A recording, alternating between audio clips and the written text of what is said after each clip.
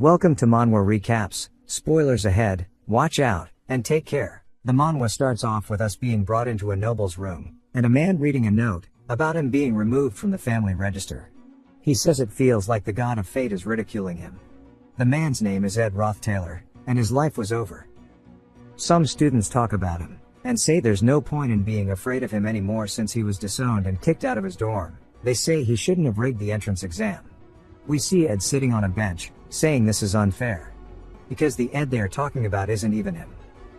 He entered a game that is based in a magic school called Sylvania Academy. The game was called The Failed Swordsman of the Sylvania, and usually in webtoons when someone goes into a game, they either get to be a genius ruffian, or an SSS rank. Out of all of the possibilities, he ended up as a third-rate villain that is kicked out at the start. He possessed the worst character at the worst time. Ed says this is hella unfair. He's always lived frugal and without greed.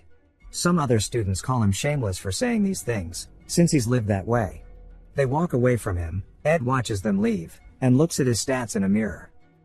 He starts to flame the stats, but says it makes sense, as he was only briefly in the story. Then he remembers what happens to him after, and how in the end credits he was begging like a bum. But it makes sense as he was suddenly thrown into the streets, so he's lucky to be alive.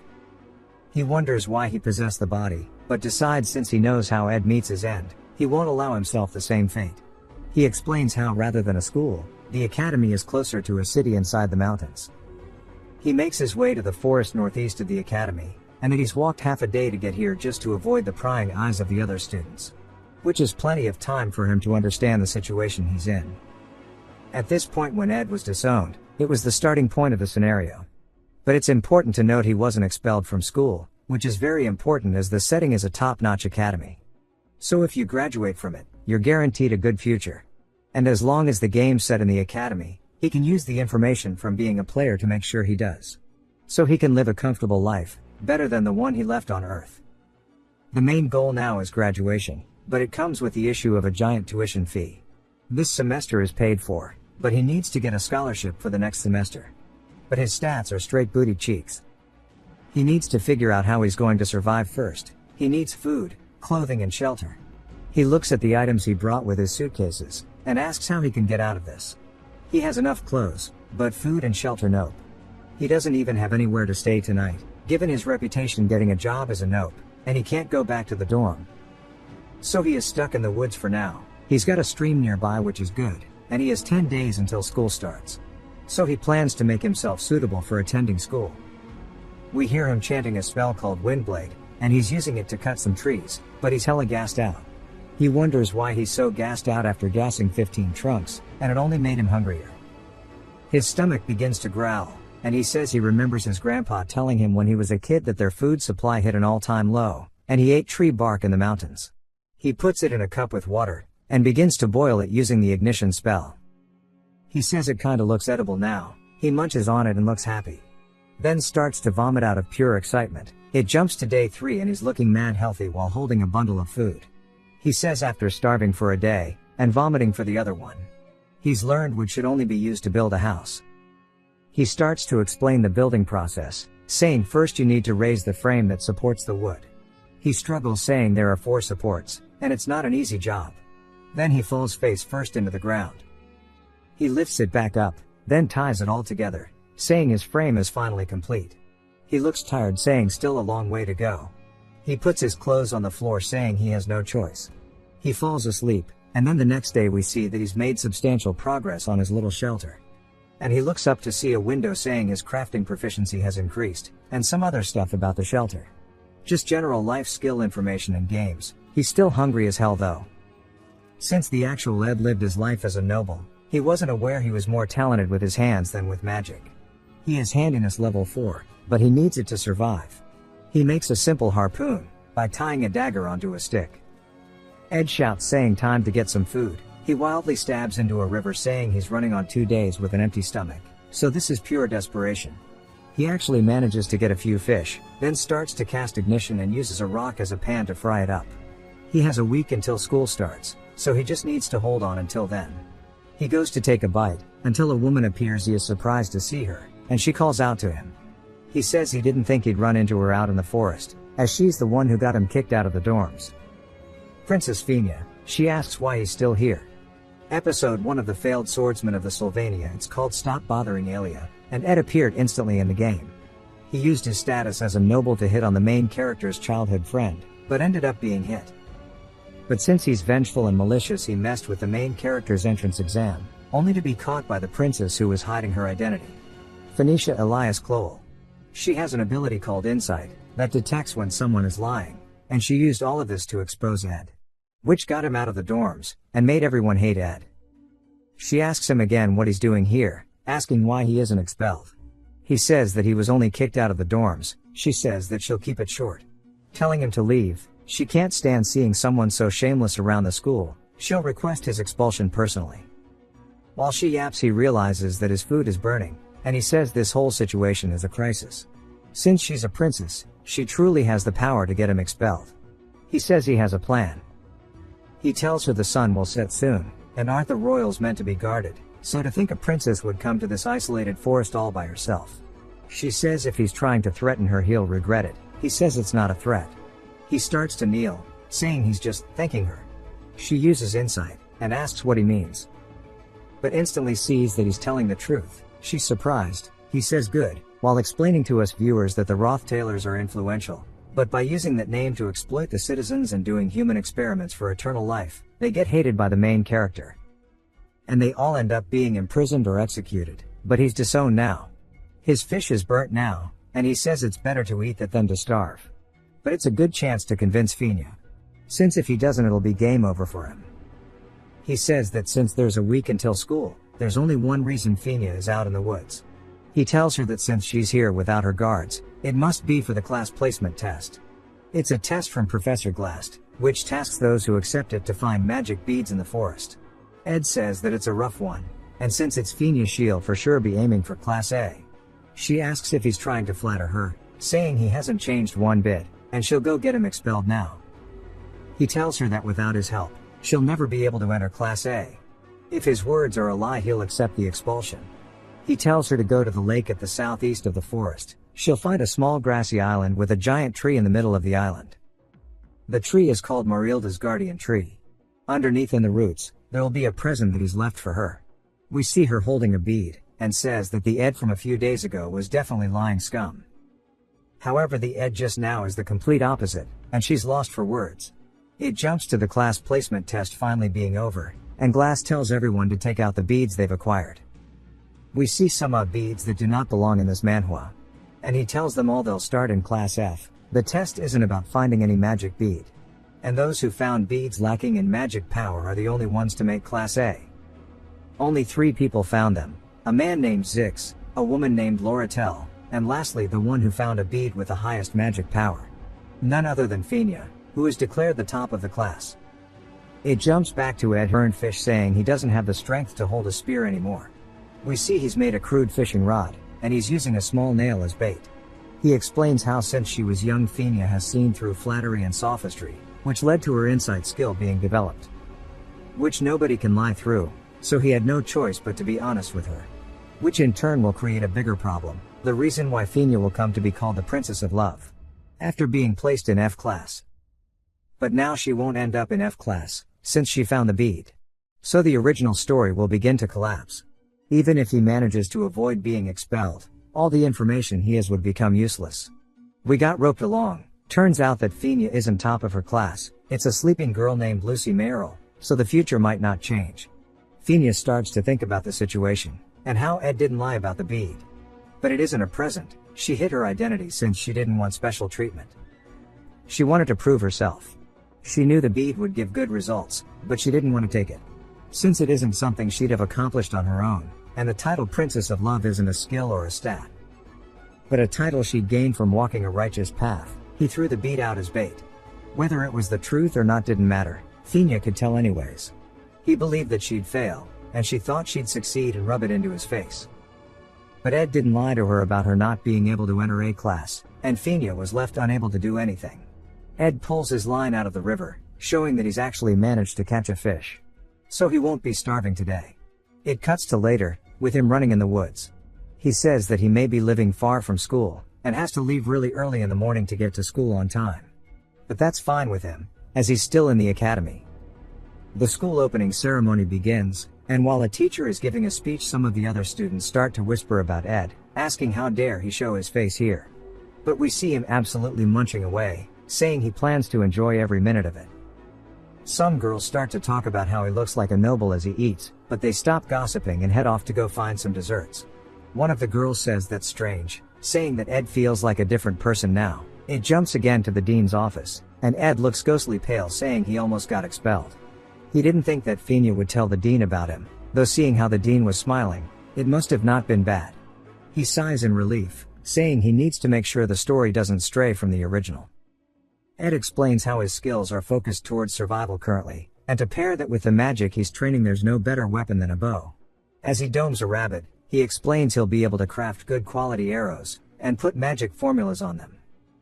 While he's looking at the rabbit he caught, he's surprised when he sees the girl from earlier reading under a tree. We're introduced to her. She's Yannicka Feylover, and she's a genius spirit sorcerer. She looks over at him, and says it seems like he's the amusing one that Marilda was talking about. She quickly hops over, and introduces herself to him. She asks if he's surprised that she knows about him, and she explains that the forest is the territory of Marilda, a high-ranking spirit, and she talked about him. He asks what she said, and Yannicka says that Marilda is nosy, so she's been keeping an eye on Ed.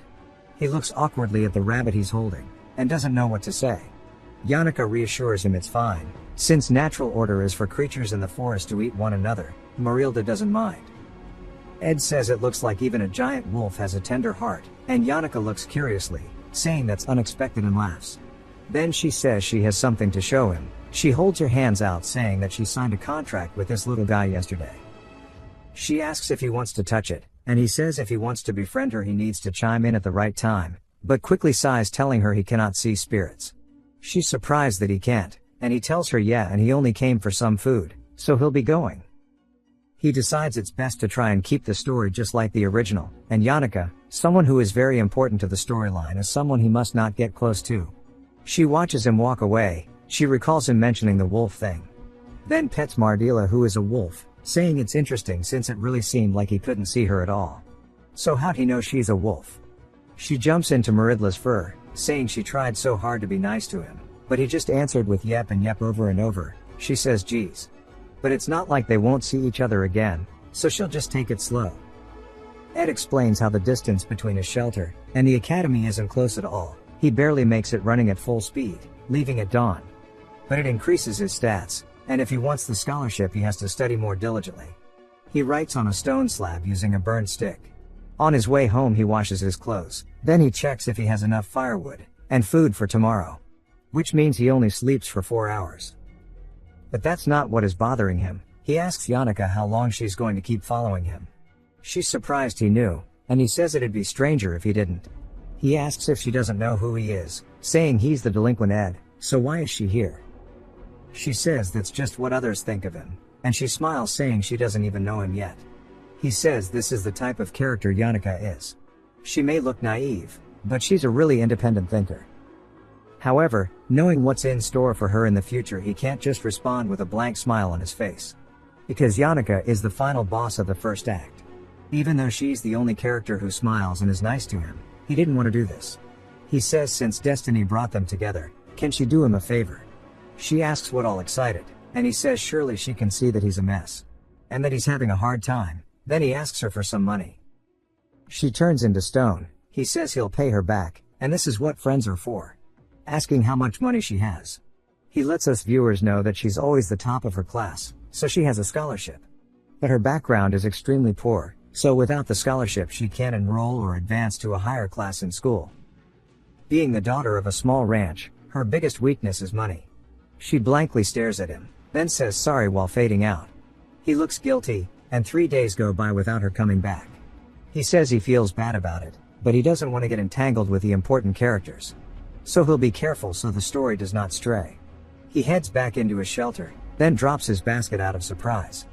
Since someone even more important to the story than Yannicka just arrived, she's a rare genius and the most powerful character in the game. It's Lucy Merrill, who is sleeping in his shelter. She wakes up, and he wonders why she's here. Saying he's too loud and she can't sleep. He says he wasn't saying anything, and she says not him. But the wolf behind him won't stop talking to him. Of course it's Marilda, who is asking him to someday save Yannicka at all costs. A few days later, Ed says Lucy has only been here for a few days. So surely it won't lead to anything, but of course that was just a complacent thought. It jumps to a joint combat training quest, with a ring and students cheering. It's a mock one-on-one combat exercise, to minimize the lethality students use fake weapons. Which will of course have the most important people in the game being put on the stage, and even the protagonist, who is the failed swordmaster, Taylor. Ed looks excited wondering if his match is next. He says he knows the result so he wasn't paying attention too much. Since the winners are first-year students like Taylor. Except for Yannicka, who tries to talk to Ed again. Who says he can't believe she's so nice even after he asked her for money. He says if Lucy is like a cat, Yannicka is closer to a dog. He tells her he doesn't care for the matches, and she asks what about his. He then starts to sweat nervously, asking if he has to fight. He says Ed would be expelled by now, so who is he even going to fight? Taylor gets on stage, saying he will perform to the best of his abilities. Ed says he just needs to focus on watching the match, since even if it was from a screen. He lived as Taylor for so long, from the miserable endings, to the true endings. He was there for it all, he did it countless times. There wasn't a single route that wasn't arduous and difficult, so he's cheering Taylor on to his fullest ability. Then the announcement asks for Lucy to appear on stage, and he wonders where the hell she went. He spots her feet sticking out while she sleeps, and he yells telling her to finish the duel first. It's Taylor fighting Lucy, and while Taylor has never held a sword before in his life, the first swing he does cuts through Lucy's lightning magic, which caught her off guard. He took the chance to close the gap, so she shot out another lighting spell, which overpowers Taylor, but Lucy gets disqualified for using intermediate magic, making Taylor the first one to defeat Lucy. It was such a cool scene in the game. He watches as the match is finally underway, and Taylor charges in, to just instantly be deleted by Lucy. Taylor is knocked out, and Ed is completely silent. Lucy yawns, and the other students say nobody expected him to beat the top of the class after all. Taylor's life was always full of trials. He was a country bumpkin, and a failure of a student. He hadn't gotten a single decent grade since starting. He was a failure unacknowledged by anyone. We see Taylor slowly standing back up, as Ed says he's never lost hope ever. And he cheers him on in his head. Taylor charges back into Lucy, and as he gets close, Ed says now she'll use lightning magic, but he's surprised when he sees that she doesn't. She blocks Taylor's weapon with a wind spell, and he tries to break through it, but a beast made of wind roars at him, knocking him out of the stage, and into the wall past Ed. Brother's face is implanted into that shit, then falls down. Ed says this isn't how it was meant to happen. Lucy is declared the winner. And Taylor looks defeated. Ed is surprised since Taylor wasn't meant to lose. Ed watches Taylor walk away, and says this is a big problem. He cannot leave him alone. The magic used is due to forming a contract with Marilda. She approaches Ed, asking if he'll give her jerky. He ignores her, and Fina tries to talk to him too, but he ignores her as well. Which surprises her, since he looks pissed. He calls out to Taylor, saying he doesn't know if this'll matter, but it's better than just sitting still. Taylor stops walking and Ed tells him not to give up on his efforts. There's nothing to be embarrassed about. He tells Taylor he did great, and to be proud. It was just an unlucky matchup. He tells him not to let this get him down. He just really doesn't want to be the one to have to deal with all of the problems if Taylor isn't around. We don't get to see what Taylor said if anything, and instead the Emperor Cloel is telling Fina she's got a god's blessing, though her ability wasn't given by God, but rather as we know it's something developed from how she lived her life. Which is how she's so confident. The rest of the Imperial family looked up to Fina, though it was empty remarks. She pretended not to know about it. We see Ed telling her to go easy on him, and she says the same thing to him. Some students mention how Ed was yelling at Taylor. One of them asks why he's making fun of someone who got bodied. Another suggests he's just trying to seem like a nice guy by cheering him on. Phineas says they are right about how Ed acts. In the past he was definitely someone who was shameless. But there's got to be more to him now. Since earlier that was desperation when he was shouting to Taylor, and his words were all the truth. The match is called to start, and Phineas says his actions confuse her. She says she'll come to a conclusion with this duel, and starts to cast magic. He says she'll shoot this as a test, and launches an aqua ball at him. She wonders how he'll react, and watches intently, but he doesn't do anything. And she's lost by this. He falls to the floor, and says he lost. She starts to panic, and says she watched him track the trajectory. The students watching begin to laugh, saying he's worse than Taylor, and it's a joke he got one hit.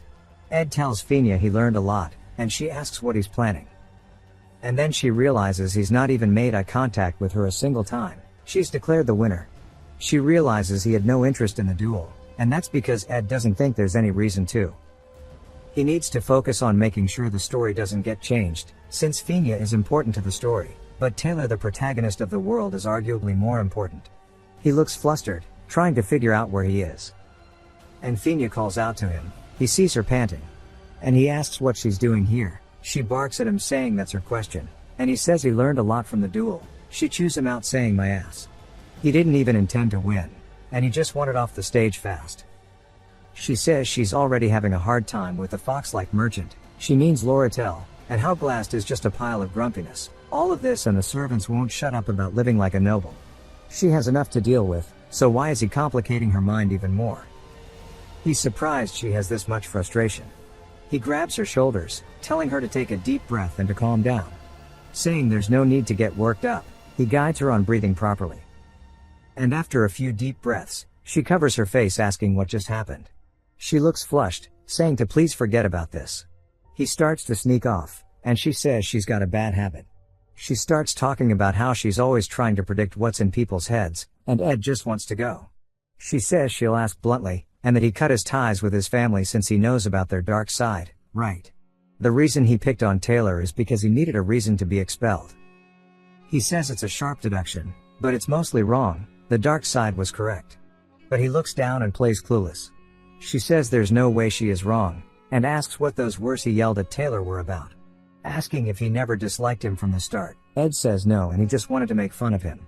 And since everyone hates him, he thought cheering on Taylor would be good. She says anyone can tell he's lying, and to look her in the eyes while he says it. He says he's telling the truth, and her insight detects it as a lie. He says he's telling the truth, and she starts stomping her feet. She starts to get hella mad, but calms herself down, saying she can't say anything since she has no evidence. So she'll let him go, and he's been staring at the door for a while, right? He thanks her as he leaves, and he says this is the first time she's shown this side of herself. And it's his fault for being a new addition to the story. He says it may be a bit out of line, but she looks really worn out and it's important to pay attention to the complicated politics. But she should relax a bit, as she shouldn't worry too much, especially while being in the academy.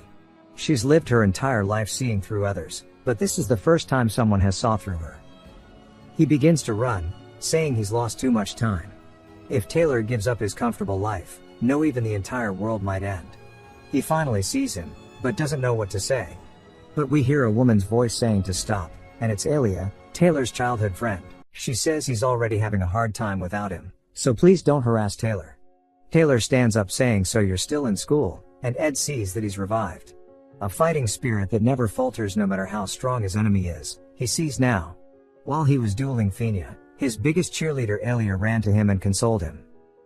Taylor asks what business he has with him. Ed is hesitant, then says he saw he's great with the blade. Taylor wonders what he's scheming, but Ed turns around saying he's not planning anything. He treated him like a pushover, but in reality he doesn't need to. Which relieves him, since he's obviously the main character. But since Taylor is fine, that's all he needed. Taylor and Alia wonder why he's trying to act cool. He walks outside, then hears a loud sound. He looks over to see a giant fire pillar from the arena. He says everyone originally witnessed this while in their seats at the Nail building, as a giant fire spirit, and Lartele casts some kind of ice spell, which freezes the beast. The ice starts to crack, as we see Yannicka riding atop the spirit's head. She's smiling, and Ed explains how he's sure Taylor and Alia are watching this. Taylor looks surprised. He hopes Taylor is paying attention, as one of his very first trials is about to start. Which will be the final boss of this act, Yannicka. It cuts to her being congratulated by the students, and she thanks them while laughing. Then she looks over to see Lartele being carried out by a stretcher. She feels nothing but guilt, but the students around her won't stop saying how she's their pride. We see a whole group trying to praise her. And Ed says that Yannicka already had friends, but this incident stirs a lot of trouble for her. But it's for the better, as he won't be seeing her at the camp. 2 weeks later, he says without having to worry about the main characters he could focus on survival. So he made a fishing net, and we see that his stats have increased a lot too, or he just wanted to flex. He steps out of the river, and we see Yannicka trying not to stare, She asks if he enjoys being naked. He asks what the hell she's doing here, and he asks why she keeps coming back. She says it's like a top secret base, so it makes her excited. Also, she wanted to talk to him more. And she needs some advice. He asks what it is. She says he left early so he might have not seen it, but at the combat training a few weeks ago she hurt Lortelle. He recalls that Lortelle should have used intermediate magic, but it wouldn't be important for Yannicka to know. She says she keeps trying to forget the incident, but she can't help but thinking she overreacted. She asks if she should apologize, but her friends won't stop saying Lortelle was in the wrong. Ed says to apologize then, if she thinks she's right. He explains how Yannicka is lovely and kind to everyone. So if she ever felt guilty or self-critical, but everyone would just blindly take her side. So Yannicka probably came to him, specifically because she knew he wouldn't follow suit. She stretches saying she's glad he doesn't blindly take her side. He apologizes if it offends her. She says that's not it. She doesn't feel offended at all. She says Ed wasn't like this last year. She may be a bubbly person, but she is very observant. Even when he asked her for money, she could tell it was just him trying to chase her away. She says she finds him reassuring. She wishes everyone was more like Ed, and she laughs. The night continued. Then the next day we see Ed walking down a hallway, saying this is hella bad. While The Failed Swordsman of Sylvania is considered a masterpiece, only a few people have seen the ending. Since most people get bad endings early on, if you save a girl during an ambush in a kobold's test you'll witness the secret of the golden daughter Lortelle, then the Detective Conan guy would kill you. In another episode, if you skip partying with Aelia, and form a unit with Lortelle, Aelia will fall off a cliff and die. If you protect Lortelle from the fire spirit Tarkan that Yannicka summons, you die. We hear Lortelle talking to Ed, and he says he needs to go quickly since she's nothing but bad endings. He asks how long she'll follow him, and she says she didn't think he'd ignore her for so long. He says of course he would. She's the fourth main heroine, and the business magnate Alt Kesheln's only daughter. She smiles saying she'd like to buy 2 hours of his time. He explains how she's designated as a hidden hero. Unlike Fina, Lortelle is treated like a villain from the start. And her true colors are only revealed later on into the story. When players finally learn her true nature, they are given a crossroad between Fina and Lortelle. She calls out to him again, and he ignores her saying he can't fall for it, since if he does he'll lose his advantage. She says surely he can just hear her out, saying she just wants to help a little. She stops in front of him, saying that seeing him is an inspiration to her. Even under difficult circumstances he continues learning. Of course he's known for being arrogant and self-centered. She doesn't care about that. So listen to her offer. She says she'll give 3 gold coins as down payment. And she asks him to help her befriend Yannicka.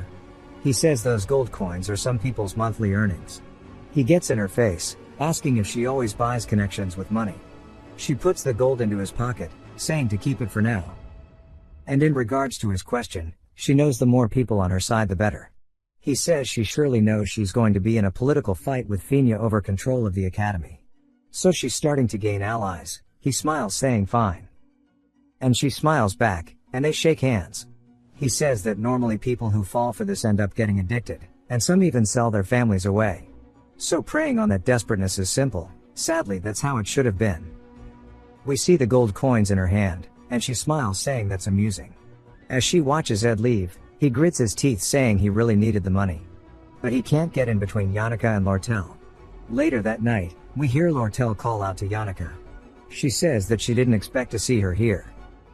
Yannicka says she looks really different with her hair down. Lortelle looks very intent on making Yannicka one of her people. She tells Yannicka there was a lot of fuss about her using intermediate magic, and she wanted to apologize if given the chance.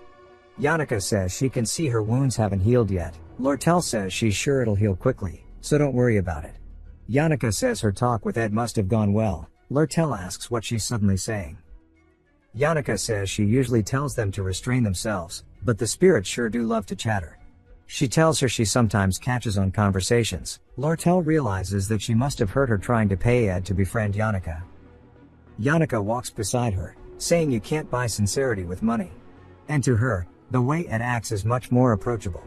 Janix awkwardly laughs, asking if she acted too smug, saying she's quite embarrassed.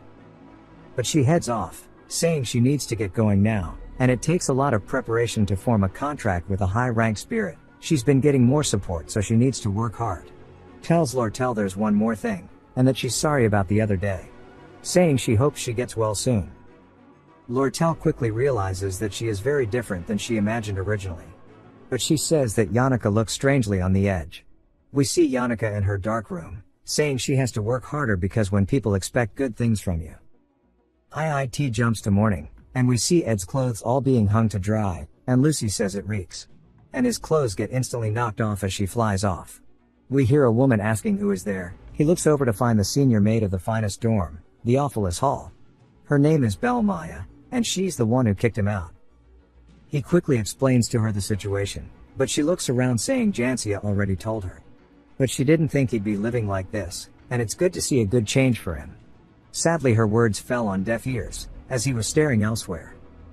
He explains how the Awfulest maids are all pretty much Olympic Giga Chad maids, and they are all forklift certified. He's staring at the basket she's carrying, saying it must be the best ingredients she could find in this forest. He starts to think if she'd affect the story, and she says he doesn't need to be so respectful. She can talk to her like when he was in the dorm. He says nah. She's surprised and he asks how he could talk down to a maid who is always hardworking. And he decides since she's not crucial to the plot, he should befriend her. She tells him about the stuff inside of the basket. It cuts to later and we see he upgrades his fishing net farm. He's got plenty of meat now, so his dietary needs are almost taken care of. He puts his cup on the campfire, then ignites the bottom to boil the water. We see that his wind and fire spells are both level 10 now, and he says he's been using them too damn much. He ended up making herbal tea due to the info Belle told him about. He takes a sip, saying he's done with his work now. Yet the sun hasn't set, and he has to admit how much fun he's having. He spots something flying in from overhead, and he says of course something would happen. It crashes into his camp, completely knocking him down, and in the dust he wonders what the hell is going on. Since his camp just got wiped out, he hears someone panting. Lucy says that just about killed her. He asks what she's talking about, and she shakes in fear saying Belle Maya. He says she's a good person though. She says that she was really moody and came to her with her fist clenched. So she teleported out of there suddenly. She says she thought she was going to be hurt. Ed is pissed, and Lucy asks for food. He smacks her saying she ruined everything. She says ow, and he quickly realizes she isn't using any protective spells. She tells him she ran out of magic. He laughs, saying that's a good thing, and this is for his house she destroyed. He flicks her forehead, then says this is for Miss Belle Maya, and flicks her again. He says he needs a sturdier house, so he needs to build a house out of real wood. But being as busy as he is, it's a big plus to gain knowledge in the library. He says he figured most of it out, now he just needs to figure out how to smoothen the wood and finish the roof. A girl tells him it's closing time, and says he's studying hard. He asks if it's been a while, and apologizes. She says it's fine, and seeing someone work so hard boosts her motivation. She introduces herself as Elka Island. He says it's like she's using her puppy dog eyes to tell her his name. He reluctantly tells her his name, and she instantly makes an oh shit face. He says it's a familiar face. But it's fine, since he's used to the discrimination now. She says he's hella different from the rumors. He's been reading all the books that are even too hard for her to understand, and he's read 6 of them easily. They all say he's arrogant, but they don't know him, and it seems like rumors aren't to be trusted after all. She says she knows someone who is just as sincere as he is. She says she'll be cheering for him, and he says thanks. She tells him to have a safe trip back, and she's going to clean up and head back to her dorm. Then a loud rumbling begins to shake the entire library. Elka looks up to see a shadow, as a bookshelf and all of its books begin to fly toward her. As it's time for the episode 1 final showdown, the Glaskin Showdown. A large purple beam can be seen from the academy. We learn that, thanks to Taylor and his friends' efforts, many students gathered at the main square. It's been 2 hours since the disaster started. Alia says she's seen this once. It's a summoning rune to summon the highest ranked spirit of darkness, Glaskin. Thenia says this is bad news, as only one person can summon this many spirits. And it's highly likely that the person behind all of this went berserk due to Glaskin, and that it's Yannicka Faylover. The students are speechless. Taylor says this isn't the time for this. If Alia is right, then the barrier around the students will only buy some time. If Glaskin is summoned, then there will be casualties, so they need to head inside the student center. The captain of the Royal Guard, Claire, says people outside the barrier will notice in no time, so if they deal with it soon. Alvira, an alchemy student, cuts him off saying it's not a problem that can be dealt with outside. Even the principal Obel is out of town too. But if everyone here were to join hands, They might be able to take down a high-rank spirit. A man named Klebias says he's against it. Not only does she want them to get through the intermediate level spirits, but then they'll have to deal with 2 high-ranking spirits, Tarkan and Velosfer. He says that's suicide, and he's not doing it. Lortel asks if she did this all on her own, saying this is way too much power. Aelia says it's most likely Velosfer's power, and it's using her as a medium to manifest it. And that spirits of darkness are the natural enemies of spirit sorcerers. Their enormous power is simply beyond a spirit sorcerer's control, and the demons take control of the spirit sorcerer, which is what all spirit sorcerers know. Yet how Yannicka was able to manage to command Velosfer isn't known to anyone. Zix says none of this matters, and the best thing to do is decide their course of action, and only one person can do that. So he asks Fina about it. She's hesitant and everyone looks to her waiting for her order. And then she recalls Ed's words to her, about having some peace of mind. She says if only it were that easy. She says they'll enter in an hour. But only her guard Claire, and the top students from each year in class. So make preparations and ready yourselves. She'll take responsibility for it all. Some random appears, saying they are done assessing the teaching area. The Audrey Hall and Potion Archives are in the middle of a strike. So they won't join. She says then it's all up to them then. The random says there's no other students, until a woman appears saying there is one. She just came from the library, and in there is her friend, an apprentice librarian, with a sophomore student. Fina asks for her friend's name. She says it's Elka Island. Zix asks if she's really talking about Elka. She says yes. And he says he needs to rescue her now, since she's powerless. Lortel tells him to calm down, saying that Yannicka is their priority. Fina says that's right, and she said Elka was with another student. So believe in the student for now. Fina asks who the other student is, but the girl is scared. Zix grabs her saying to spit it out. She mumbles Ed. Saying it's Ed Roth-Taylor. Zix looks furious. She apologizes to him saying he was there until way late tonight. She was annoyed so she left it to Elka, and they all know what type of man Ed is, right? But Elka doesn't care about rumors. The other students start to say it's not good if she's stuck with someone so shameless. Zix starts to get pissed and Fina and Lortel quickly try to stop him from leaving. Fina tries to convince him to have faith in Ed. Everyone else is lost, as hell, and even she's a bit worried about what she said. Zix is silent, then leaps past them all. But he sees some spirits in front of him. He instantly defeats them, saying if he touches even a single hair on her head, he will rip his off. We finally get some backstory on Zix. We see him tracking something in the woods, and he says he's found it. While he watches a deer from the bushes, we see a knife, and the deer is surprised, as it sees Zix flying at him from overhead, and he kills it. Zix was a descendant of the tribes in the north, but he was abandoned way before any of this. We see people looking at him with fear and disgust while he drags the deer in the street. They recognized him as a descendant of the northern grasslands, a barbarian, and see him as a beast. A girl asks for his name, it's Elka, and he tells her. She laughs, saying he's like a wolf in a human's body. She is surprised, and he drops the deer. She asks if he is okay. He begins to cry, realizing how lonely his life has been. Elka and her father welcomed him into their family. Chasing after the fast-paced life of civilization, his savage life became a distant memory at some point, and the wolf became a man. He says he's heard of the rumors about Ed, so he knows his reputation. He cheated on the test, insulted the princess, and harassed a woman. We see Zix hauling straight cheeks down the hallway. Then he spots Ed, who is bloodied up. He asks who he is, but Zix ignores him, asking where Elka is, and asks why he's here. He tells him where she is. He runs over him on his way to Elka. Then opens the door, asking if she's okay, but he sees her asleep, and Ed's jacket covering her legs. He starts to shake, saying, "Thank God," and that he's genuinely grateful. He looks around, saying these bookcases are huge, and would be hard for a fully grown man to lift. Yet they are all places as if they're trying to protect her, along with the curtains to block the spirit's vision. Then he sees on a chalkboard, it says not to panic when you wake up and to wait here. Everything will be solved before dawn, so block the entrance, and not to act rashly. Zix realizes someone protected Elka, then he notices blood on the jacket, and that it isn't hers. And he starts to piece it together, that the blood leads outside to where Ed was laying. So Ed is the one who saved her, but why?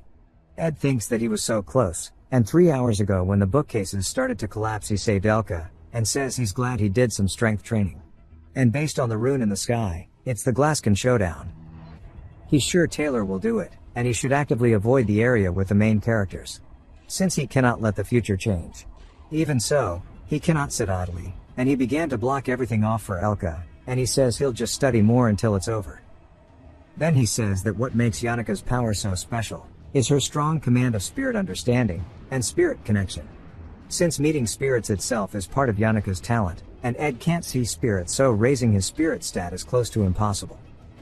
He sees a group of spirits charging at him, but prepares a wind spell. He thanks the event for the free meal, and his ignition leveled a few times, but his spirit connection and understanding both went to level 7. He says if only he got it to one more level, flashback ends. And he says one more level would have made it possible to contract a spirit. Zix comes out asking what he's doing here. Ed wonders why he's asking, and tells him training, saying he doesn't need to lie. Zix sighs, and thinks to himself only naive people would believe he's here training. It's true though. Zix says he understands what kind of person he is now, and that it seems like this is who he has always been. He bows his head saying he truly owes him a big one in the future. And when the time comes, he'll repay this debt to him. Ed thinks to himself saying he forgot Elka and Zix were lovers, since she barely came into the story. But Zix is Taylor's friend who followed him from the start of the story, so he's important. Ed says he must have left the student center to come here, right? If he's confirmed Elka's safety, then to go back and finish what he's meant to at the student center. He says to go help Taylor and do what he says. Zix asks if he means Taylor McClure. Ed says yes, and Zix says he doesn't know why Ed thinks so highly of Taylor, saying he's never talked to him. Ed says it's more complicated than that, but since the shell of Tarkan can only be harmed by element slash, it means Taylor has to be the one to defeat it. Zix thanks him again for the advice, and Ed says to move quickly. Ed sighs watching him leave, saying he hopes it goes like the original story did. Then he says wait a minute, wondering why Zix isn't friends with Taylor yet. Since they were meant to have sparred, and Taylor uses element slash to cut through Zix's magic, but still loses. They became friends, then he realizes since this whole scene happened so early, they never got the chance to meet. But this means Taylor doesn't know element slash either, so nobody in the raid team can deal any damage to Tarkan. He didn't even realize how much the plot has begun to fall apart from it. Back at the student center, Zix comes back saying he apologizes for how he acted. Fina says to forget it, even with him here they'd have lost. They failed their first attempt. Claire says if they want to make another attempt, they need reinforcements, and he'll join once the pain in his leg is gone. Fina tells him to just rest, since he can't even walk. He tells her that if she cares about him to rescind her order. She says that she has a heart too. She says it's unfortunate, but Claire is out. And Clabius is also injured. She wonders if there's a way out. She says they just need to eliminate Tarkan, but we hear Ed saying there's not enough time to get to him. Some of them are afraid to see him, and he says judging from the ritual progress it'll be complete soon. He says to split the groups into two, he'll take care of one side. He's being forced to intervene in the story. There's a whole strategy displayed. If any of you are curious, you can pause to read it. They are still lost on why Ed is here, and Clabius asks if this looks like a joke. Zix tells him to hear him out first. Ed says they need to get through Tarkan and deal with Velos for who's overpowered Yannicka, but they've surely seen that Tarkan cannot be damaged due to his shell. The best bet is getting one team to take Tarkan's attention, and the other group goes to subdue Yannicka. Lortel says there's no way, and they only manage to escape due to luck, and what'll happen if the luring group fails, and Tarkan starts to chase the other group, or if the luring group wipes out. It's too much of a risk. Ed says you can only weigh the risk when there are other options. The most important objective is to take down Yannicka, that way Tarkan is powerless. Zix asks who would be in the luring group. Alvira says that's just asking people to die. Taylor raises his hand, saying that he'll do it. Ed says no, and don't act up and get back since he's going to be in the subjugation group. Taylor says he's quick, but if someone should do it, he should be the one. Ed says they are wrong, and they aren't picking sacrificial lambs. They don't exactly need to split in half either. He says that he, Clabius and Lortel are enough to lure Tarkan. They both say they don't wanna. Ed tries to tell them there's a wind to bind his feet, but they aren't interested. Fina speaks up, saying she doesn't see anything wrong with what he's saying. But she doesn't understand his intentions. She sighs and says this is her order as the third princess, and they'll split into two raid groups like Ed's requested. And that the subdue group will have Taylor, Zix, Alia, herself and Alvira. And the rest minus Claire will be in the other group. She says she'll keep it short, so just don't die and stay safe at all costs. In the nail hall corridor we see Tarkan, and Lortel asks how he's planning to do this. He tells her to just do what he says, and they'll definitely win if they do. He tells Clabias not to worry, and explains how he lacks confidence. He tells him he'll definitely be able to do it. Clabias says Ed looks full of confidence, and wonders if he has a way. Tarkan begins to get up from laying down. He only came here because he was convinced by Fina. He smiles, saying since he isn't alone he might be able to muster some courage. He runs at Tarkan, who begins to roar. Clabias asks Ed how the hell he's meant to lure him out, but when he turns around he sees both Ed and Lortel aren't there anymore. And he starts to nervously sweat, while Tarkan is behind him. Then he starts to breathe down his neck. He starts to run, yelling that he's been tricked. He yells, and we see Lortel outside. She exhales, then recalls the plan. Ed told her to get out of here, while Clabias lures it. She asks if his plan is just to sacrifice him, saying he won't evade moral criticism. He says it isn't a sacrifice, and despite how Clabias looks, he's a top student. So he's pretty strong. Also, the most important role will be Lortel's. Outside of the hall we see her channeling a spell, and we learn her job is to land a critical attack on Tarkan. She talks to herself, saying you really can't trust rumors. He tells Ed that everyone is going to hesitate and doubt themselves, but Lortel is good at this stuff. She launches her icicles at the side of the nail hall. We see a massive explosion, and the wall begins to collapse, as she's now created a gap for the subjugation team to enter with. She asks them all what they are doing standing there, and tells them to go in. She says she broke the hall last time during the duel, and this must be why he left it to her. She says Ed is an amusing guy, and this is all set up. She looks over, and sees Clabias running away from Tarkan. She starts to prepare for her next attack, while Clabias keeps hauling Cheeks away. While she recalls Ed saying they can't defeat Tarkan inside the hall, and apprehending it will be touch. She tries to tell Ed she lost to Tarkan once in the practice duels already. And he has a bag saying this'll take care of Tarkan's shell. We see Ed making it upstairs, and Lortel shoots an attack off at Tarkan, then makes a nice wall to block it off. But Tarkan breaks through it, and he says that she's right, without element / nobody can damage it. He kicks a door open for roof access, saying they just need overwhelming firepower. And he finds Lucy slumped out, and he recalls the guide saying that Lucy is asleep on the oval hall, but he's done this so many times already. He picks her up, and he wonders how the hell she considers this a nap. He says she's here since the camp was destroyed, and since she's scared of Bel Maya she'd always use her magic power to run away, then fall asleep. She wakes up saying she smells jerky, and she sees it in Ed's hand. He shoves it into her mouth. Then gets ready to launch her. He wonders if he'll get the distance right and yeets her, telling the rest to hide. Tarkan goes for a breath attack, and Lucy starts to cry saying he's so mean. She lands right in the middle of them, then begins to prepare an attack. She uses high-rank magic, called Divine Punishment. And a giant purple cluster of lightning begins to streak down towards Tarkan, illuminating the entire courtyard as if the sun was out. Lortel shields herself in Clabias, and Ed has to hold onto the railing of the roof. He says this is important. Since Tarkan's shell is starting to break down, now all attacks will land. He starts to run downstairs, saying the last hit will be his for the experience. It cuts to Yannicka, recalling a memory with her mother saying she's proud of her. Then she starts to recall a bunch of empty words of people saying the same shit to her over and over, just singing her praises. And as if she's stepping on glass to avoid doing anything to make them dislike her. We see another explosion, and Yannicka says it looks like everyone is here. She says she should smile, and welcomes them all. And behind her is Velosfer, who has her chained up. He begins to float into the air while looking down on the students. It jumps to Ed, who wonders if they've started yet. He says it should end by the break of dawn, but he's not too late either. As he's made it to Tarkan, Ed asks Lortel where Lucy is. She says she's rolling around a corner. He says it'd be great if she finished the job, as Clabias runs from Tarkan. We see her slumped down. Ed says they need to cut Tarkan's throat, but magic won't be precise enough, so he'll do it. She tries to tell him to let Clabias do it since Ed is in the magic department, but he's afraid. He tells her he'll take responsibility and end this, so stop Tarkan's movement once. And he's betting on her with his life on the line. She sighs, saying he says this way too easily, and in reality it's just a gamble. He says the price of his life isn't cheap, and it's closer to an investment. She smiles, saying investments are her area of expertise.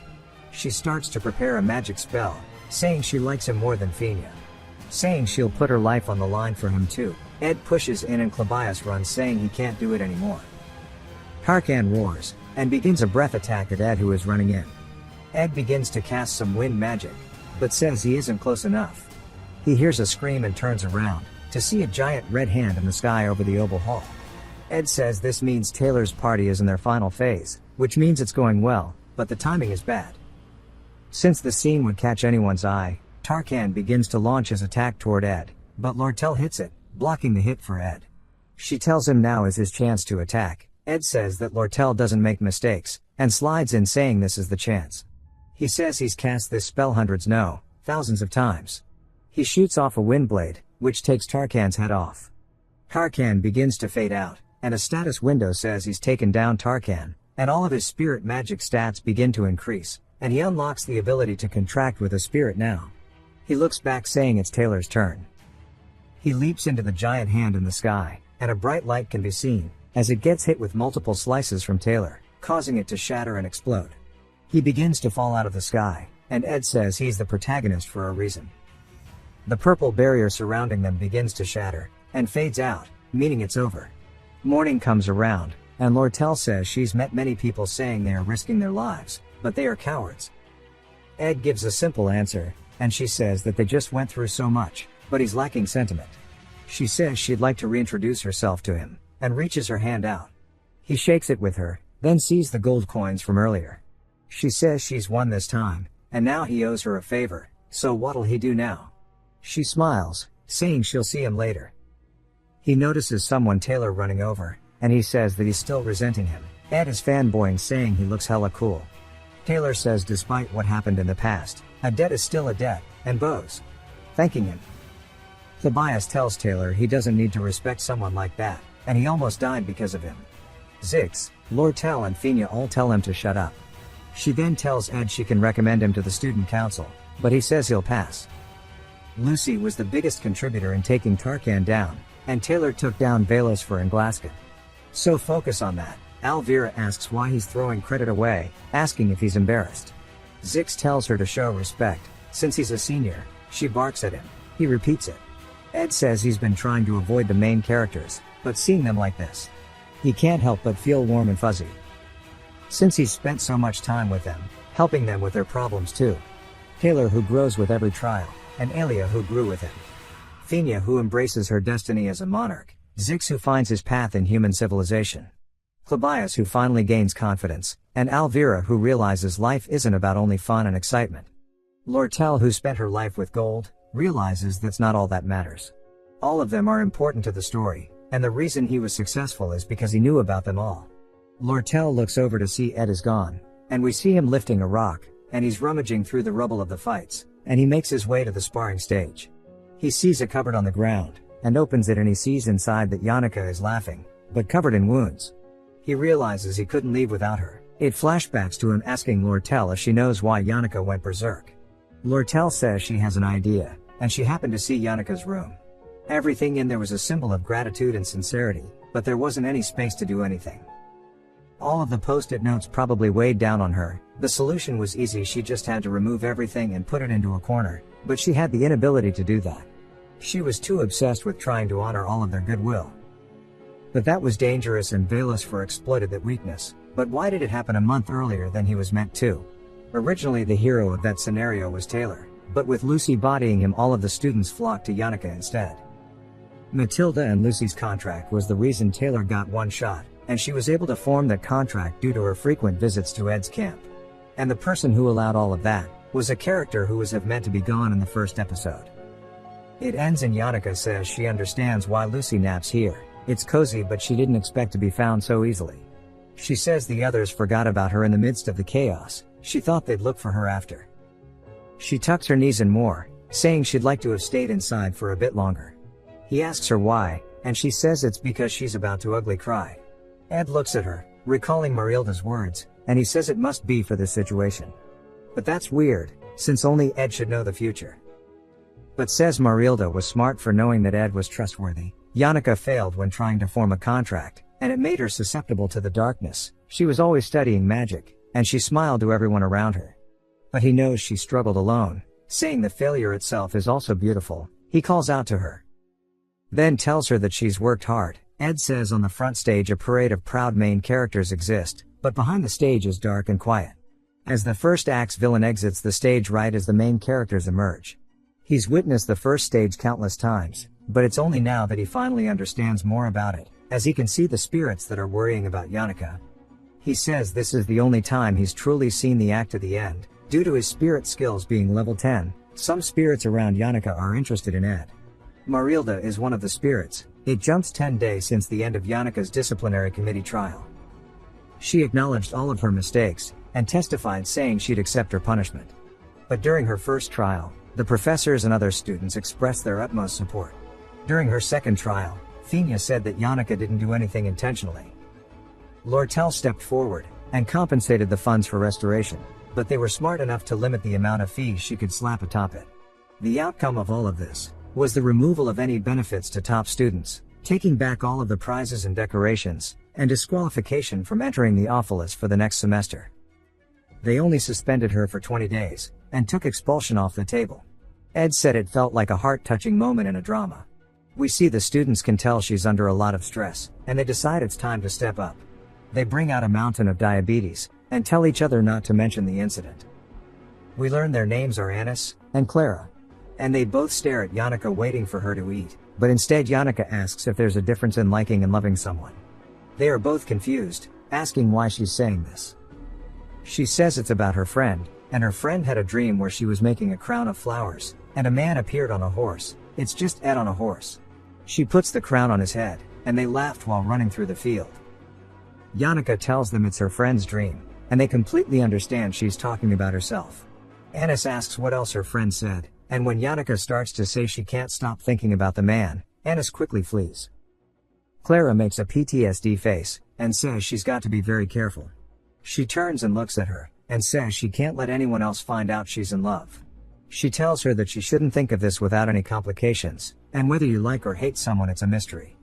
Clara says it's better for her to be honest about her emotions, her friend she means. Yannicka says that she's hit the nail on the head. Clara tells her to be careful about talking about the topics, as it's not good for her friend's reputation. Yannicka says she almost goofed. She says she's got to go back to report for her suspension. Clara says she'll be there later, she's got to sort her thoughts out. She waves bye to Yannicka, then headbutts the table saying she did it. It jumps back to Ed, and he says that, thanks to Fina, his semester fees were waived. So with the gold he's been saving, he purchased some tools.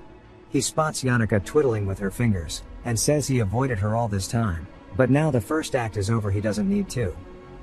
He says he guesses her probation is over. She gets startled, and hides, and says yeah while standing behind a tree. Then she covers her eyes saying she has stuff to do at the Office Hall, so bye.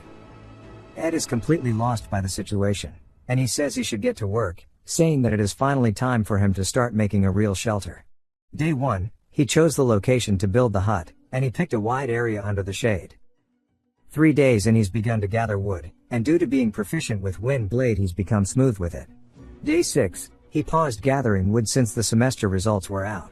He got his scores, and Yannicka continued to run away from him. Clara and Anis are annoyed by Ed, and he says he plans to avoid them. 18 days in the lumber work is mostly complete, and he wonders if anyone has become this proficient at wind blade. 20 days in vacation finally started, so he can lay out the framework for his hut. And he checked the trap he laid out for Lucy, finding her slumped out as usual. Day 27 Belle Maya came to give him some herbs and mushrooms, and asked how things with Yannicka are going. When he told her she seems to hate him, she was confused. Day 30 it collapsed when he tried to start the roofing, and he realized he has to do more to make it stable.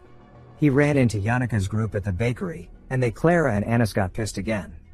Day 36 came to help him, and while they hammers the roof he said Taylor is a great guy like Ed said, and he asks Ed if they'll do this other side, but he says no. It's for the chimney. He makes one more notch on the tree to count the days, and drops his knife. As day 45 he steps into the hut, and sits down inside of it. Neither the flooring or walls are attached, and there's no furniture. It's just a hut made out of crude logs, but there are outer walls and a ceiling, and if he shuts the doors bugs can't crawl in. He looks very relaxed, and a window appears showing it's a crafting difficulty of 4 out of 5 stars, increasing his proficiency. He sits inside, and relaxes while listening to the forest. He finally has a home now. We see Yannicka peering over from a tree, and she looks like she's hyping herself up. Ed says he's done with the walls, flooring and fireplace. He'd like to put up a fence next, a storage for the firewood and a few others would be good too. Then a loud bang can be heard from the roof. He tells Lucy this isn't a nap tower, then he hears Yannicka. He looks over, to see her waving and he asks what she's doing out here. She laughs, and starts to flash back a conversation she was having with Belle Maya, who says that she was surprised by what she found at Ed's, and Yannicka asks if she means the hut. Belle asks how she knew, and Yannicka says she saw it while passing by. She says that it was remarkable, and it made her surprised by how well built it was. She didn't know he had talent making such things. Belle says she wants to see what the inside looks like, and see if it's sturdy. Yannicka says she didn't think she'd also be curious too. Belle says of course, she's human, it's only natural to be curious about things like this. She's just letting Yannicka know it's normal, so she calms down, but she is totally in love. Yannicka starts repeating what Belle said to her, and Ed is a little lost but says sure. She says it's a great hut. He asks if the spirits didn't tell her that he recently built it. She nervously says they told her a little. She says it's just stuff about the hut, but recalls them telling her about his body, and they described it in great detail. As it was part of her daily report after all, she tells him that she doesn't know much. He asks if she wants to take a look inside, saying it's just a log hut, but she's welcome. She looks excited, then nods her head saying yeah. She starts to pog out of her gourd, saying it's crazy he did it alone. It cuts to later, and he's made a campfire. Yannicka says she owes everyone a lot, both Fina and Lortel, and some of her friends offered to let her borrow money. Ed listens intently, saying if she can't pay them back then don't. Saying you gotta pay what you owe. She says she didn't think of that, he thinks that's just like her. She doesn't understand that the incident happened because the weight from others was pressuring her to do her best. With her being temporarily moved to the Dex Hall, she'll have 8 other women in her room. But it won't fix her issue, as it's a cycle she'll have to stop herself. Ed tells her if she ever wants to be alone, she's always welcome, and that he doesn't mind her being here. She goes to say something, but smiles instead, saying that makes her really happy. She says she hopes if he ever feels overwhelmed too, he'll come to her. Because when that happens, she'll help him at all costs. He smiles and looks at her, then says if it's being overwhelmed. The second semester is starting soon, which means Act 2 should be starting. We see a small grimoire, and Lortel standing before it. She says that it smells of money. Back to Ed, he thanks Yannicka, but tells her it probably won't happen, at least not to him. Since it'll be Taylor having the hard time instead. He says he's cheering for him. Episode 2 is about the Awfulest Hall, and that the students of this hall are guaranteed noble-like lives here. They get seating choices in class, maids, special meals. This is where the problem starts. Due to heavy rain, and only the awfulest students being given carriages and boats to return to school, they were also given the perk of relaxing for a few days. Whereas the Dex Hall students weren't given any of these things, and feared deduction of points, so they eventually gathered in front of the Awfulest Hall. And all of this played out all within Lortel's plan. She got in touch with the rep of the Dex Hall students, and he only cared about screwing over the academy. The other students were also unhappy with the situation, and all they needed was a justification. Willain was good at manipulating others, pulled the trigger for them. They mailed in a letter showing the discriminatory treatment, and offered a proposal suggesting a proactive change in the deadline on returning to school. The Awfulest headmaid and some of the academy administration were already on Lortel's side, so they'll support the proposal. But at this point it was irrelevant whether it was accepted or not. The students planned to show that they weren't tolerating it anymore. They planned to amplify the controversy by lighting the Awfulest Hall on fire. It's full of art pieces and furniture made by artisans. This way it would be hurting the academy's finances, since they are still busy with the Glaskin repairs too. It granted the Elk Merchant Association a huge advantage. The sealed grimoire that was shown earlier is like the heart of Sylvania. We hear Lortel asking when the rain will end, as she's looking out the window. She says there's not a single ray of light in the sky, and it reminds her of the slums as a child. She can't help but feel relieved. She looks out the window with resolve, and says the desk behind her is proof she's alive, never showing the slightest bit of sincerity and always betraying or suspecting others, while trying to survive desperately, while struggling to survive. This is what she's turned into. Which has made her always want to look for her own kind. Even in Sylvania where people shine brightly, there are people among them who would acknowledge the disgusting life of a gutter rat. She looks out the window saying how lonely. Lortel was always dark in the game, and the players called her the hidden villain due to how she acted. We hear the students outside, chanting saying they can't take the inequality. Ed says in the original storyline, the main characters stop the Dex Hall students, and there are middle bosses on each of the 5 floors to stop the main characters. The middle boss of the first floor, Tote the decoy mocked Taylor by calling him a loser, but got his ass beat. His role is to overpower the rookie maid protecting the first floor. He kicks the door open, and the students outside begin to charge inside. Once the students get through the first floor, the Act 2 phase boss Tote plays a certain role, the role of stopping the main character. Willain says he must be the one Lortel bought off. Ed says originally this role was Tote's, but he reveals that it's him. Ed says he became the middle boss of Act 2, and to explain this he's gotta rewind to 2 days ago. We see the sky above the forest, and Ed is tracking footprints. He says he has 0 talent when it comes to combat skills. He's been using a bow anytime he hunts, yet his proficiency is barely increasing. He spots something when he's hunting the deer, and we see Belle Maya walking behind it. Then Jix runs in saying hello, and Claire appears behind Ed. He says he can't stop getting visitors. Among them are of course some regulars, one being Lucy who comes here to sleep. She's surprised by the new back door he added, and asks about a chimney but he shoos her away. She asks why he doesn't have a glass window, then says she won't break it. Then we hear Yannicka, and he says he's happy when she stops by. She says she brought eggs, and Belle said he'd like them. She also helps him with his laundry, saying she used to do this at the farm. He was very gracious that she'd come by. He tells her she's the best, asking how she knows so much. She instantly turns away, and he wonders what he did wrong. Then she turns back around, asking how often Lucy comes by. And finally, the other visitor is someone unexpected. It's Lortel. She says she needs his help, and since he knows she's the hidden villain of this act, and that she's trying to get people he doesn't want to get tangled into this. He walks past her, and she says that she wasn't going to ask this at first either, but Tote is passed out. Ed asks her what happened, wondering why he fainted. Since it's not going as per the story, originally he'd pick a fight with Taylor. But it turns out he ended up calling Ed trash in front of Taylor, and he got punched in the face, but by Zix, instead of Taylor. Alvy said she's never seen Zix so angry either. Lortel says she doesn't have anything hard from him, and he just needs to take the key from Alice, behind her, then enter the hall with it. And when the Dex Hall students come outside, he needs to let them in. Ed says anyone can do this, so why him? She tells him that there's no guarantee they'd not rat her out. So she can't just trust anyone to do it. She says she knows Ed was kicked out of the hall, and asks if he wants to screw the academy over. He says nah, not really.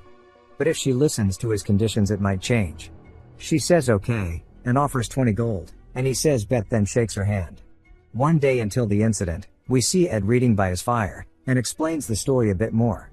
Lortel succeeds with this all, and forms a merchantry inside the academy, which ends up rivaling Fenia's association. It turns into an idealist versus realist conflict, and whoever Taylor picks ends up winning. So he just needs to be a spectator, then join the group that'll win, since he has to survive too. We then hear Yannicka's voice, saying she needs to go back to the dorms, and she thought the rain would stop. She says it's interesting, to her this place is like a camping trip. But he has to stay here at all times. He tells her it's something that gets better with time. She says she'll have to throw a lot of her stuff away, since the Dex Hall is smaller than she thought. Speaking of which, if he needs anything then tell her, since there should be things he needs. She has extra pillows, cushions and other stuff too. And she has a lot of daily necessities, and she doesn't want to throw all of it away, saying it'd be a waste, and she can't bring it all. He says he'd love that. She says when the semester starts she'll start bringing some stuff. Then she asks again how often Lucy just stands on the roof and stares. He says sometimes. But explains to us that her power doesn't come free of cost from her. She lived her life running away, using laziness as an excuse. She'd been turning her eyes away from her fate for so many years, but no matter what she's thinking. The rain always makes her reflect on her past. He tells Yannicka she's just like this when it rains. He usually just ignores it. Yannicka says that he's indifferent towards Lucy. That's good. He says bathe away. Then thinks about how tomorrow the protection runes on the Awfulest Hall will lock the students in their rooms, but Yannicka can break them out easily. So he tells her he has a favor to ask. He asks if tomorrow at around 9 could she come to the rose garden in front of the Awfulest Hall. She starts to blush, and he says he'll tell her the reason tomorrow. He can't tell her now since he doesn't know how to explain it, but he should get here there just in case something were to happen. She stands up saying okay, and runs away all flushed saying she'll be going now. He sighs, saying around the start of the semester the rain should stop, and he can finally enjoy the sunny sky that day. He watches the fire and the rain, saying this long vacation will be ending now too. Now it's the day of the incident at 9, we hear Zix saying his execution is off, he's training, and says that he didn't expect Elka to be so angry. He lands on his feet, and looks deep in thought, but then he spots something out the window. It's someone in a raincoat running. It's none other than Ed. He asks about the other maids and most of them are in the meeting room to discuss something important. The maid also tells Ed she's prepared what he asked for in advance. We see a bucket of oil or something, and he says he'll keep it here. He stands before the steps, saying the preparation is all ready. We hear chanting, as it shows the Dex Hall students outside the main door. Ed says that it's about time for it to begin. The students keep chanting that they can't stand this treatment anymore. William of course is leading them, saying to answer to their pleas. The students run to the door, but it opens as of course Ed's kicked it open, and now we're finally caught up to where he was before he explained it. We see the maid twitching with the sack over her head, and Ed tells William in a monotone voice, much like my own. That he agrees with his words. William begins to shake, and says he's a fool for judging Ed on rumors. Ed quickly shoves him saying he should go upstairs, and that he's the one who pulled all of this off. He knows that William will be taking the blame for all of this, saying he hopes he toughens up. Then the man begins to run away, and he says there's no point in stopping her, since the chief mate Alice who controls the protection runes is in Lortel's pockets. And the protection runes which are meant to protect the students, end up detaining them. Everything is going just as the original story. Then we hear Lortel saying that was flashier than she expected, but she says it's as expected and it's great that she left it to him. Lortel says her socks are wet, and this is why she hates rainy days. Then she says the academy employees will repress the Dex students in no time, so they need to finish before then. He tells her to do her best. She says she knows it's out of the blue. But has he ever killed anyone before? He waits a second, then says no he hasn't. She laughs, saying neither has she. But she's done other crimes since she needed to survive. She's crushed others' lives, and to avoid being betrayed she's backstabbed others, using nothing but their money as an excuse, and it's how she ended up with the nickname of Golden Daughter. She knows more than anyone else, she doesn't deserve sympathy. So she ends up looking for it from others. She calls out to him, asking if he could ever sympathize with someone like her. As the rain echoes outside, he stares at her, then says no, she has to take responsibility for her decisions. She doesn't say anything, and smirks saying she said something quite unlike herself.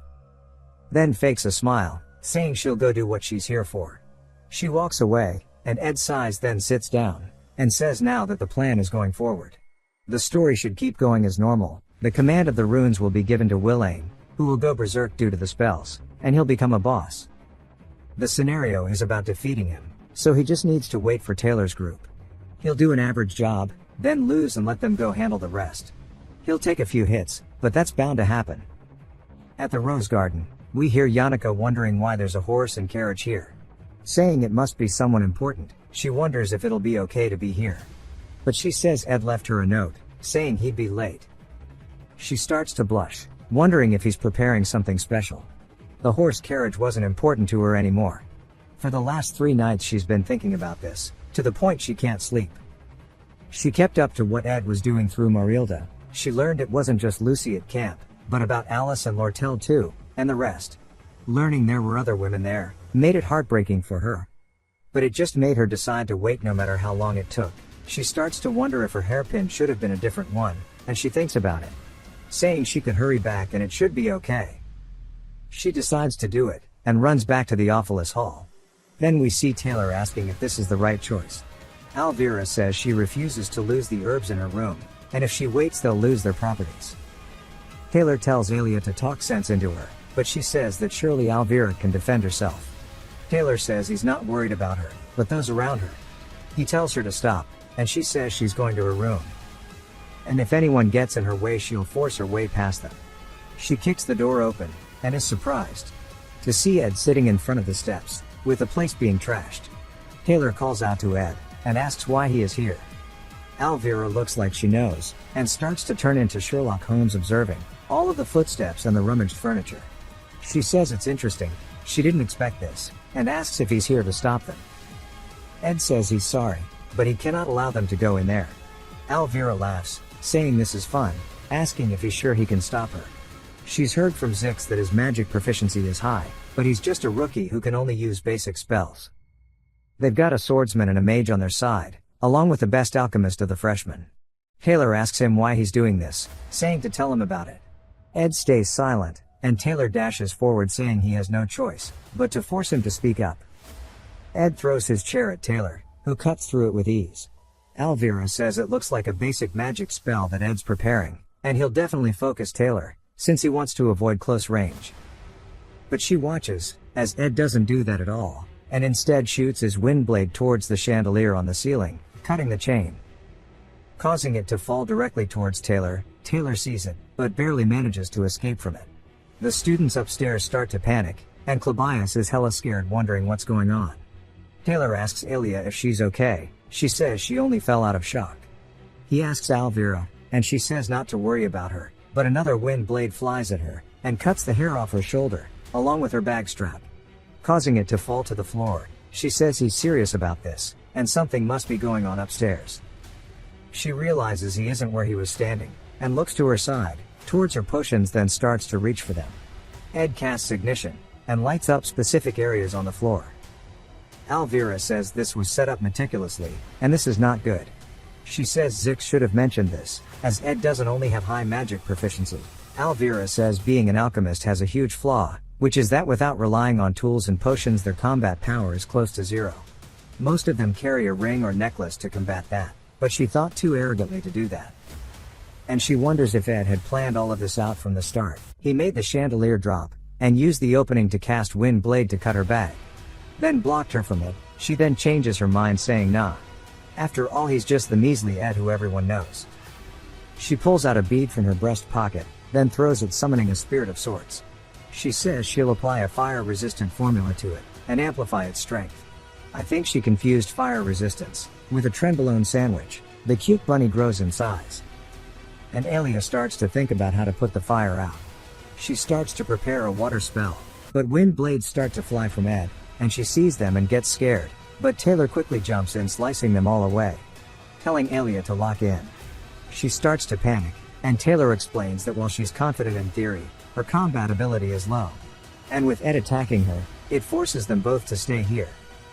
Elvira asks Taylor if he can take him down if he can get close, then tells him to not miss the chance. She sends out Roid Bunny. It runs at Ed, then leaps toward him. Taylor says he'll try his best. Elvira says good, then uses her raincoat to cover herself, as she dives through the fire toward her bag. She picks her potions up, saying she missed them. Ed avoids the swing, then starts to cast wind blade. He aims it directly towards Elvira, then fires it off at her. She says he seems well prepared, and uses release magic onto her potion and throws it at the wind blade. She says he's late, and the potion explodes. She explains how it's a chemical reagent prepared by dicing up specific herbs, and it works by controlling the release of magic. The fire surrounds the room, and we see the Roid Bunny has a blade stabbed through its chest, and its corpse falls to the floor, and Elvira says surely he knows what this means for a mage who can't use magic. She says trying to act strong isn't enough, and tells Taylor this is his chance. He charges in, but sees Ed running away. Ed grabs onto a shelf, then pushes it over, then kicks the bucket of oil over, into small remnants of the fire, and creates a massive fire in front of Taylor. Elvira asks if Ed is crazy, saying if there's a fire here people will die. Taylor says he'll slash it away with his elemental slash, and the chemical reagent shouldn't last for long. He says regardless, he is going to put an end to this. Elvira tries to tell him to wait. She notices the window is open to let the smoke escape, and that the flammable furniture is off on the side. She wonders if Ed thought this far ahead, while Taylor slices through the fire. Ed readies his bow. Elvira realizes it's all part of his plan, but it's too late. Ed begins to draw the bow back, and as Taylor rushes in close to him, he decides he'll deflect the shot, but then he watches, as the arrow is released, and it flies past his head directly at Alia. As it gets close, Alia tries to cast something, but begins to panic and closes her eyes. But the arrow does get blocked, but by Elvira, who says that was close. We see her panting, showing she barely made it. The tool is called a claw hand, that pulls any small object within her vision to her. She wonders what's the deal with the arrow, because she spots that the arrowhead has been covered in cloth. She tells Taylor to be careful, saying he has another trick up his sleeve, but it's too late. Taylor attacks at him, Ed blocks it with his bow, and a noise begins to go off in the hall. He says it's time, as the second boss of this episode, Clabias, has escaped. Ed sighs, saying finally, then takes the hit from Taylor, which sends him flying. Elvira is confused, asking what the hell his deal was. Taylor asks him if he's insane, asking why he went so far. Elvira says she feels icky, like he played them the entire fight. If he wanted to overpower them, he wouldn't have shown himself at all, yet he stood there to stop them all. Even during the fight, he wasn't lax for a moment. Something is strange. Ed asks Taylor if he's done now, then lets out a sigh and plops to the floor, saying to stop yapping and go up. Taylor asks why he stopped them. As the rain continues, Elvira asks why he let them win. Alia and Taylor asks what she means. Elvira tells Ed she doesn't plan on leaving this place without knowing why he let them win. Ed stares at her, and she looks angry. The front door opens again, and we see Yannicka enter, and she brings in the rain with her. She sees Ed, who she's been waiting for, all beaten up and bloodied with people with him. Yannicka then asks them all what the hell is going on here. Yannicka starts to think about how this must have all been planned so she wouldn't be swept into it, and that's why he wanted to meet here in the Rose Garden. She takes her headpiece off, then asks them again what they are doing.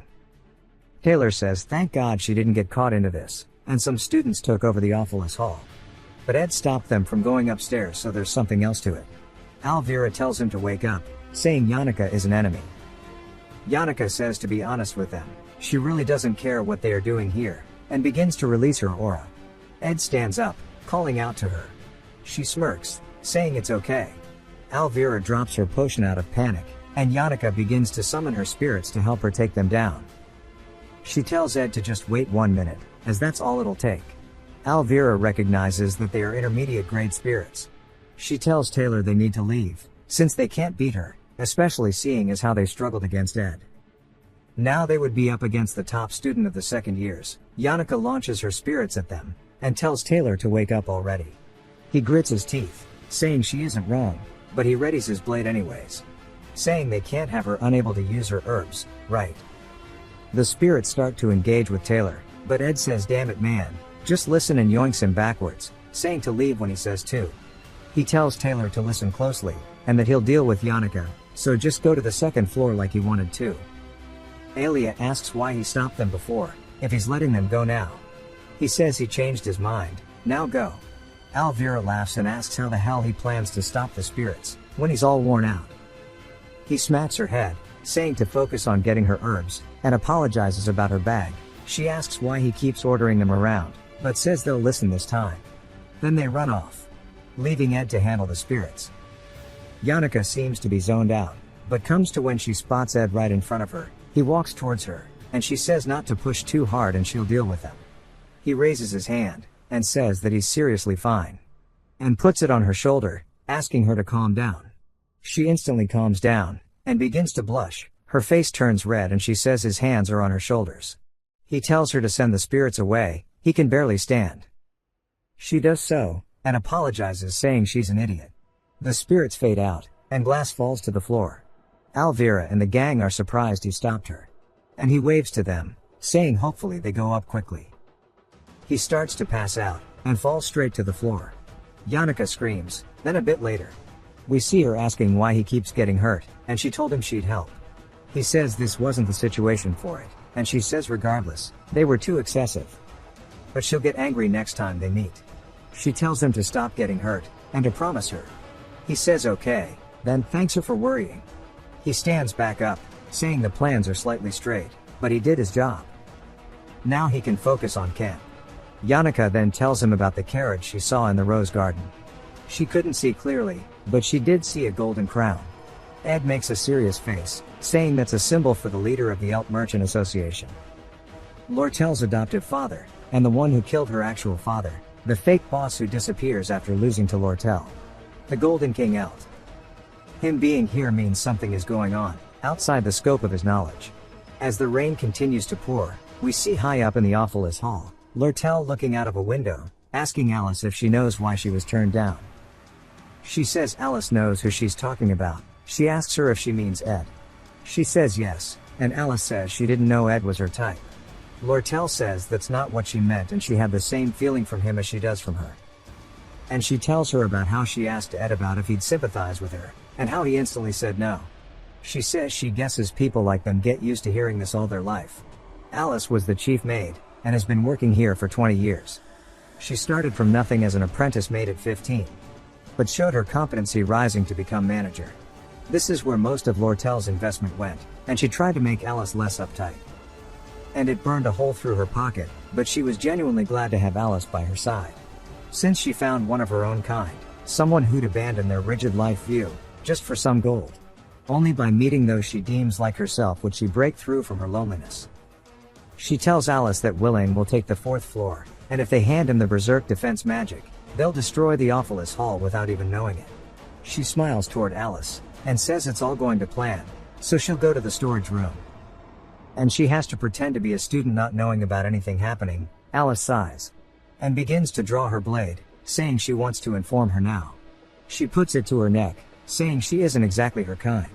As Alice has never loved someone, it jumps back to Taylor tying up Clabius, as they overpowered him, making them join their party.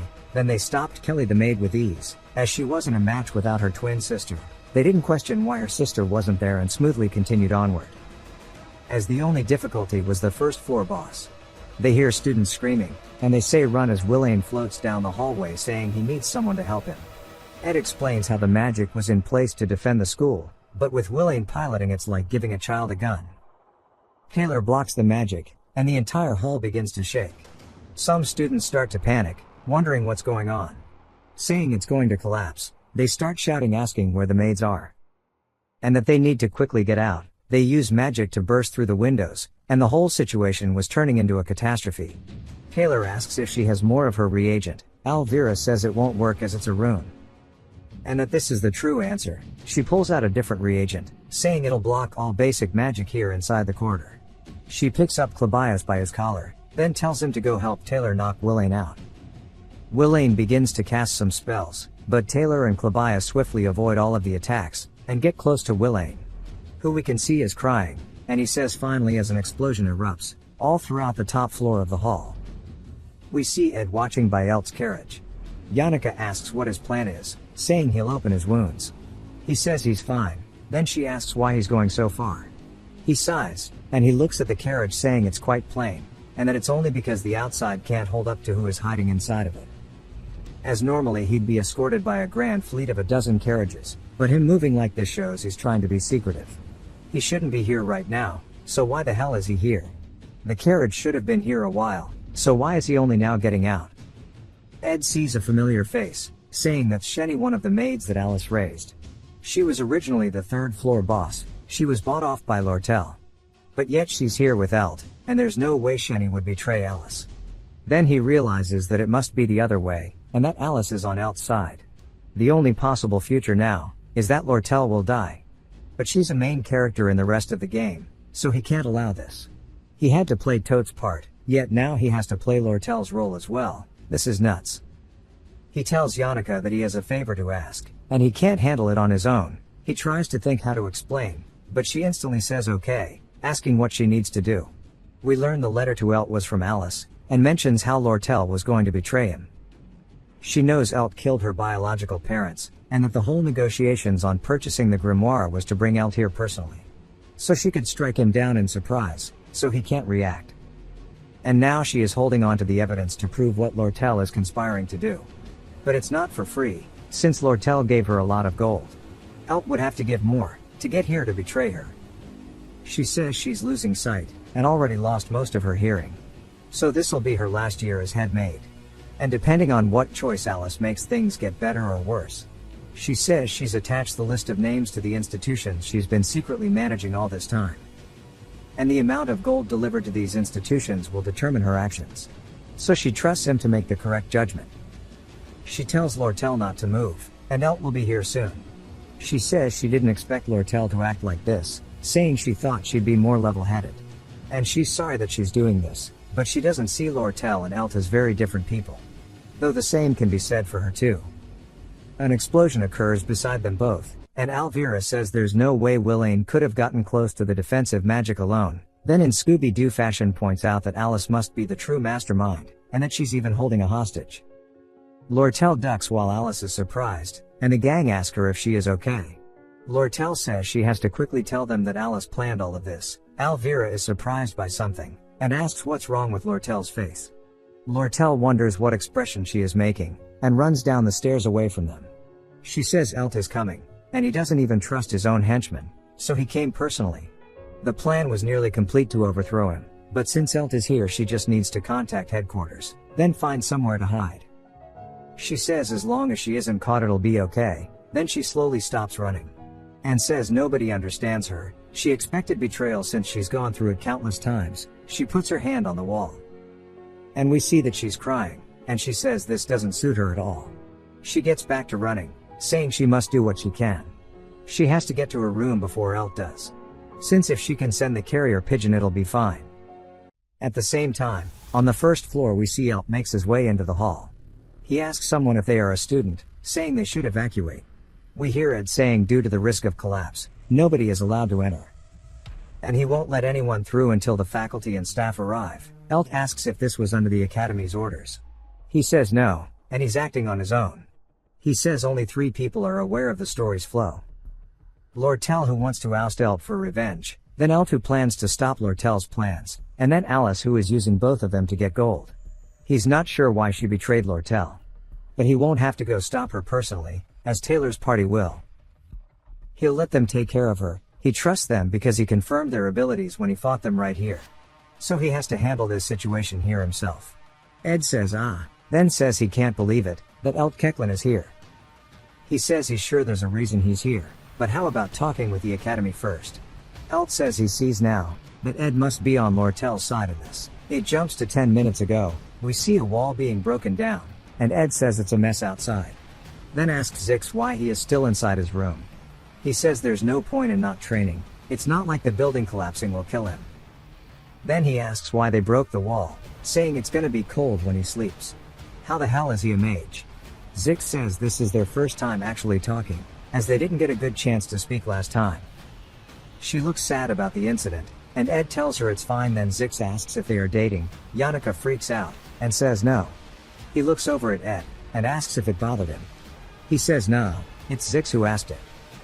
Zix bows, apologizing for that. Then asks them why they destroyed the wall. Ed says he has a favor, and he'll repay him later. Back to Ed talking to Elt. He repeats the thing about him being on Lortel's side like before the flashback, and he asks Ed if he fell for her dull appearance. He says that she'll always backstab someone, and he knows since he's raised her, and he'll pay Ed double the gold she's offering, if he steps out of the way. Ed says thanks for the offer, but he wasn't promised any gold coins. So he can't double it and give it to the next person. Elt says he sees, and words surely won't be enough to convince him. He tells his men to dispose of him, and they start to chase after Ed. Elt asks if they are going to let him escape, then the henchmen are hit by an attack from the side. We see it was Zix, and he tells Ed he's got it.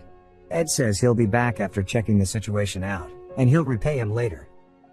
Yannicka and Zix get ready to stop Elt's men, and Elt recognizes they are strong, telling his men to use everything they've got. The henchmen then fly towards the 2 of them. It goes back to Ed who is running, saying he has to get to Lortel, and ask her about this. Then he realizes she's right behind him. Then he asks her if she couldn't escape. He says they can go through the back door, asking if she can run.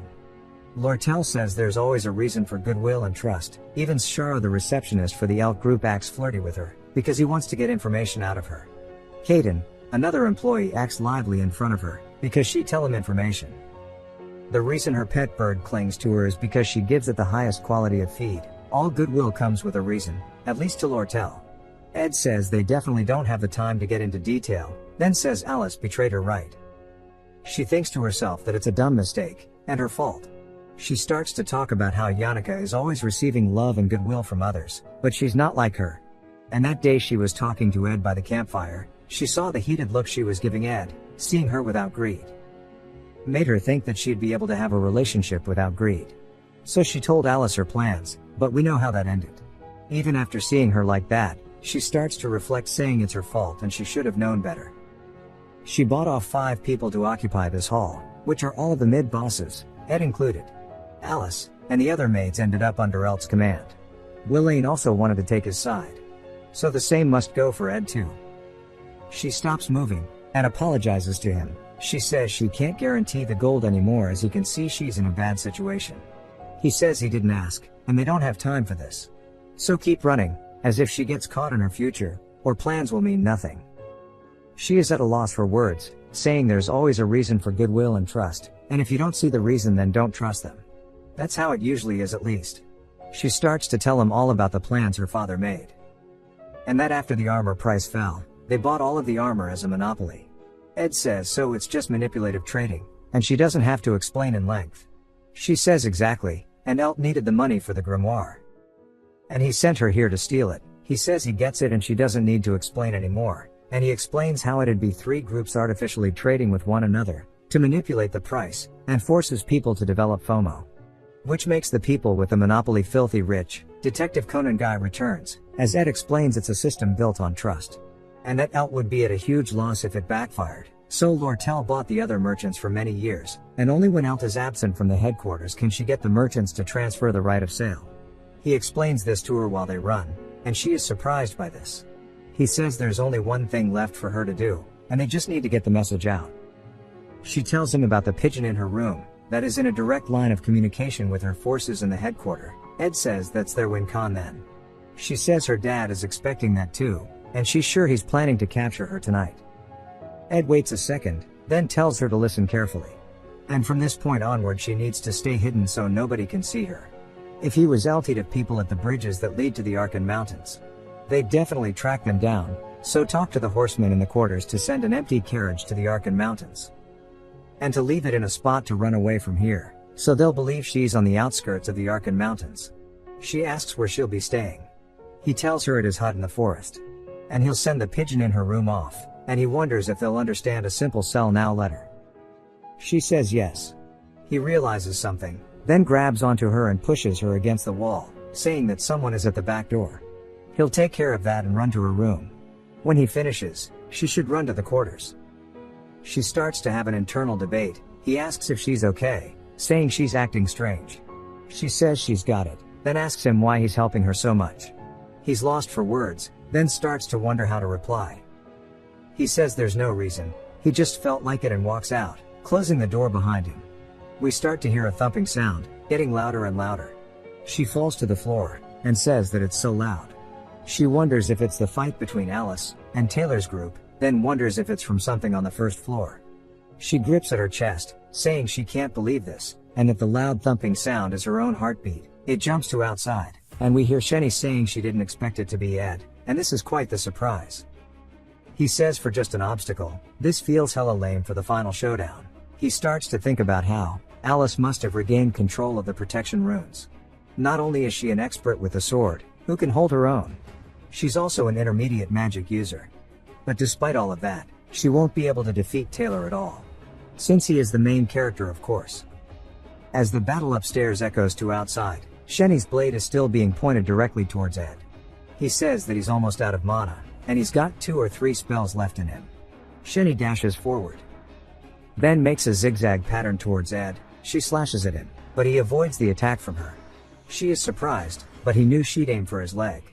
He steps on her blade, and she pulls up her skirt to reveal smaller knives. She goes to grab one, but he stops her and throws her hidden knife belt away. She looks panicked. Then her eyes glow purple, as once a day she and her sister can share their skills with one another.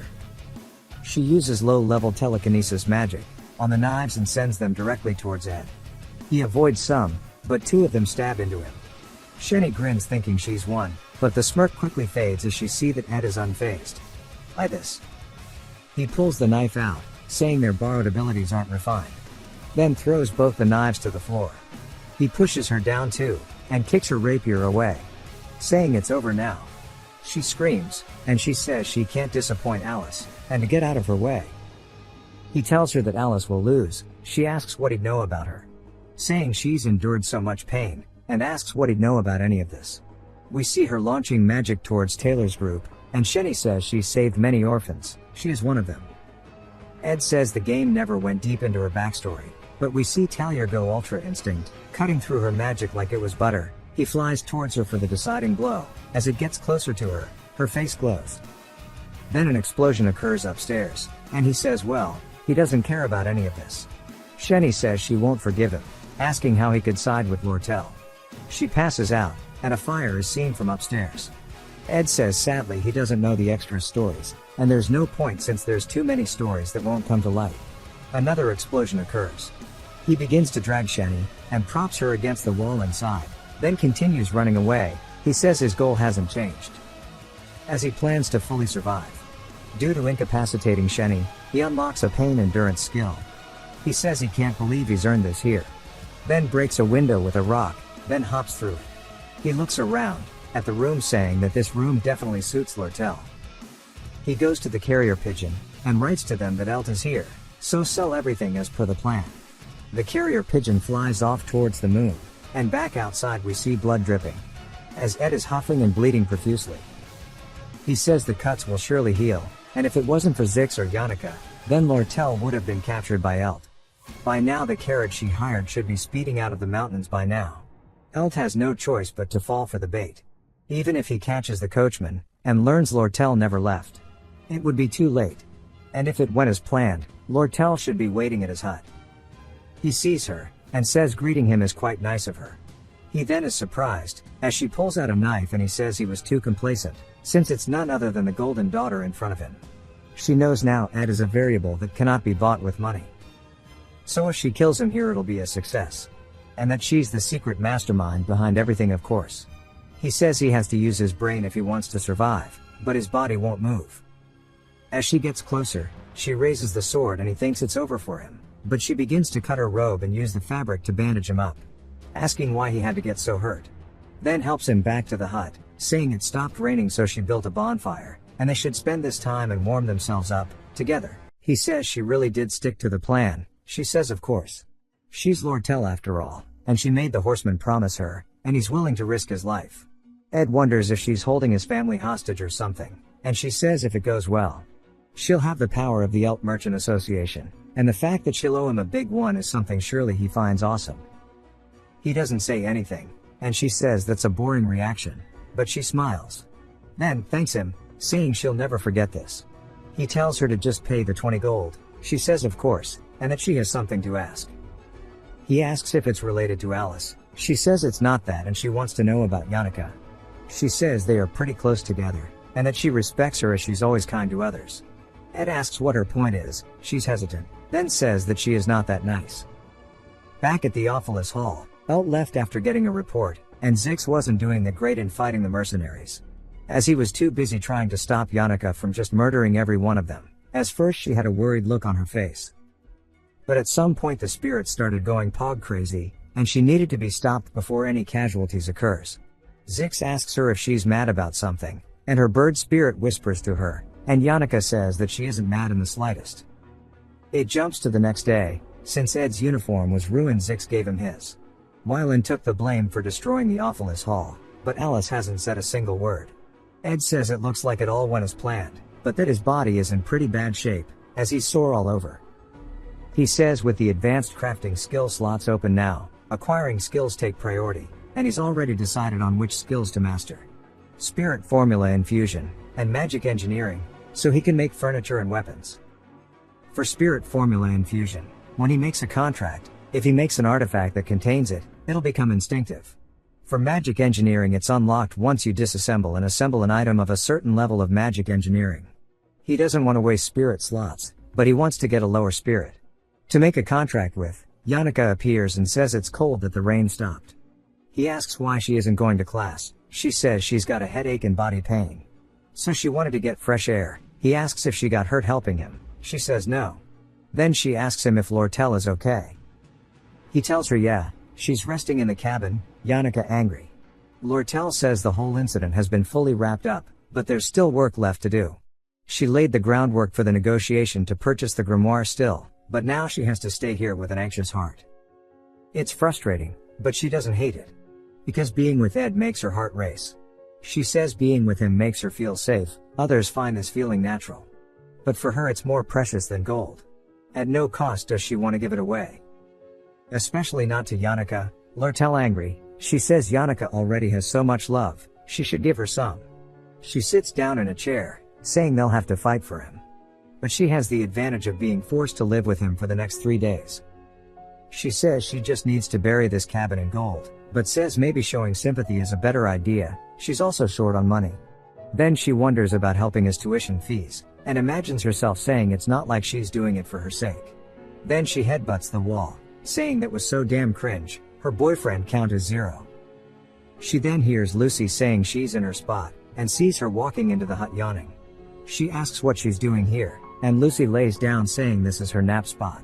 But Ed quickly carries her off, and puts her into a different shelter he set up. He asks Lortel if she woke her up, saying she can go back to sleep.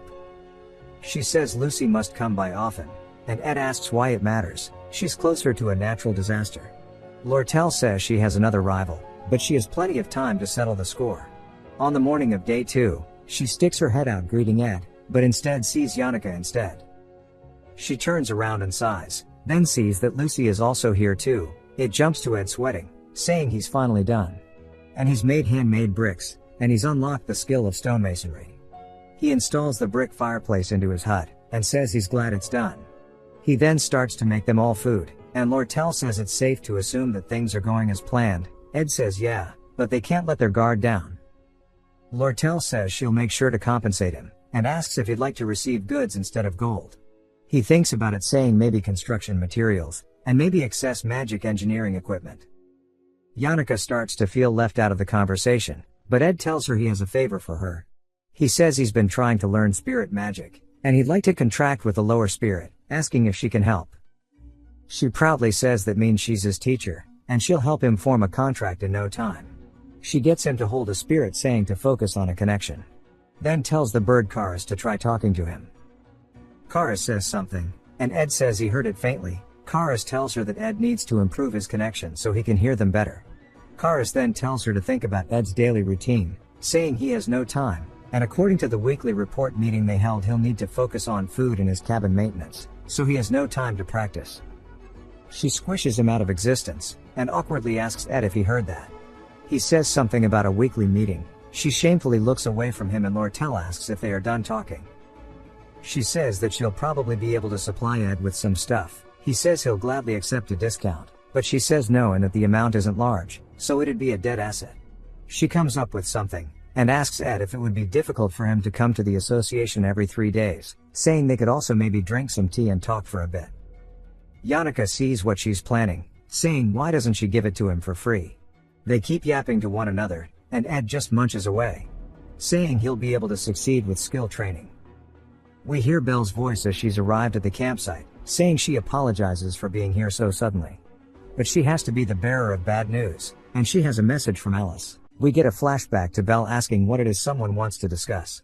And we see Clara saying not to be shocked as this is top secret. She must absolutely not tell anyone. Then she whispers into her ear, saying that she believes Yannicka likes Ed. Belle thinks about it, wondering if she should try to act surprised. She says that Clara must have been quite worried about her. Clara says she doesn't know how she fell for such a ruffian, but it feels like his reputation is improving. As her friend, she supports her. But that's not all.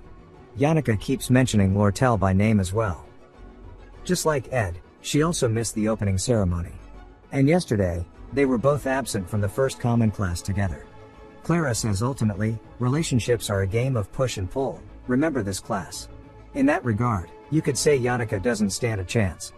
But she doesn't understand it either. It's ridiculous how he pretends not to notice when Yannicka is so obviously into him. Then she wonders if he is kind-hearted or if he is a cunning wolf.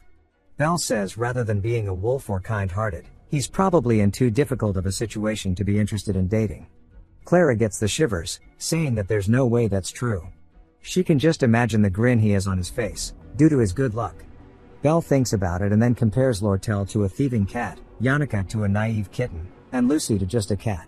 The flashback ends, and Ed asks her what's wrong, and she says that just seeing them all is giving her a headache. Lortel then asks her what she wanted to say. Belle bows her head, saying that she has a message for Lortel from the former chief mate Alice. As the bonfire carried away in the night, Yannicka left, and Belle took Lucy away. While it bothers Ed that Lortel's whereabouts were exposed to someone related to the Awfulest Hall. While she was in hiding, she's already been alerted to the victory. We see him inside a uniform. Lortel asks if it's a bit worn out. Ed tells her that it's still decent enough to wear. We see the carrier pigeon bringing their news of victory, so now they can go back to school as usual. Lortel says that the situation has progressed this far. Her father must be making his last stand at the headquarters. Though it's a futile struggle, he certainly won't have time to care about them here in Sylvania. Ed asks if there's any chance that Elt has another trick up his sleeve. She says that he's just as cunning as she is, so there's always a chance of something. The person who aspires to be the next chairman is supporting her, so she has no choice but to trust him. But her biggest concern was Alice. Now that she has been taken care of, Ed asks if this means Alice won't reveal that Lortel was the true mastermind behind all of this. Lortel says that she has no choice as this is already agreed upon. She was planning to side with whoever won between her and her father. The letter that Belle brought her was filled with the list of orphanages Alice sponsored, the maintenance cost, and how to support them. Alice's workload was relentless, and her health deteriorated, but the academy ignored her complaints, eventually leading her to be unable to care for the orphanages. She made a bet with the rest of her life as collateral. Due to how she kept herself with her stoic, unemotional nature, nobody realized what situation she was in.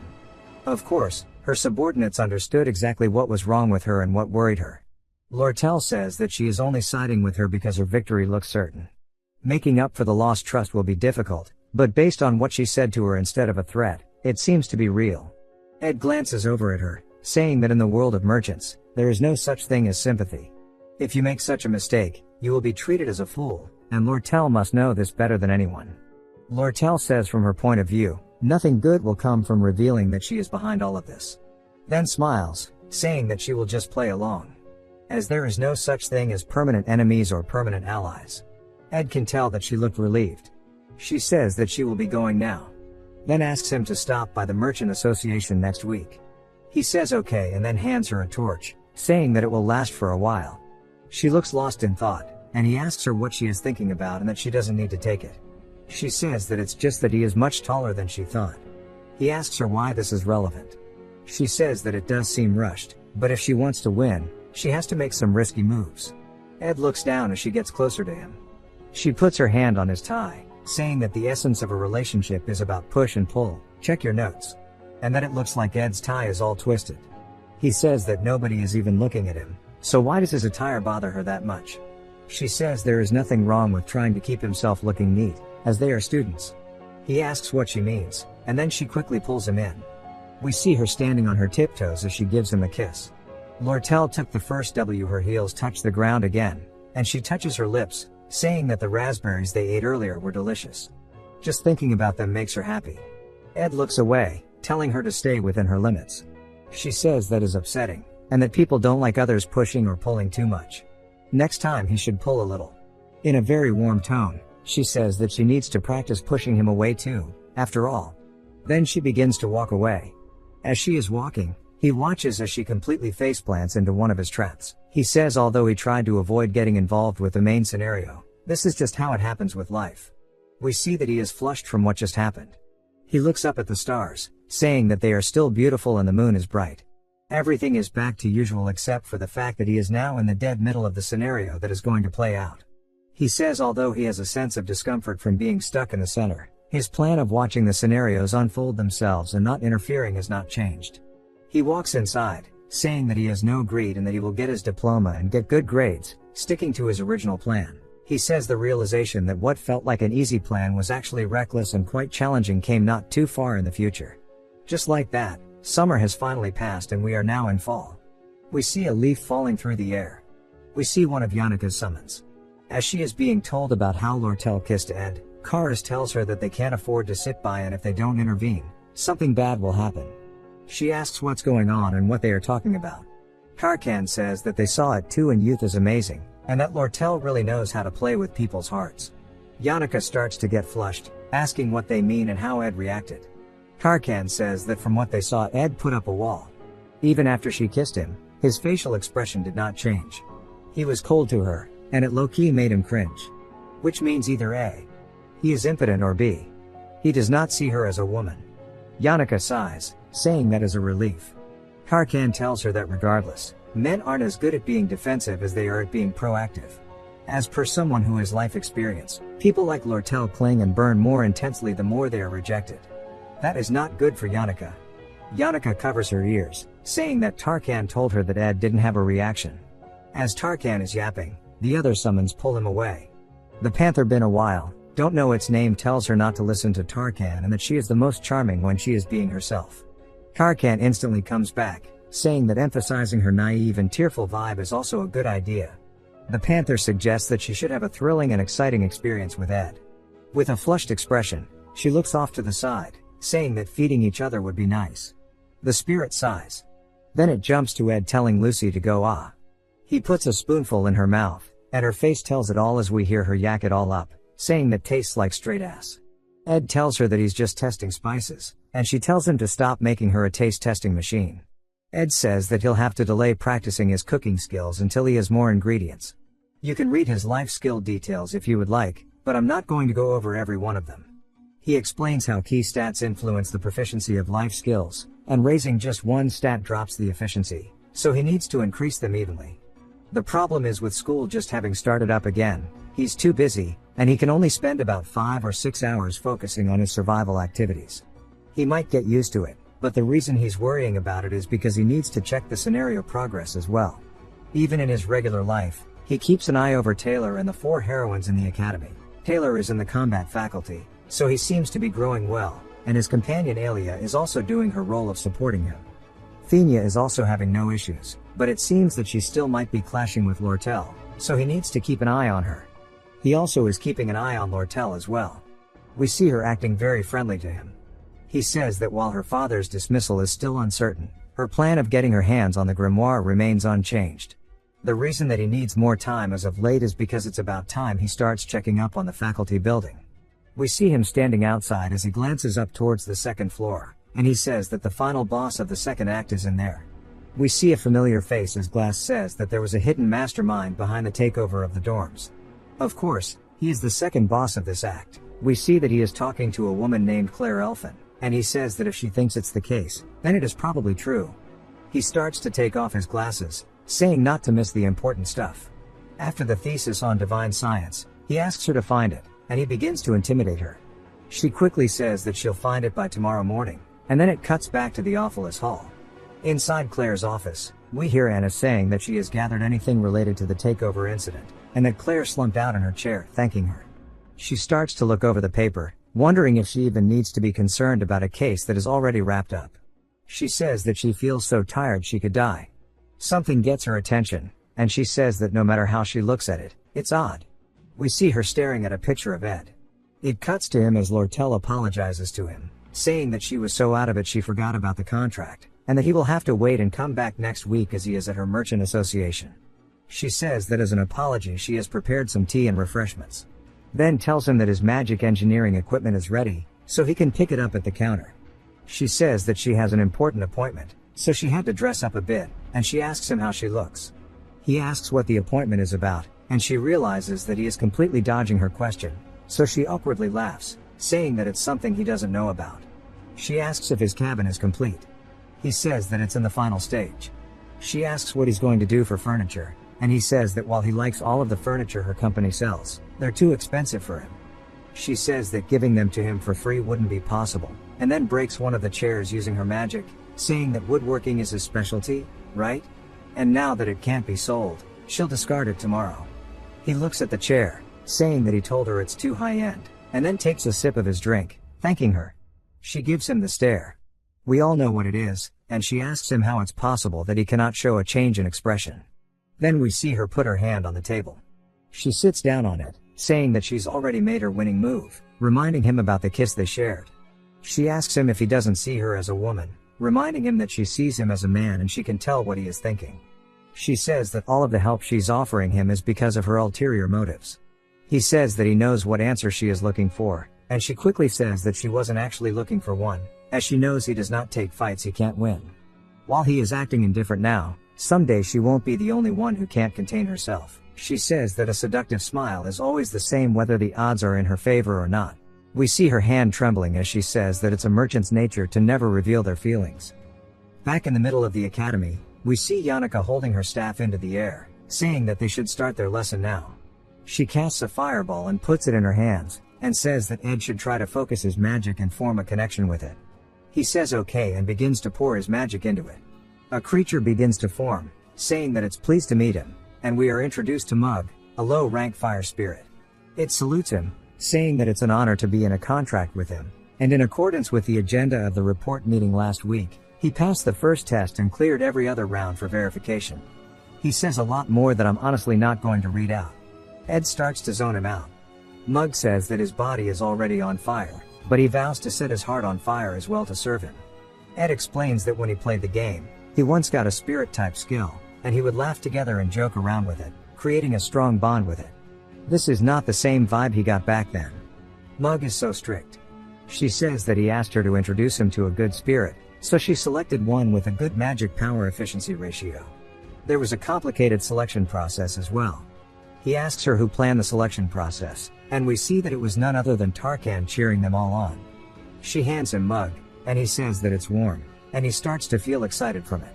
She explains that when he connects with the contract spirit, he'll be able to feel their physical and magic power even when they are not manifested. But be careful not to connect too hard. It'll be hard to keep him in control. He says that if he controls the level of connection, the firepower will change too, right? She says it's odd to refer to it as firepower, but she understands. We see his eyes filled with pure excitement as he looks down at Mug, saying that he has now got himself a portable heater. You can pause and read all of Mug's stats if you would like, along with his magic power details. Pretty much, Ed says that it's an unbelievably useful tool that won't consume firewood. Yannicka says that she's glad that he's so happy, and that he always has an exhausted expression on his face. She tells him that if he needs anything else, she'll teach him about the power of connection, and that he will always learn faster if he is with her. If he wants to quickly reach a level where he can form a contract with mid-rank spirits, they need to practice spirit combat. She will free up some time and reserve the combat training room. Although she has accessories that increase connection efficiency, they're in her room, and she'll bring them next time. She then stops herself from speaking and tells him not to get the wrong idea, as she is actually a very busy person too. The only reason she stopped talking is because she remembers what Clara and Tarkan told her. About that she needs to play it cool. She awkwardly says that it's too much for her to teach him spirit magic for free. He says that she is right, which surprises her, and he apologizes, saying that he took her goodwill for granted and he should offer her some money. He quickly starts digging for some, saying that he doesn't have much to give her, but she stops him, saying that he's struggling to survive as is, so he can't waste his money. He's confused, saying that she asked him for compensation and wonders what is wrong with her. She starts to get flushed and panicked, saying that Clara told her about push and pull and that she should say no more often. Ed tells her that Clara is not wrong and she has a good friend. Yannicka then tells him that she's actually not like this with everybody while looking embarrassed, and then says that she'll tell him the details later and that they can meet at the combat training ground next time. She waves, saying that she'll also bring him an accessory and anything else he needs related to the class. He waves bye to her as well, and he acquires the advanced crafting skill magic engineering, earning an advanced crafting skill slot. The supplies he got from Lortel were simple enough that he could analyze them in no time, and he's finally learned a proper advanced skill. He casts ignition on his fireplace, and he says that if he runs out of fuel, he will use Mug, and if he runs out of mana, he'll use the fireplace. Now he can reliably warm his cabin. His living environment is now guaranteed to be stable since he has furniture from her as well. It makes him feel like a huge weight has been lifted off of his shoulders, and he looks out to see that it's already midnight. That's already late at night, and he should go check his traps. We hear Claire saying that it's pretty dark, and she should have probably come tomorrow, but no matter how much she thinks about it, she feels like there's a hidden mastermind behind the incident, and that the only thing she can think about is Ed. Everyone else at the scene were either students or staff of the Awfulest Hall, but both Taylor and Ed have no connection there. If they exclude Taylor, since he's already solved his end, it leaves only Ed. She came here because she heard that he's often seen here, but unless he's eating and sleeping here, he wouldn't be around in the middle of the night. Then she is caught off guard as she sees a deer's corpse being dragged across the ground, and Ed is carrying Lucy on his shoulder. She quickly hides behind a tree and wonders what's going on. She peers around the corner, saying that even if Principal Obel is a great man comparable to the Archmage, or the Great Sage of Sylvania, he would have to use all of his power against Lucy. She says that she was right. Her gut feeling wasn't wrong, and that the true mastermind behind the incident must have been none other than Ed. She also says that she should probably be a detective. She follows him all the way back to his cabin and watches him as he continues to carry Lucy. She wonders what all this is. He drops the deer to the floor and throws Lucy into her little tent, saying that the plans were for early tomorrow morning and that he should go to bed early since he has a lot of things to do tomorrow. Claire is still suspicious and sneaks over towards Lucy, saying that she needs to rescue her.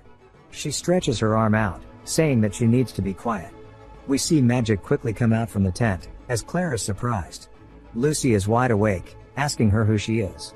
She tries to tell her that she is the assistant professor of her year, and then realizes that Lucy has already gone straight back into the tent. Lucy glares at her, and all Claire can think about is that she's like a cat. We see her eating her jerky, and then she flies off from the tent, leaving Claire there alone. Claire is completely surprised, saying that it is just as she thought. Then we hear her putting stuff down onto Glass' table, asking him if he knows of a student named Ed who was disowned by his family. Glass says that he doesn't remember the names of talentless trash. She says even if that's the case, surely he knows about Lucy, and that Ed actually overpowered her to the point that she couldn't use her power. Claire tells him how she was investigating the Awfulest Hall incident, and she went into the northern woods. Glass tells her that her story is all over the place. She says whatever the case, she used magic that records memory on the first floor of the Awfulest Hall. He asks her if she got permission for it, and she says no, she just lied to bring the memories back. Glass tells her to write a letter for explanation as well as an apology. She says that she knew it would happen, so she already wrote it, and that she can plead that there were extenuating circumstances. We see Ed sitting on the chair, mean mugging it, and she says that he looks like a mastermind, and that surely Glass can tell based on the super evil pose, that he is striking that she is right. He asks her if this is everything she has, and she says no. As she told him earlier, Ed was carrying Lucy while she was unconscious. He asks her if she is sure that he wasn't just moving her while she was asleep. She realizes now that she was wrong, and then we see her get out of his office, as he says that next time, just bring the apology letter. She tells him okay, and then it shows him glancing down, surprised, saying that while it was written in the files, about how Ed tried to stop Taylor and his friends, they still managed to get past him in no time. Taylor was born with the way of the Sword Saint. Alvira was born with the natural instinct of an alchemist as well.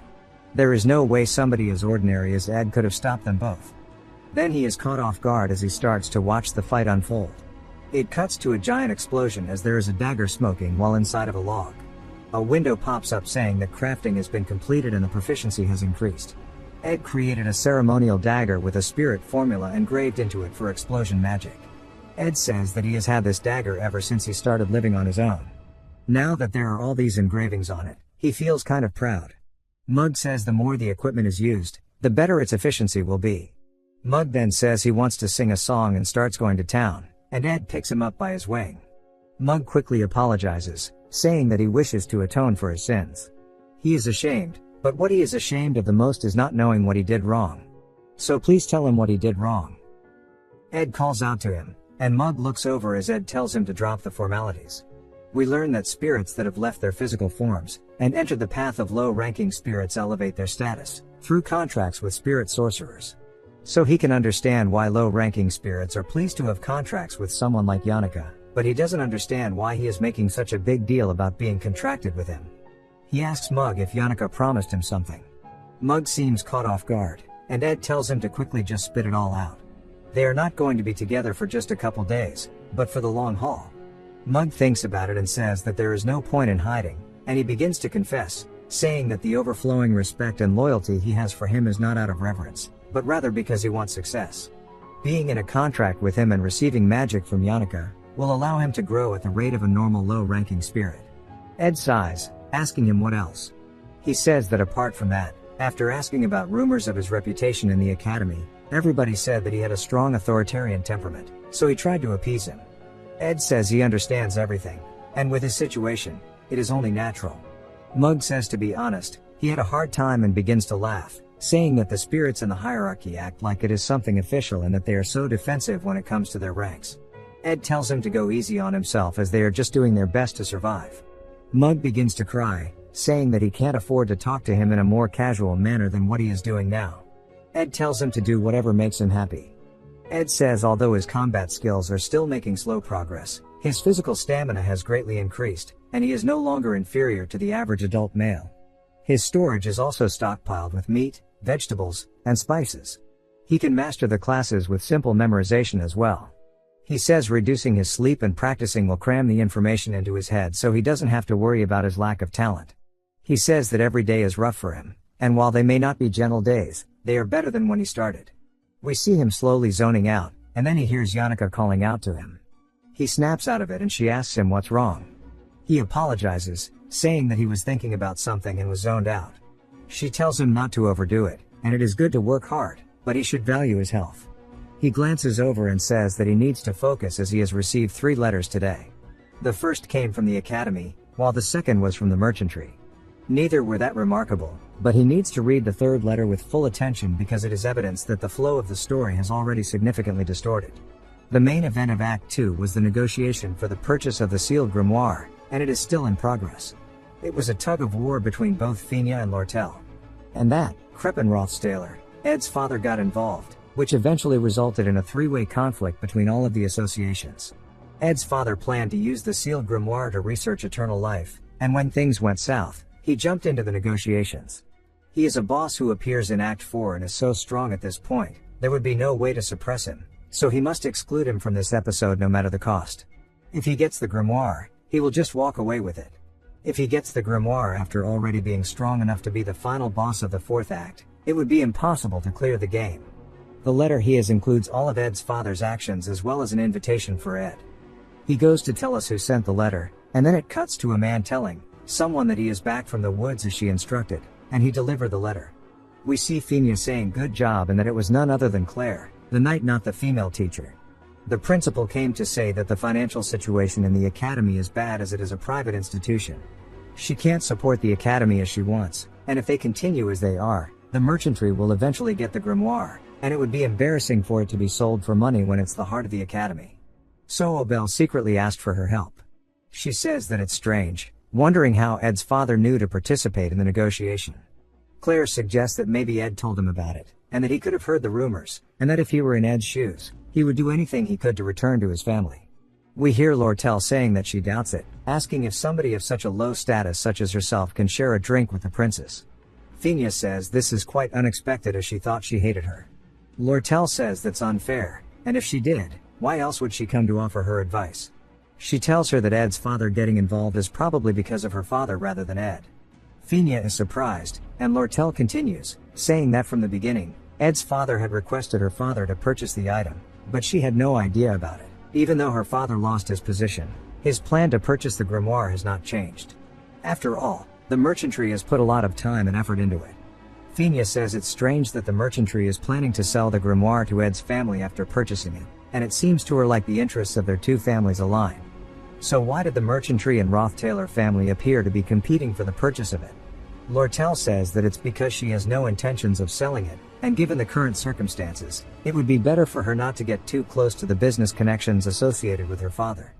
Finia asks why she is telling her all of this stuff. She says because the enemy of my enemy is my friend, and she'd benefit from keeping the Rothtalers in check, and she wants to obtain the grimoire. So it's a win-win situation. Lortel says that she also stepped in thinking that poor Ed might suffer harm. So it's also her looking out for her junior. She asks why she is worried about Ed, and she says that he's already separated from his family and living a new life, so it would be unfair if he were misunderstood as being connected to the Rothtaler family. Finia wonders what Lortel is thinking since she's actually worried about somebody, saying that Ed is definitely useful, and that she might even ask for his help on a personal level.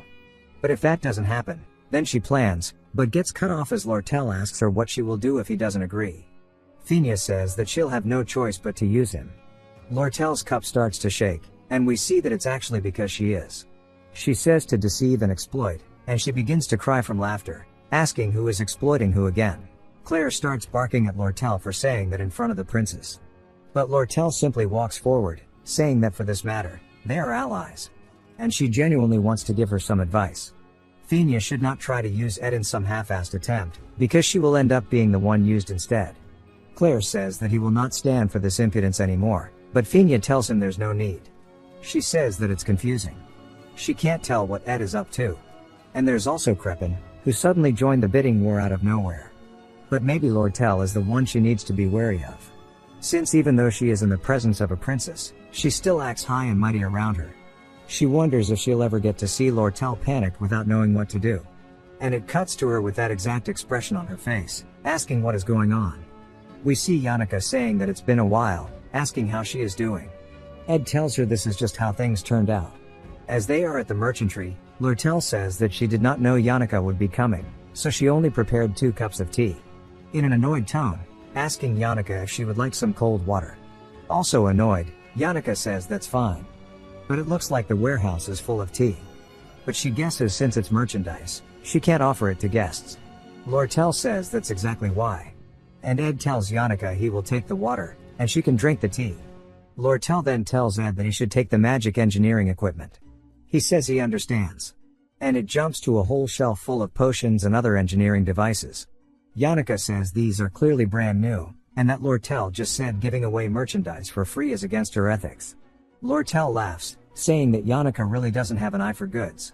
And if she looks closely, all of the items are defected. Yannicka gets annoyed, saying that she did this on purpose. And Lortel says that what matters isn't whether it's marketable or not, but that it helps Ed. Ed thanks her, saying that it feels wrong to take it for free. And he didn't even pay for the item last time. And this is already the 4th time she's given him something like this. She says that he should just come regularly to renew the contract and there won't be a problem. Yannicka says that surely it would be better for him to just finish paying his end off. And Lortel says that is something for her and Ed to discuss, not her. As they start to talk, we see Ed beginning to zone out, saying that he can feel a familiar sensation taking over his body. He says it's like he's floating in water, and that he's been feeling like this due to his workload. He needs to keep an eye on Crepin, who butted in. But there are still 2 weeks left to deal with that. So his priority right now should be making a mattress for his bed.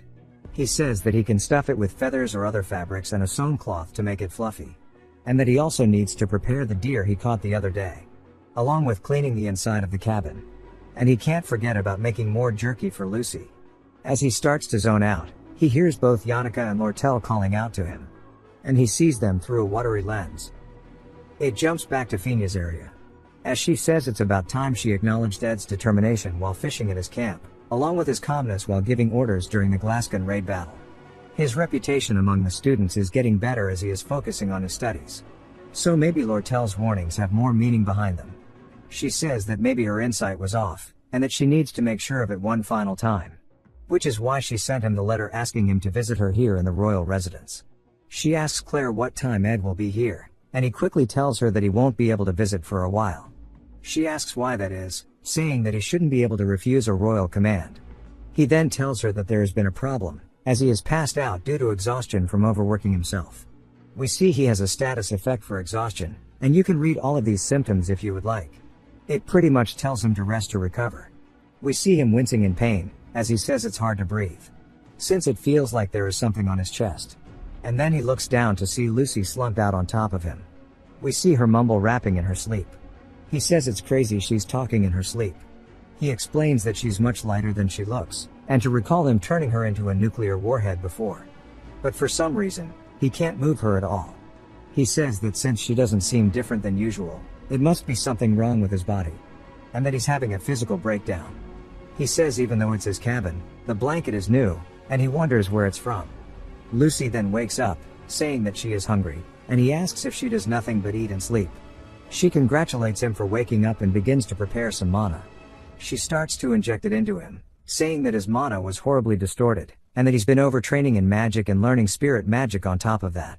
And repeating this for months is why he's like this.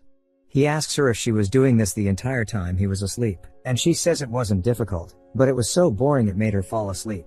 She's also been walking on eggshells because of Yannicka and Lortel. She sighs, saying it was a hassle, but it was necessary. And that he shouldn't get sick, as getting sick is hard and people die from it. And he can tell she is pained as she says this. We learn that her grandfather was bedridden from a disease, and she watched him pass away from it. He thanks her for worrying about him, and then he looks over to hear Zix saying that he's awake. Zix says that he wasn't sure if he could use the cabin stove, so he started a fire outside. He sees Lucy on top of him. They all share awkward stares. She quickly grabs her hat as the awkward silence continues, and then she flies out from the chimney. Zix asks him how many women this makes. He says it makes sense though. as it's not unusual for strong men to have several partners. He says this is what he's learned as the openness of a civilization. And perhaps he's been viewing it from a rigid perspective. Ed changes the topic, asking why he is here. Zix says that it's because Yannicka is out for attendance, and Lord Tell had to return because she couldn't delay business. Ed then finally notices how long his hair is, and Zix tells him that it's because it's autumn now. He begins to feed him, but Ed says this tastes like liquid ass. Zix says that there's nothing he can do about it. And it would be better if someone like Clara or Elka took care of him. But Lord Tell was adamant that it could not be a woman. Ed says that he should double check this scenario and then says that he's heard from some students that mass-produced Mandragoras had caused an accident. We learn that it was due to Alvira, but in the end, Taylor and Kremlin quickly handled it. Ed says that this was Act 2, Scene 5, and it wrapped up nicely. Zix tells him that there were rumors about monsters sneaking in by the Telos Order. So he joined Taylor and dealt with it. Ed says this was Act 2, Scene 7, and it's gone great as well. Ed sighs, saying now the only major event left is the struggle for the grimoire. Then he asks Zix how long he's been passed out. Zix tells him it's been over 10 days, and everybody will be glad that he's awake. But they won't be able to see him today, as Yannicka is at the academy and Lord Tell had a negotiation to prepare for, so she had to leave. Ed quickly grabs the soup out of Zix's hands, saying that he thought it was just a day or two, and he starts to chug it. He then calls out to Zix, saying that he needs to send a message to Lord Tell right now, as he realizes he has no time left. Ed says that it's time for Act 2, Scene 10. As the struggle over the grimoire has finally started, we see Claire and Fina along with Lord Tell all preparing for something. Somebody else begins to enter the room. We see a shiny ornament on his tie, and that it is none other than Crepin, the final boss of Act 4, and Ed's father. It jumps to some time later as Crepin says that he's glad to see Fina looking healthy, and it has been quite some time, but he never got the chance to formally apologize to her, as he has heard that a member of his family gave her a hard time. They disowned him, but he would still like to apologize. Fina says that it's okay and not to worry about it too much. We see that Crepin low-key looks like he's got some baby hands as he strikes a T-Rex pose. Fina says that he's a noble, and you can feel the respect that his attendants have for him in every single action they take, but her eyes see the true him as she can tell he's clearly an evil man. He then calls out to Lord Tell, saying that she must be the proxy of the Elk Trading Company. She introduces herself, saying it's an honor to be in his presence. He says that he's heard a lot about her and the merchantry, and it's surprising to see her here. Lord Tell says that she'll go anywhere there is a good profit to be made. After all, they follow wherever the scent of money leads them to. Crepin says that he sees. We finally learn more about the negotiation for the grimoire. Each participant will write down their proposed bid price, and the highest bidder gets to buy it. Even though the treasure belongs to the Academy doesn't want it to be publicly known that they are selling it due to financial difficulties.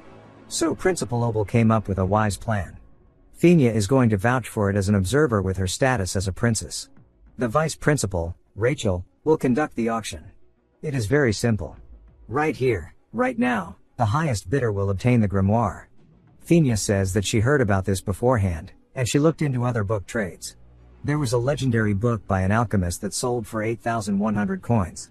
Another one about replication magic for 6,700. And then a travel log which sold for 7,000.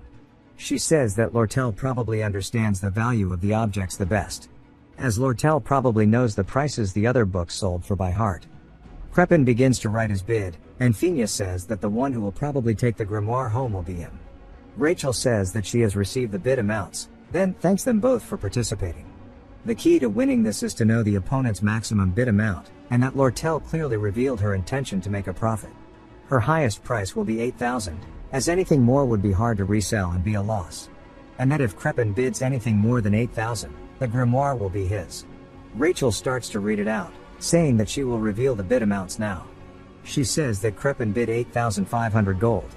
Fina says she expected this as Crepin was not someone who would visit the academy just to make a profit.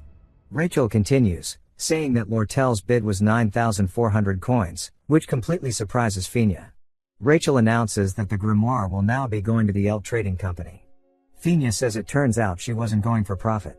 Crepin makes an annoyed face, saying that they will be leaving. Fina is still shocked, wondering what Lord Tell's real goal is. And then suggests and then thinks about something, recalling how they are allies in this matter. And that her entire goal here was to prevent the scroll from falling into the hands of Crepin. But she says there's no way, as Lortel's not the type to act out of justice.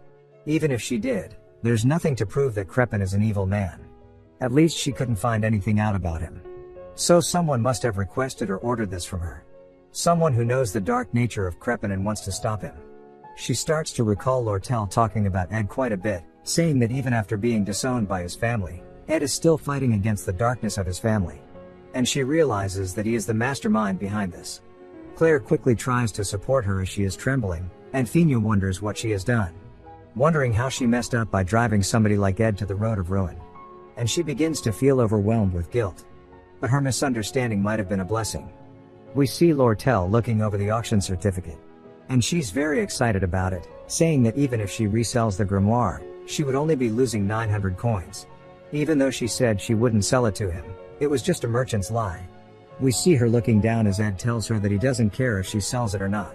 As Ed says that with the purchase certificate, she can ask for any favor.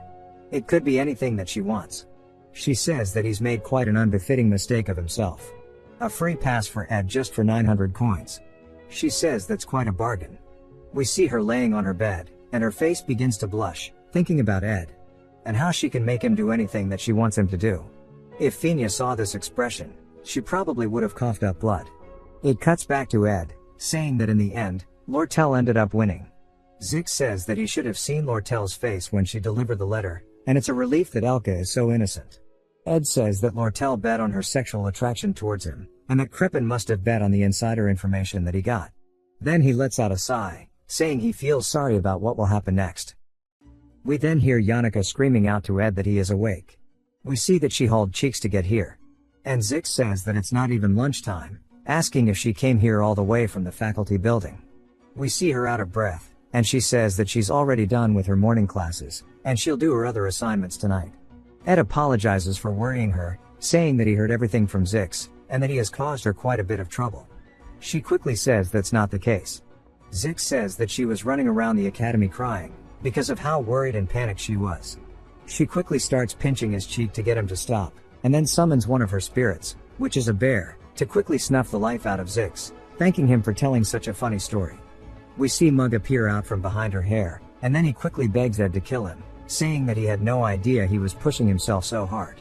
We see him crying, saying that he wanted to apologize immediately, but he feared his presence might affect his mana, so he stayed with Yannicka. Ed asks him why he's making such a fuss. And we see Zix carrying the bear back after beating it up, saying that considering Ed was unconscious for the last 10 days, Mug is not overreacting. Ed says that he can understand why, since he was unconscious for 10 days. Something then clicks inside of Ed's brain, and he realizes that all of the meat he had would be spoiled by now, and that his fishing nets must have broken because he didn't maintain them. He lets out a long sigh, saying that he must mean that he has to start from the beginning again for his food supply. Yannicka says he looks like he's planning to overdo it again. She says let them help her. Zix says he also has free time until the next exam, and he can help with hunting or woodworking. And when it comes to work, Ed should just handle things as they come, and everything will somehow work out. We see his old shoddy tent, and Ed says it suddenly occurred to him. It wasn't that long ago that he was under that shelter in the forest. Not worth a single penny. He slept alone in the darkness, being swarmed by bugs. But now he has solved many issues and survived until now. He lets out a warm smile, saying that everything will somehow work out. We see Yannicka staring at him as she recalls Marilda's words about how tired Ed looks. But Marilda tells her that this is her chance. And since Lortel is busy with her negotiations, Yannicka should take advantage of this time. And that Lortel is actually quite clever, and Yannicka should take a lesson from her book. If she wants to win over a man, she needs to become a fox, and comments on her outfit, saying she looks like a housewife. Yannicka says that she does look pretty shabby, but Marilda says that it is perfect, which surprises her. Marilda says unlike her usual lively and energetic self, guys fall for that opposite side of her and she should be sly, subtly showing him this while pretending not to. And while she is at it, to roll up her sleeves and tie her hair up. To give off the vibes of a wife who will go through hard times with him. And that since she is going to see him today, she should focus on this and make some progress. For some reason, Marilda is considered a dating expert when she has no dating experience herself. Yannicka asks her what she means by progress, with her eyes full of hope. And Marilda tells her not to worry about that part. And then starts to ask her what she plans to do today to get closer to Ed. Yannicka says that she didn't plan anything. And Marilda gives her a chilling glare and starts to howl. All the other spirits wonder what is going on and why her howl sounded so sad. As Marilda starts to chew out Yannicka for being an airhead. She tells her that there is no better time to strike than now, and that the best way she can do this is by being with him in times of hardship. She needs to use her position as someone who will always support him.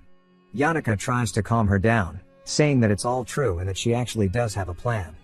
Then we see her lean in and begin to whisper it to Marilda.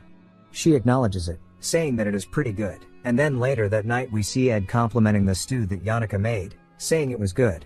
And he should learn how to cook from her. He heads inside, saying that he needs to focus on recovery. After all the help he has received, he can't keep looking tired. He lays in his bed, saying that his condition isn't good as his headache and fever are coming back. He opens his eyes to the door creaking, as Yannicka says that he looks tired.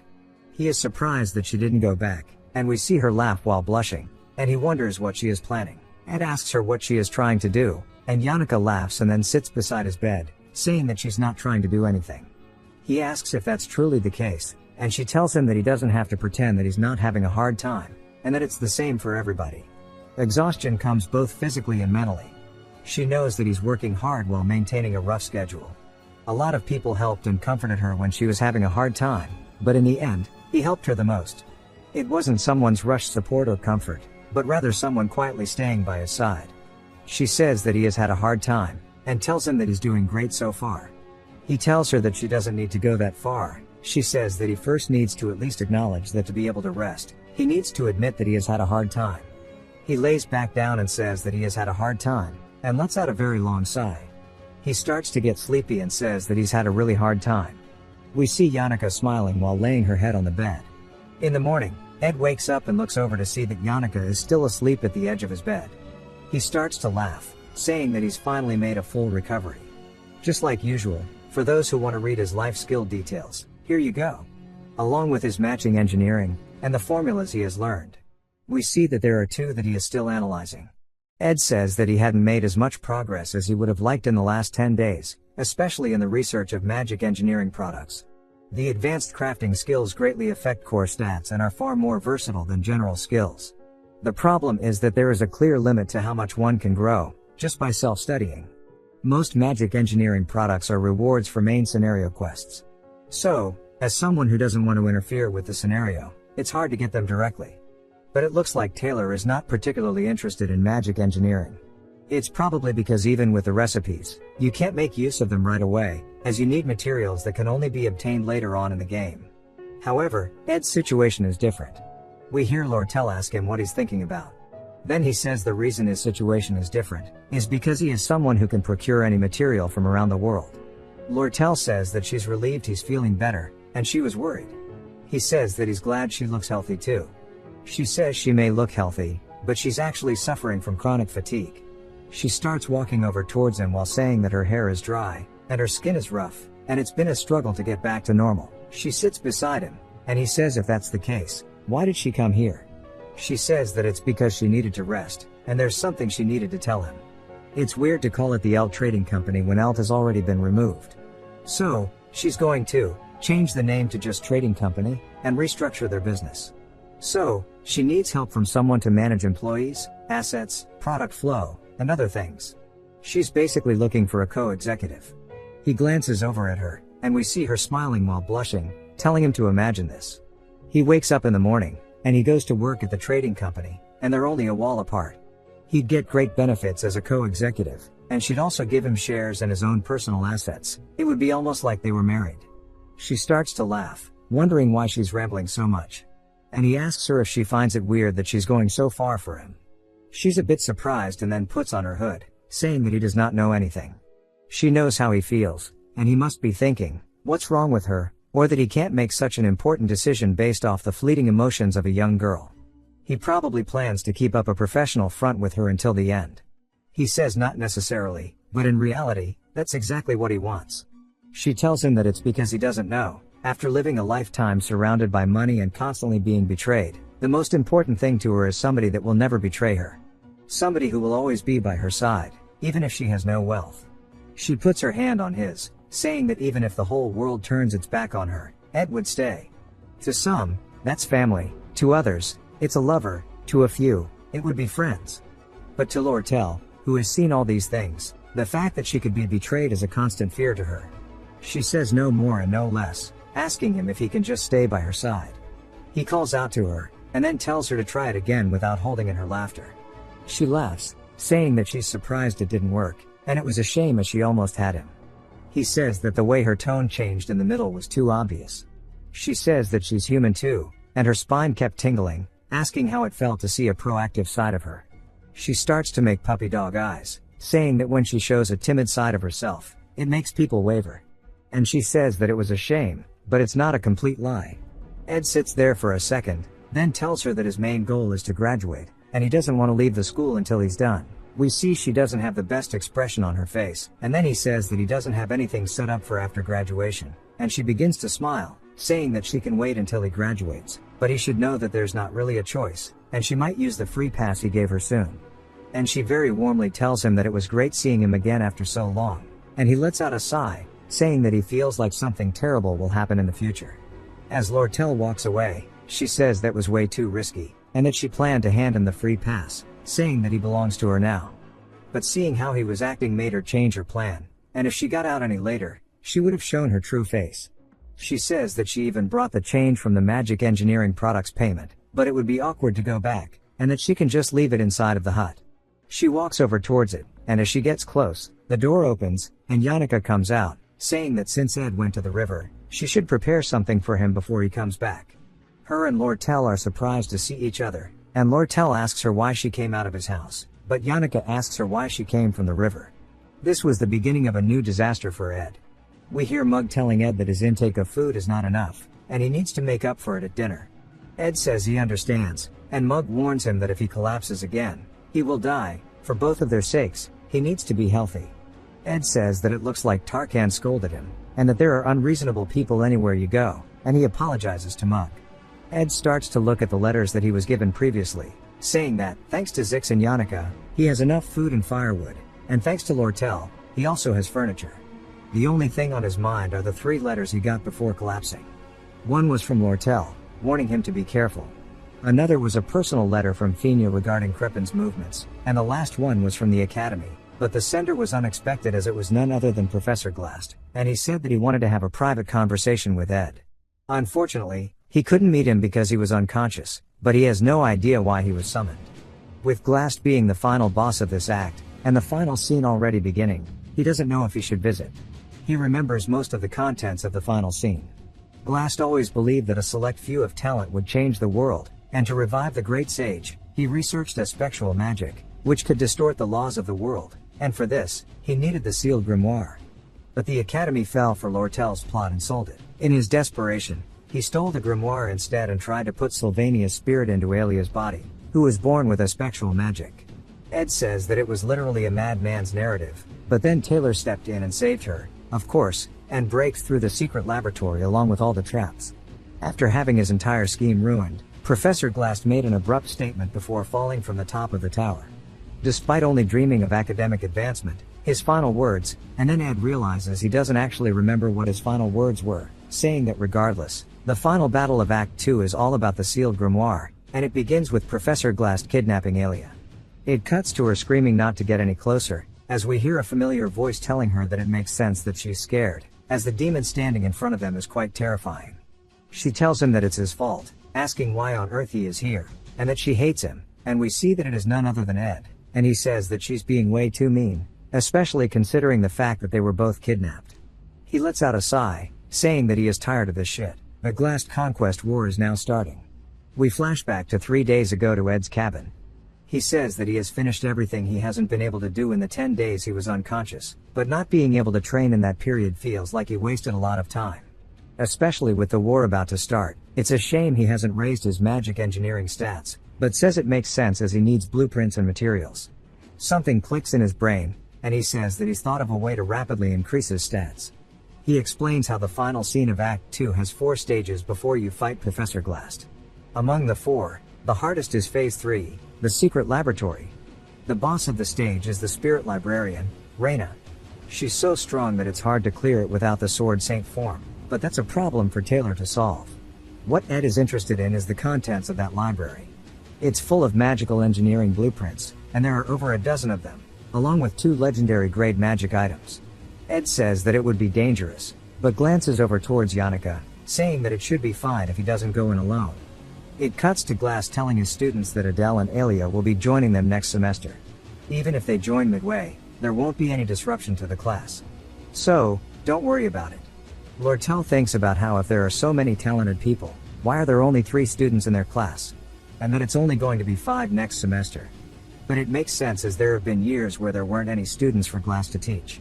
Lortel says that while Alia may not be great when it comes to combat, but she has an incredible affinity for spectral magic. Zix raises his hand, and Glass asks him what it is. Zix says he is hesitant to say this, but asks if the criteria for Class A can be strictly determined by talent, and that students who put in effort might bloom in unexpected ways. Glass then asks him if he thinks he is ruining and underestimating them by neglecting their efforts. Zix apologizes, saying he doesn't think so. Glass says the surest way to ruin somebody's life is to give them false confidence and vague support. Lortel sighs, saying that before she joined the academy, she looked into the faculty. Glass' self-righteous obsession with talent is because of his daughter. His only daughter, Miri, was an average mage, but he had endless faith in her. However, she took it not as her father's trust, but as Professor Glass' faith. Due to this faith, she prematurely joined a monster raid at a young age, which led to her being killed in the raid, leaving Glass a complete wreck mentally, and that he has become extremely obsessed with talent only after it is proven. All he does is research as spectral magic. The truth is, he's not pursuing the magic itself, but rather its creator. The great sage Sylvania is what he's after. He's probably only wanting Alia in his class to further his research. Glass calls out to her, then sighs, saying never mind, since it's not related to the lesson, he'll call her separately tomorrow. She wonders if it's about the grimoire, seeing that he must think it's a shame, as the grimoire is essential for his research. But anything he says won't be of any use to her, because the connection ceremony for the passing of ownership is already around the corner. We see Claire ending her class, and Ed is deep in thought about his plan and what he needs to do. He says that he will follow Taylor when he is barging through the final act of this episode, and he'll pick up all the leftovers. He's made a list of must-have items, especially in Phase 3. He'll grab them all in the Spirit Library. One of them is called Glock's Eye, which increases mana and proficiency in all affinity, and there's also Delim's Hourglass, which reverts all physical states by a few seconds. Ed says that these items may seem broken, because of the difficulty farming the materials, but they can only be crafted in the final stages of the game, so they won't be of much help to Taylor, so he might as well take them. While he's there, he can also admire how well Taylor is performing, and then return, back to his cabin. The Conquest War begins on the day the Grim War is officially passed to Lortel. He told Yannicka he lost something in the underground waterway, and that they should go find it together. He thought that she would hate it, since it's dark and narrow, but he sees that she's actually hella hyped for it. As he's going to leave, Claire calls out to him, saying that Professor Glass wants to meet him. He wonders why, since the ceremony for the grimoire is tomorrow, but agrees to go. The only reason he didn't go last time was because he was passed out, and seeing as how he was called upon again, it must be important. When he gets there, we hear Alia asking why he's here, and she's putting up some weird pose for defense, and he says that he's never even done anything to her. But it makes sense, even though it's been over 10 months since the last episode. Her bad blood with Ed goes pretty deep, as he shot an arrow at her. But he wonders why she's even here, and that she's supposed to get kidnapped tomorrow. And then he wonders why he's here. He realizes something, and starts going through the paper on Glass' desk. Alia screams, but Ed says there are no research records, there's nothing indicating a change in the future he knows of. If he were to find something connected to himself, it would just be one thing, and that Claire reported what she observed about him. Which means that Glass now knows what Ed did inside of the Awfulest Hall, but wonders what that has to do with this. Ed hears footsteps, and quickly draws his blade, causing Alia to scream once more. The door swings open, and Glass enters. Alia runs to him, begging for help, saying Ed is holding a dagger. We see a purple aura as he begins to release his magic. Specifically, it is an aspectual magic called Time Prison, and he puts Alia into it. He then turns his hand over towards Ed, but we see Ed's dagger flying in at him. Ed calls out to Mug to ignite the explosion room, and we see Glass' face lighten up as it is soon followed by an explosion. Glass says he is quite quick to catch on to what's happening, and his response is exceptionally smooth, asking if he has scanned his research materials in that short time, but says it's strange as even if he did, It wouldn't be enough to tell him all of his intentions. Ed asks him if there is a reason he must restrain him, saying that surely he only needs Alia for her affinity with spectral magic, and since he has achieved his goal, there is no need to restrain him as he can keep his mouth shut. Glass says he has a goal here, so not to think of him too harshly. Ed sighs, saying this is too much and that he should at least give an explanation, but says there's no way he won't think too harshly of him. Even if he does manage to escape, Glass wouldn't let him leave alone. It would only disrupt the scenario, and if he is kidnapped here, he'll be locked up with Alia inside of the Seeker Lab. It's like getting a direct bus to where he wanted to go. And he thinks about it, saying that he should allow the surprise adoption to take place right now. Glass is surprised as Ed steps out from around the desk, and Glass asks him if he has cooked up a plan, saying regardless it won't be a bad deal for him, while stretching his hand out. He puts Ed under the same time prison magic he did to Alia, and he starts to walk towards him while he is frozen. He was suspicious of Ed at first, but since Claire told him about him living in the forest and that he rarely sleeps, his effort must be crazy. Glass says that's not what she said when she was calling him a secret mastermind earlier. She says that's only because she didn't expect his academic record to be like this. Glass says that whenever he saw him fight inside of the crystal ball, he noticed his knack for combat was extraordinary, but it was clearly the approach of a weak person. Analyzing the opponent thoroughly and using anything possible is a product of effort, not talent. But he can tell that based off his facial expression, he's also not nervous in the slightest. Glass says it's reminding him of something he lost in the past, and that it's none other than his daughter who said she'll bring honor to his name through her achievements. He looks sad, saying that it reminds him of that memory again. Mug takes this chance to fly away, and quickly escapes the room, flying straight back home to the forest. He gets close to Ed's cabin, and inside we see Yannicka making soup, while saying that Ed is running quite a bit late. It cuts to an old man, saying that with this, his magic travel log comes to an end. As he traveled the world, he realized that there were many magical truths that he had yet to discover, and the title of Archmage felt undeserved. His late master, Sylvania, passed away at a young age and still remains in his memory as a beautiful woman. Looking back now, those years where he felt he was lacking were indeed full of ups and downs. The sorrow that ate away at his heart on the day he lost his master accumulated over time and now remains as only an old reflection. Yet in this long life, longing pushes its way forward. He looks down, saying that sometimes, regret over what has been lost paralyzes rationality, and there are times when he has the urge to shatter the natural principles of the world and twist the truth. Just to see Sylvania's face once more. What is lost is lost. We see a young Lucy, and he says that those who have lost must become stronger. And he puts his hat onto her, saying to be strong. To her who has become the full stop of his life, he dedicates the last sentence of this book. And all it reads is Lucy. And we see her crying after receiving the book from her grandpa. It cuts to her kicking her feet on Ed's roof, saying how much she misses him.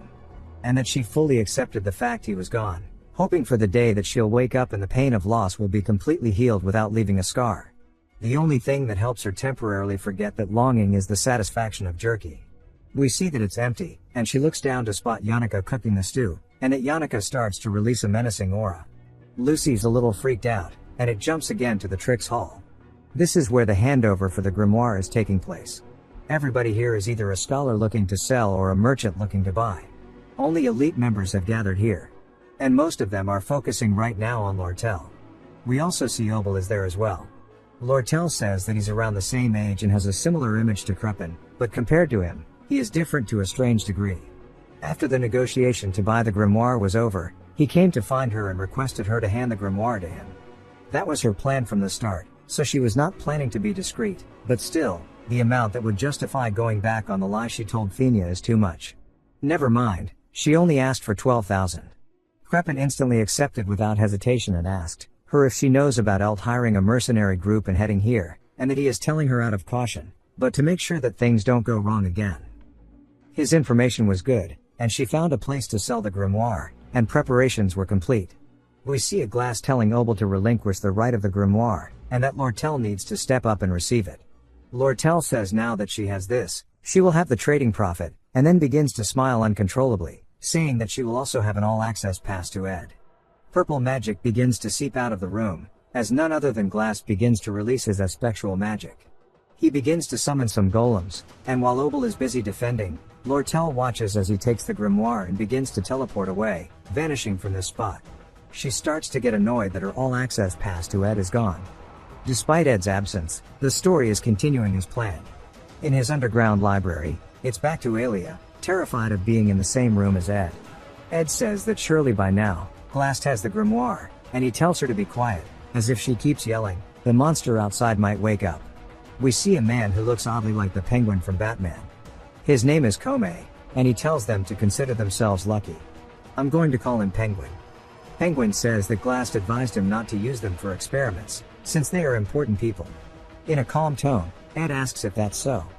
Penguin sweats nervously, saying that he is much more calm than he expected, but he will be monitoring them closely while reviewing the research materials. Ed sits down, saying there's nothing more to do, they just have to wait for Taylor to bring the subjugation squad and free them.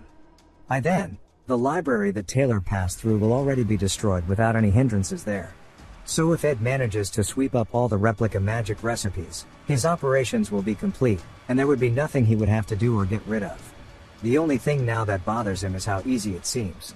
So he calls out to Alia, saying that he can't believe he has to be stuck in here with her. She puts her hand up at an X, saying that if he takes even one step, she'll scream, and she'll bite her tongue off, asking if he thinks she is bluffing. He quickly glances away, saying that he has nothing against her, and if he wanted to hurt her, he wouldn't let such a perfect opportunity go to waste. She goes to say it's lies, since she knows exactly who he is. He tells her to stop spouting nonsense, and that Taylor will definitely come save them if they wait. And she asks if he has the right to even say his name. Ed asks why he would not, and apologizes for the matter with the entrance exam, saying he had his own circumstances, and helped a lot during the Glaskin incident. Even if she can't trust him, surely she can trust Taylor, and that he will come rescue her. She's completely caught off guard that somebody like Ed would apologize to her, and then he lets out a sigh. Mug flies in, quickly calling out for Ed, making sure he's not hurt. And he says that it took a while to find him, but he eventually did, and that he's sorry that he could not be here sooner. Ed pets him, asking where he's been this whole time, telling him that he did a great job finding him. Alia is surprised that it's a spirit, and that he can control it, saying he was terrible at magic last semester. Ed tells her that it's none of her business, and he's just happy that he can talk to Mug. She says even so, that spirit can send a rescue request to the outside, and to send a request to a staff member. Ed says there's no need for him to do anything by adding a variable, but Mug quickly tells him not to worry. He may not be able to keep him safe, but he's been thoroughly trained in emergency reporting, and it took him about half a day to avoid the eyes of the monsters and the golems. So it must have been 2 days, but he can remember it clearly. And how Yannika's angry face was beautiful, and he could feel her cold fury. Not only that, but she also wanted to ask Lucy for help, which is like having a million troops on her side, and not to worry, as they will be rescued and they should be calm. He begins to laugh, and he quickly realizes that Ed is not in a good mood, as he starts to palm his head like a basketball. Mug asks him what's wrong, and Ed lets out a sigh, and yeets him out towards Penguin, saying that he's changed his mind and can't stay trapped here, and to get him out right now as he is not joking. Penguin reminds him that if he keeps being loud, the demon across will wake up. Ed says that he's serious, and if he doesn't get out, it will not be him, but rather Penguin, who is in trouble. Penguin laughs, saying that after all, he's still a student, and not to ramble too much. Alia asks what's wrong with him all of a sudden, saying that he just told her to sit quietly and wait. He tells her to shut up, and we see the keys flying back towards him, as Mug says he was quick at analyzing the situation. Ed tells him to leave for a bit, and he wonders why he had to do something he didn't ask for. He opens the gate to let them out, but leaves Alia behind, which surprises her. He tells her to shut up from now on and only answer with a yes or a no. There are all sorts of monster experiments and haunted magic tools out here, so it's dangerous. He tells her to just cooperate, and if they notice he's gone, just tell them he escaped and sell him out, and they won't hurt her. He says there's no way she'd be able to run anyways with her legs having given out. She starts to ask him something, but he says to stop yapping and to make it only a yes or a no. She's hesitant, but reluctantly agrees by saying yes. He tells her to keep quiet and starts running off, saying he'll handle it, and he's annoyed that new twists found their way in. We can see on the guide for this episode that there is something mentioning Lucy, but we'll get to that. He says that he can only handle the minor variables one way or another as his stats have increased enough, so he can solve most problems by using the information. However, there are bound to be variables that he cannot even handle himself. If Yannika or Lortel joined, he could manage. But since Mug told him about Lucy wanting to help, he realizes that he has no solution to help, and even game freaks who spent hundreds of hours trying to, could not come up with a solution to Lucy joining in, and that she will lead to a bad ending. And it never happens unless you deliberately try to make it happen, so he never bothered, as it is a specific bad ending which makes Lucy a hostile enemy and to avoid her. Ed grits his teeth and starts hauling cheeks, saying that he has to stop Lucy from coming here no matter what. We hear Taylor calling out for Zix, and Zix asked him what he needs. Taylor is a little gassed out and has blood all over him, saying that he needs help and that they need to go rescue Alia. It is now the final chapter of episode 2, phase 1. Taylor lost track of Glast after he escaped from the hall with the grimoire, so he requested help from Zix. He'll soon lead his companions into the underground tunnel and then head to the underground waterway to chase after him. Ed is familiar with the route of the scenario, which goes from the hall to the underground waterway, to the spirit library, to the monster research center leading to the deepest part of the lab. But retracing in reverse will be a new experience for him. The research center is a bit of a headache due to Penguin releasing all of the monsters, but it's much easier now that it's in reverse because the monsters will be confined, and it's a relief because the encounters between Lucy and Glast are destined to lead to a bad ending, so he must prevent it. We see him peering out of a doorway, saying that the problem is the spirit library is guarded, as we see Reyna fly by him. She is the librarian who guards the library, and she also happens to be a banshee. Ed is familiar with her patrol pattern, so fighting her isn't the issue. The problem is that Reyna is someone who will grant Taylor a valuable experience. In the later stages, there will be enemies that cannot be defeated without Taylor's Ultra Instinct form, so if Taylor doesn't train well enough, the future scenarios will be harder to clear. Taylor is supposed to progress the most during the second episode. Taylor meeting the ones that will help him learn essential skills is crucial, such as the revived demon of the underground waterway and Reyna who will give him the most experience, so he'll only take the necessary magical tools for the route and sneak out. He grabs one off the shelf as Reyna hums, floating past him. He says the next one is the light dimmer, and he'll come back when it's over because it would be a waste otherwise to leave them here. We see bookshelves floating around the library, and it begins to shake. Ed says he's never experienced an event with an earthquake before. Something drops beside him, and he looks over a bit worried as Reyna is glancing back directly towards him, and she begins to scream. Ed realizes this is bad. It cuts to 30 minutes before the earthquake, and we see a man on the floor as a golem, but he quickly gets frozen and crumbles to the floor as Lortel says if this didn't happen quietly, then the Academy's reputation would have surely been ruined. She can't believe the grimoire would be stolen during a time like this by the Academy's core personnel. Obel says that even if it takes time, he will take responsibility and get the grimoire back, asking her if it is not possible for her to wait, as whatever Professor Glast is planning, it will not end well. Lortel asks what he means.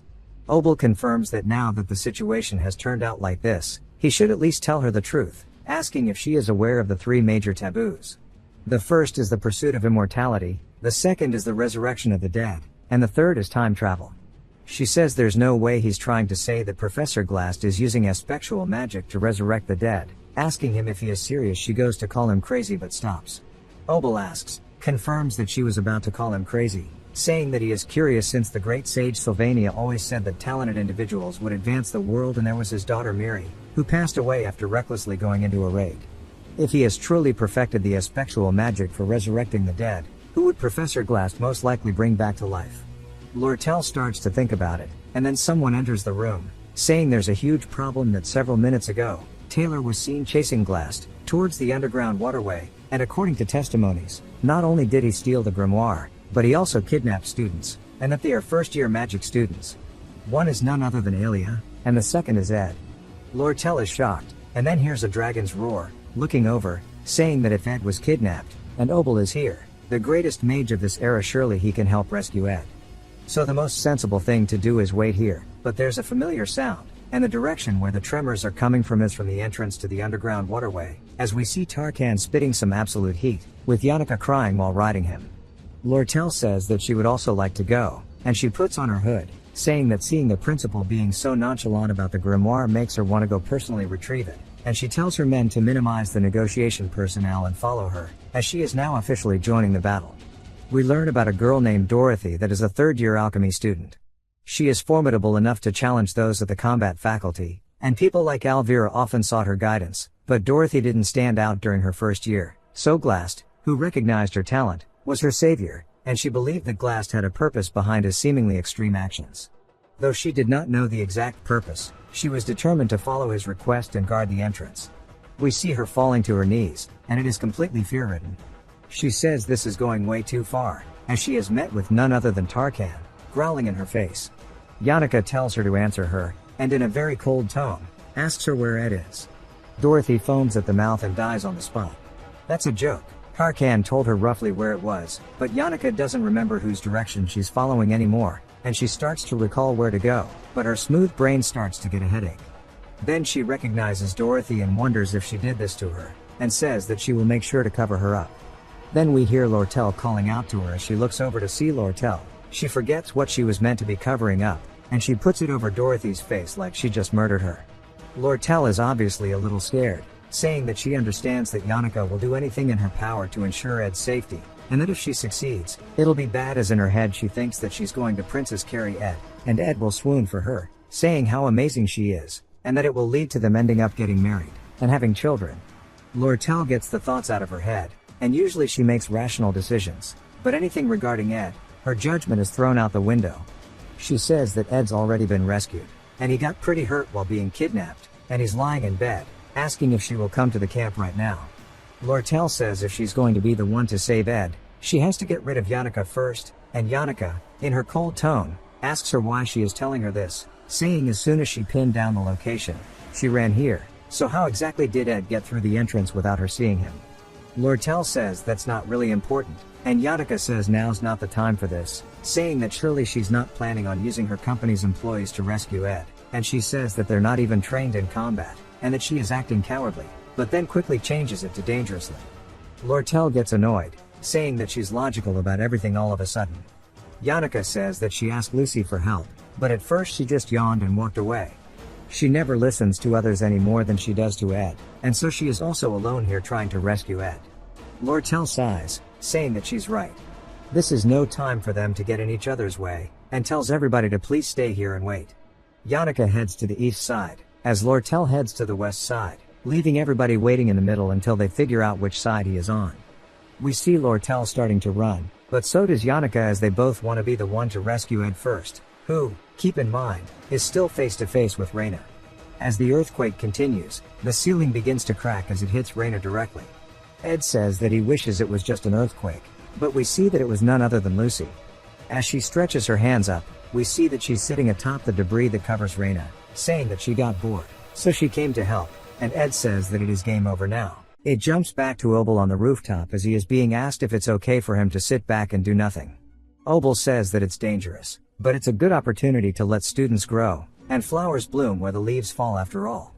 He gets asked if it's really okay to push him this hard. There's no doubt that this is the golden age in the history for the Academy. Even if you look across the entire history of Sylvania, this generation of students is a rare find. After all, each year's class has so many promising students who they have so many high expectations for. There are countless of them who can all be stars. Obel crushes a leaf, saying that it feels like someone is warning him. The upcoming trials need to make them think that even if they are talented, they have to struggle. Back at Ed's cabin, we see a hole through some of the forest and that it heads straight into the mountain. If you follow the hole, you'll see that the ceiling looks familiar, as it was none other than the hole that Lucy took. Lucy starts repeatedly saying hey, hey, hey, over and over, and Ed sighs.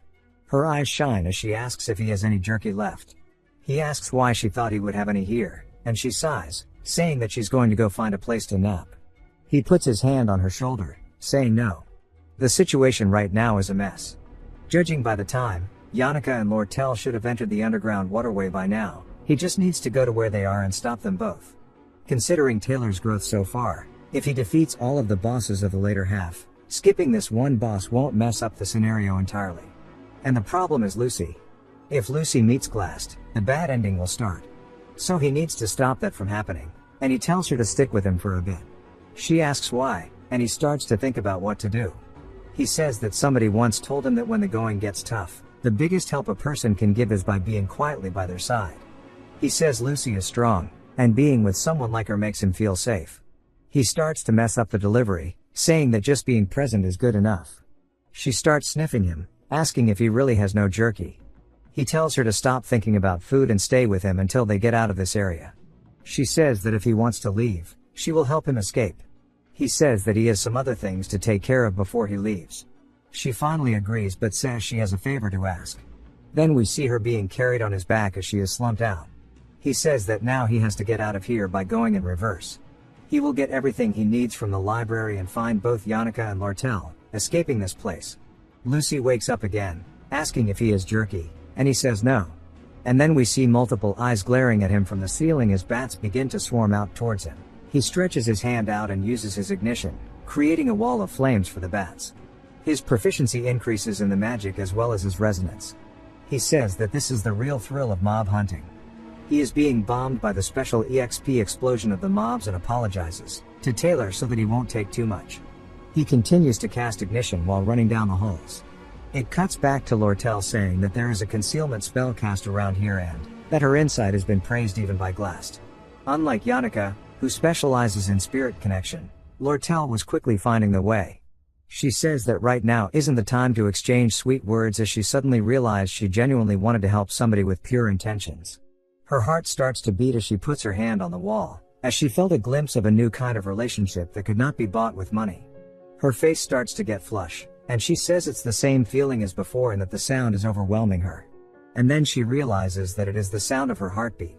The wall in front of her breaks, and Ed is surprised to see her. They are both surprised to see each other, and he tells her that he was kidnapped and he looks like he has gained quite a few pounds. He tells her to help him carry these things as they are too heavy to do by himself, and he starts throwing them at her. And she recognizes them as advanced crafting formulas. She shakes her head, telling him to wait, saying that she thought he was in grave danger. He says he was, but looks over his shoulder, saying that, thanks to somebody, he managed to escape. Lortel realizes this is dangerous and cruel. Yannicka is a coward who can't even take a chance, but Lortel, on the other hand, has been proactive in making progress, even kissing him.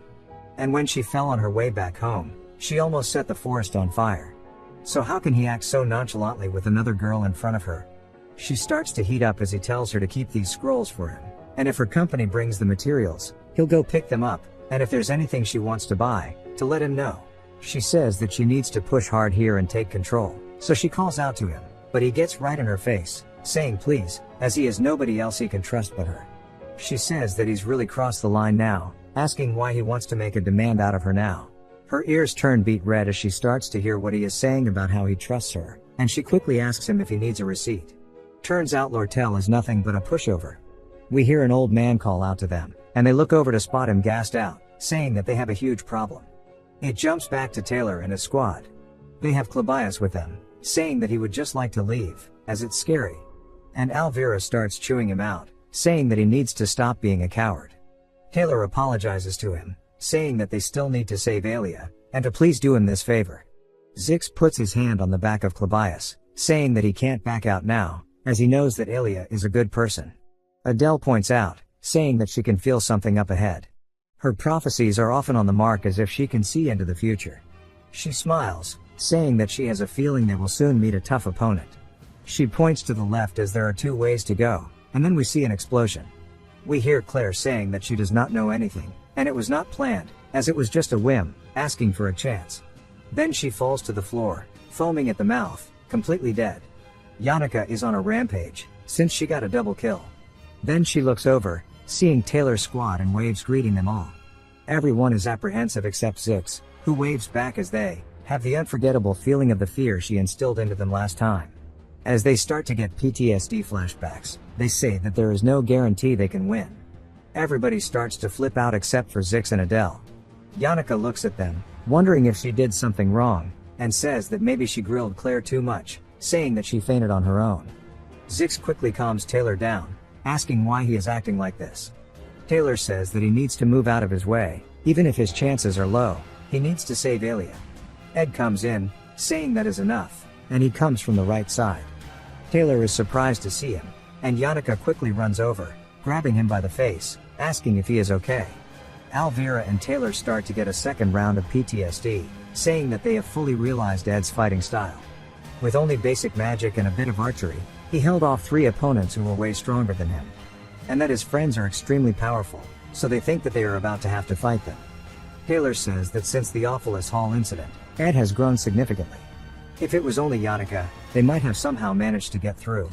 With Ed being here now, their chances of winning are slim. Ed starts to walk forward towards him, and he says instead of it being slim, His chances of winning are zero. Ed puts his hand on Taylor's shoulder, saying he should go ahead and that Ilya is waiting for him, and he continues to walk past them all, saying that it is time for Taylor to go play his role, and that he will play his own as he will go back and take care of the variables who have arrived. He is going to catch Elt. The issue reported by the old man was bound to blow up, as it was news that Elt has just arrived. The mid-boss of the second episode in the original story was defeated, without even a chance to recover. Elt fell from power at a different time than what was originally meant to happen, and because of that, he was able to escape, unlike in the original story. Lortel knew that he was planning a counterattack, and despite that, it looks like he made use of the loophole. With many personnel from a trading company stuck here, they still got all the magical engineering crafting formulas and so many magical tools. But if they were to name the best tool to have for surviving this world, it is undoubtedly the advantage of Ed knowing their future. The scenario that is unfolding right now is the final part of episode 2. The glass subjugation battle is nearing its end. The plan to have the storyline unfold as per the original story is still the same. If Elt is the mid-boss of episode 2, then he must have him in episode 2 just like in the original story. He calls out to Zix, saying that from here onwards the path is clear, and asks Ilya for the details after they rescue her. And then says he has something to tell Taylor too. It starts to think about how in the end, Taylor has to be the one to sort out the scenario. Only after mastering all the unique skills and completing his growth, can Taylor face that guy in the final scenario. There is a lot of stuff to sort out inside of the underground waterway. After this, the magic tower summoned by Glast will cover the sky, unleashing dreadful spells. It will be painful and, going forward, there will be many harsh trials, which are hard for a human to endure alone. Taylor waits in anticipation for what Ed has to say, and all Ed says is good luck, since Ed knows he doesn't need to make any grand speeches for him. They head out, talking about how Elt is targeting the trading company. Lortel says that to secure evidence that she orchestrated the loss from the sale of the armor, which made him lose his position, that must be his goal. Ed says that they should first inform the academy about the mercenaries. Yannicka says to wait a minute. Ed says that they need to hurry.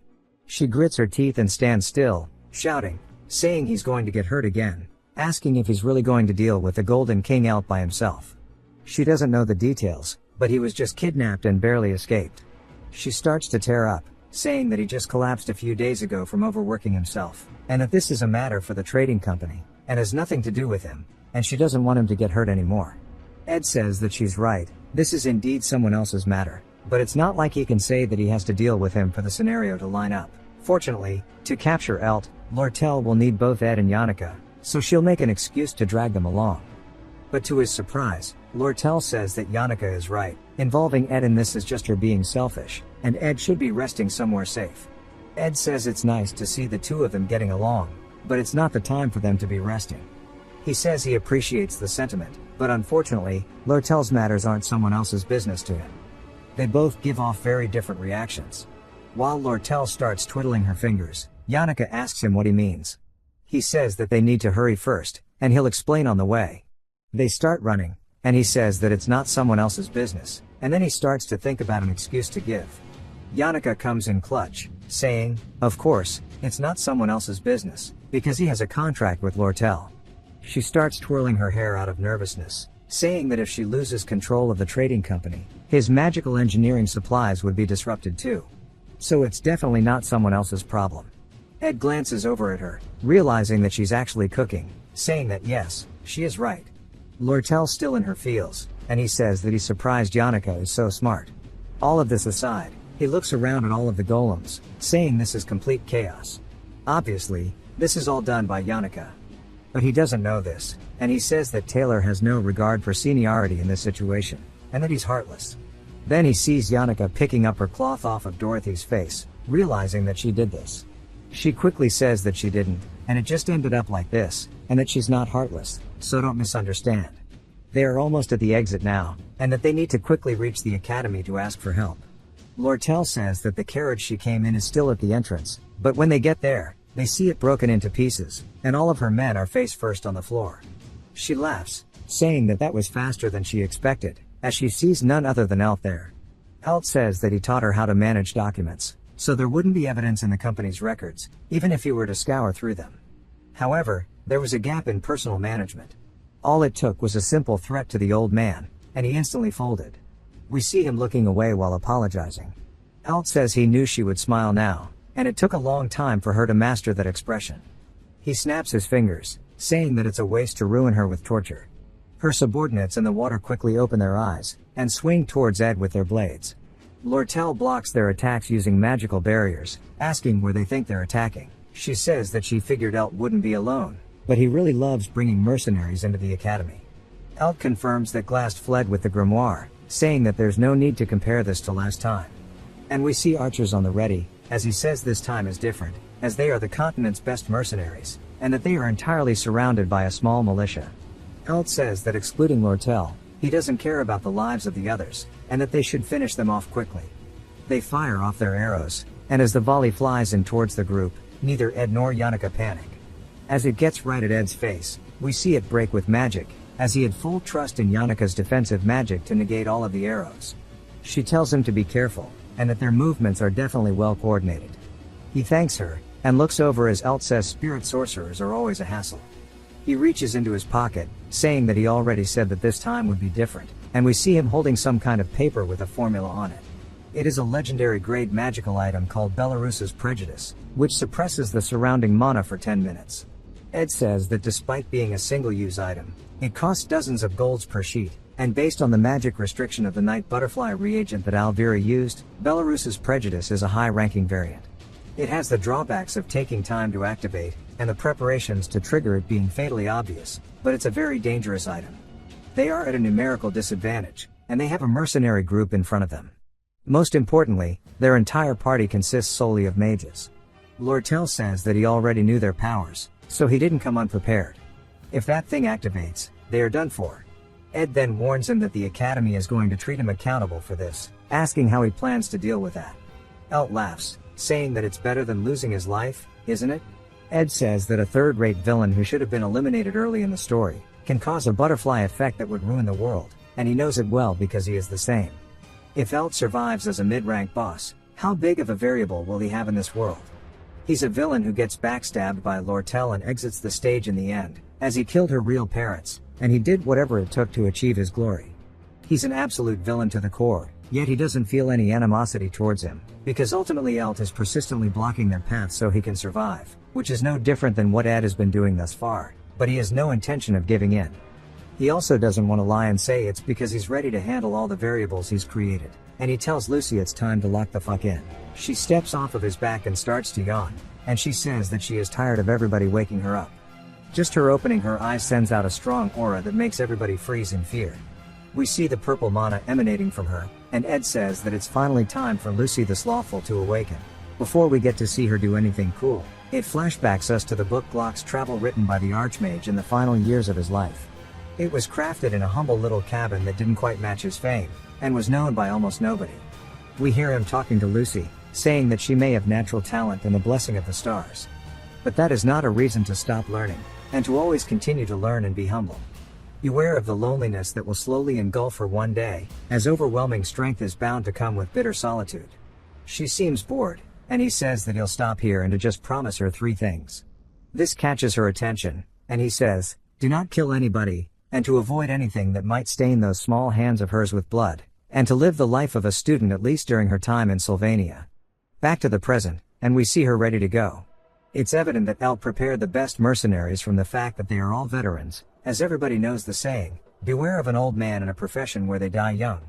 They all had an instinctive sense of awareness honed to become pretty much second nature. Their instincts were screaming at them that they should stop right here, as Lucy started to walk through them. Elt starts yelling at them, asking if they have all gone mad and to move. One of them says that he doesn't know what kind of magic this is, and obviously, since he's a young one, he does not have his survival instincts, so he leaps towards Lucy. She glances over at him, and despite being a mage, she doesn't use magic that often. We see her launch something into the man's stomach, beginning to twist it violently, as she used physical force generated from the compression of mana. The man gets absolutely obliterated, and Ed says, to put it in simple terms, that was pure violence. Elt says that it's still not time for it to activate, and he just needs a little more time. Lucy says that he must be the leader, and she prepares her finger to flick him, saying that she just has to take him down now. Ed puts his hand on her shoulder to calm her down, and she instantly starts to power down. Poor Elt pissed his pants. Ed says that she should stop, and then begins to feel the ground shake, and he turns around, asking if it was an earthquake. As purple lightning soars through the sky, he says on the night when the 7 brightest stars align in a straight line, Professor Glass says spectral magic distorts the law of nature, and that it is none other than the descent of the magical realm, as we see his tower beginning to form in the academy. Ed says that this is the magic tower that covered the sky in the final stage of episode 2, and that is great timing. Taylor should have defeated the monster in the underground waterway by now, and learned the necessary skills. Now that everyone is ready to clear this, it might take some time, but Taylor will be able to stop Blast. Descent of the Magic Realm is triggered at the same time as it was in the original storyline, which means that it's progressing without any issues.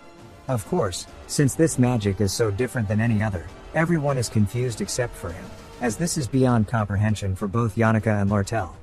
But of course, Lucy says that each of the 10 towers plays a role in absorbing spectral magic, and she starts to fly up, saying that it actually might be possible. The resurrection of the dead, that is. Ed realizes this is bad. He says that usually she would just wake up on the roof of the Trix Hall. But if you wake her up early and bring her to the party, the cornered glass makes her an offer that the person resurrected with spectral magic won't be Sylvania but her disciple, Archmage Glocked, which is how Lucy turns into an enemy. At the same time, the players' party gets annihilated, leaving them with bad ending number 27, and you only watch her slowly disappear into the underground waterway. She was never meant to be defeated, and even the most hardcore and dedicated players who spent hundreds of hours trying to find a way to come to a conclusion said that there was no way to defeat her. Unexpected disruptions in the main scenario caused by variables that weren't of the original plot can still be patched up by his intervention. We see Elt grip onto his magic item, saying that sometimes these variables can prevent the bad endings, and for the next 10 minutes, all magic in the vicinity will be suppressed, as Belarus's prejudice is finally awake. The magic starts to suppress Lucy from ending everybody, and Elt tells his mercenaries it's time to attack, since they can't use magic anymore. One of them flies in towards Ed, and he sticks his palm out, saying, "Windblade," launching the man flying away. Ed says that he too is a variable in the scenario, but there are entities that he can't stop. Elt is completely surprised that he can use magic, asking how. Ed says that even the overwhelming suppression magic of Belarus's prejudice has its limits, as we see it beginning to crack and overflow from Lucy's mana. Lucy says it is impossible to drain the sea using only a bucket. Lucy says that she has to clear the way and shatters out of her confinement, saying that she has somewhere she needs to go. Elt's experience is no lesser than a veteran's mercenaries, and he understands that he is just moments away from being crushed to death by Lucy, as he was being warned of certain death. She starts to charge her flick. Ed says, surely Elt knows that he will die here. Lucy knows this too. However, unless she thinks it's okay to kill others to stop here, it's odd for Ed to be concerned about Elt's life, but she starts to recall her grandpa saying not to kill anybody and avoiding anything staining her hands. And Lucy starts to realize that the one that Ed is worried about is not Elt as he stares at her. The magic from her hand disappears, and she turns, saying okay. And he asks her where she is going. She says that it's over, so she has somewhere to go. And he asks her if she's sure that she won't regret it. She says that she didn't expect anything from Ed, since the conversations always end up like this. She stops flying away, and Ed waits in anticipation for what she has to say. She looks a little sad, and recalls the last chapter of her grandpa's travel log, and how it says that what's lost is lost, and that she must become stronger, and that he dedicated the last sentence of this book to her. And that his final words were none other than her name, Lucy. She says no, and then teleports away, vanishing before Ed's eyes. It jumps to Yannicka helping the mercenaries, all leave by boat, saying that it's time to head back now. We see Ed gassed out, running up the hill, saying that deciding how to handle Elt is on the back burner for now. They can hand the company over for now, and that Lortel will probably take care of most of the work. After all, she herself must end the bad blood with him. Maybe it's because he overexerted himself while he was already exhausted, but rushing to the highest building in Sylvania makes his body feel heavy as it is none other than the Trix Hall. The starting point of this episode. The place where Glass stole the grimoire and where Taylor started chasing him. The Academy took care of the injured, so he did not expect to return here, but he came all the way here in the end. Though unintentional, his reverse journey through the stages of this episode from the secret laboratory to here has come together perfectly. This is where Taylor started, and this is where his journey will end, as he sees Lucy sitting on the rooftop. He walks over towards her, saying that her grandpa donated most of his money towards the Academy. So to her, she thinks of it as akin to her grandfather's legacy. Lucy calls out to him and he asks what she wants. She asks if he has any jerky left.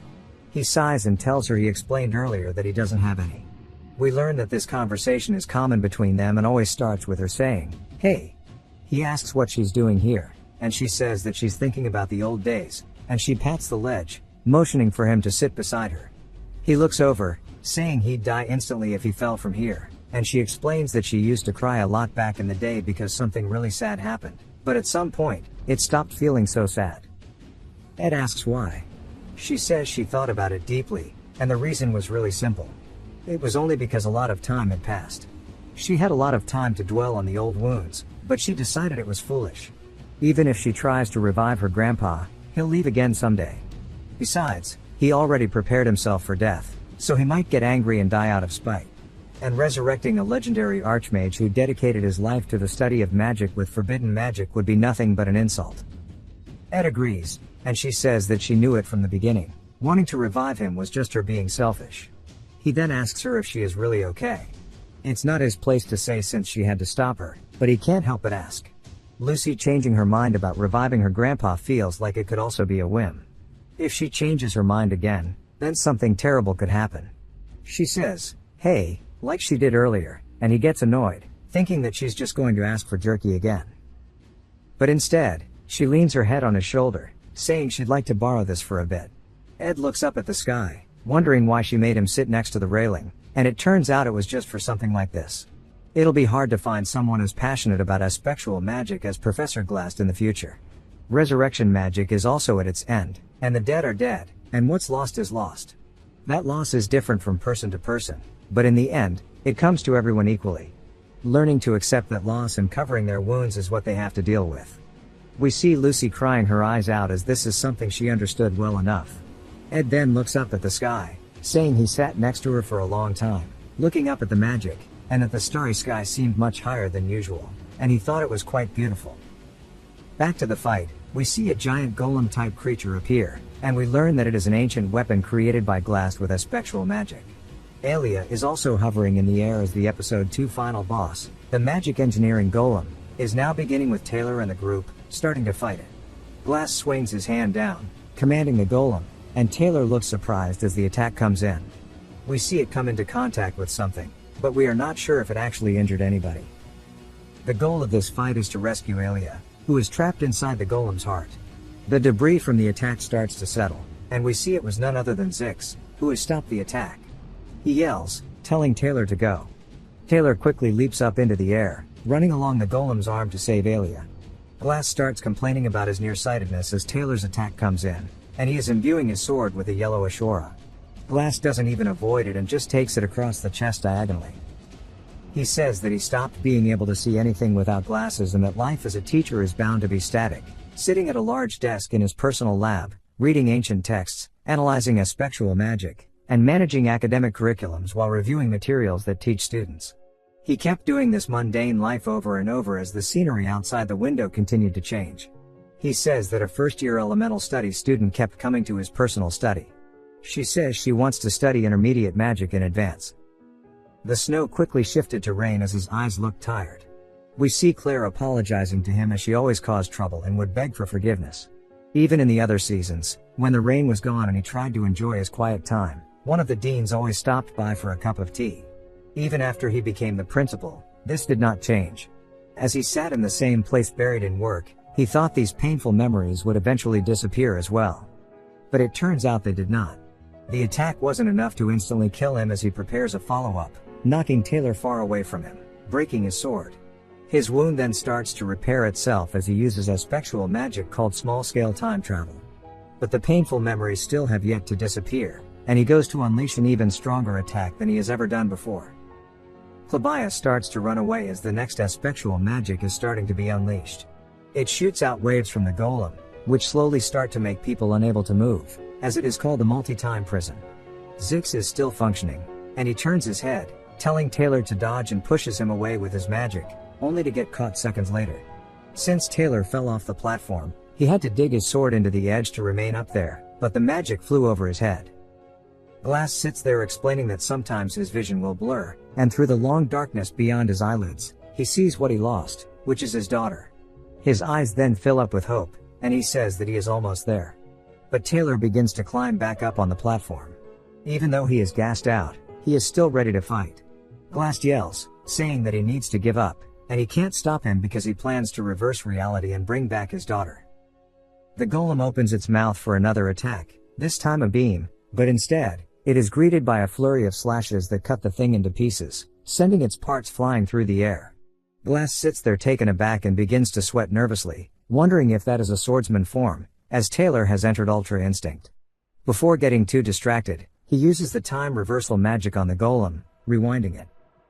He explains that time rewinds even for those who have been frozen in it and that it is pointless for Taylor to fight because even if it costs his life, he will bring back his daughter. He begins to spit up blood as an intermediate ice magic spell called Ice Spear flies in, hitting him in the chest. It was none other than Zix, who yells, telling the rest that now is their chance. Forklabias is crying.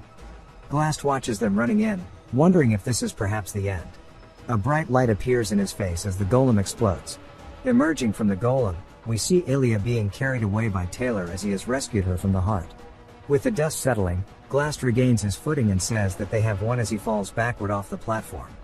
Back towards the ground, as he is falling, he looks up at the sky and his eyes grow even darker as he sheds a tear, saying, "I miss you, Miri."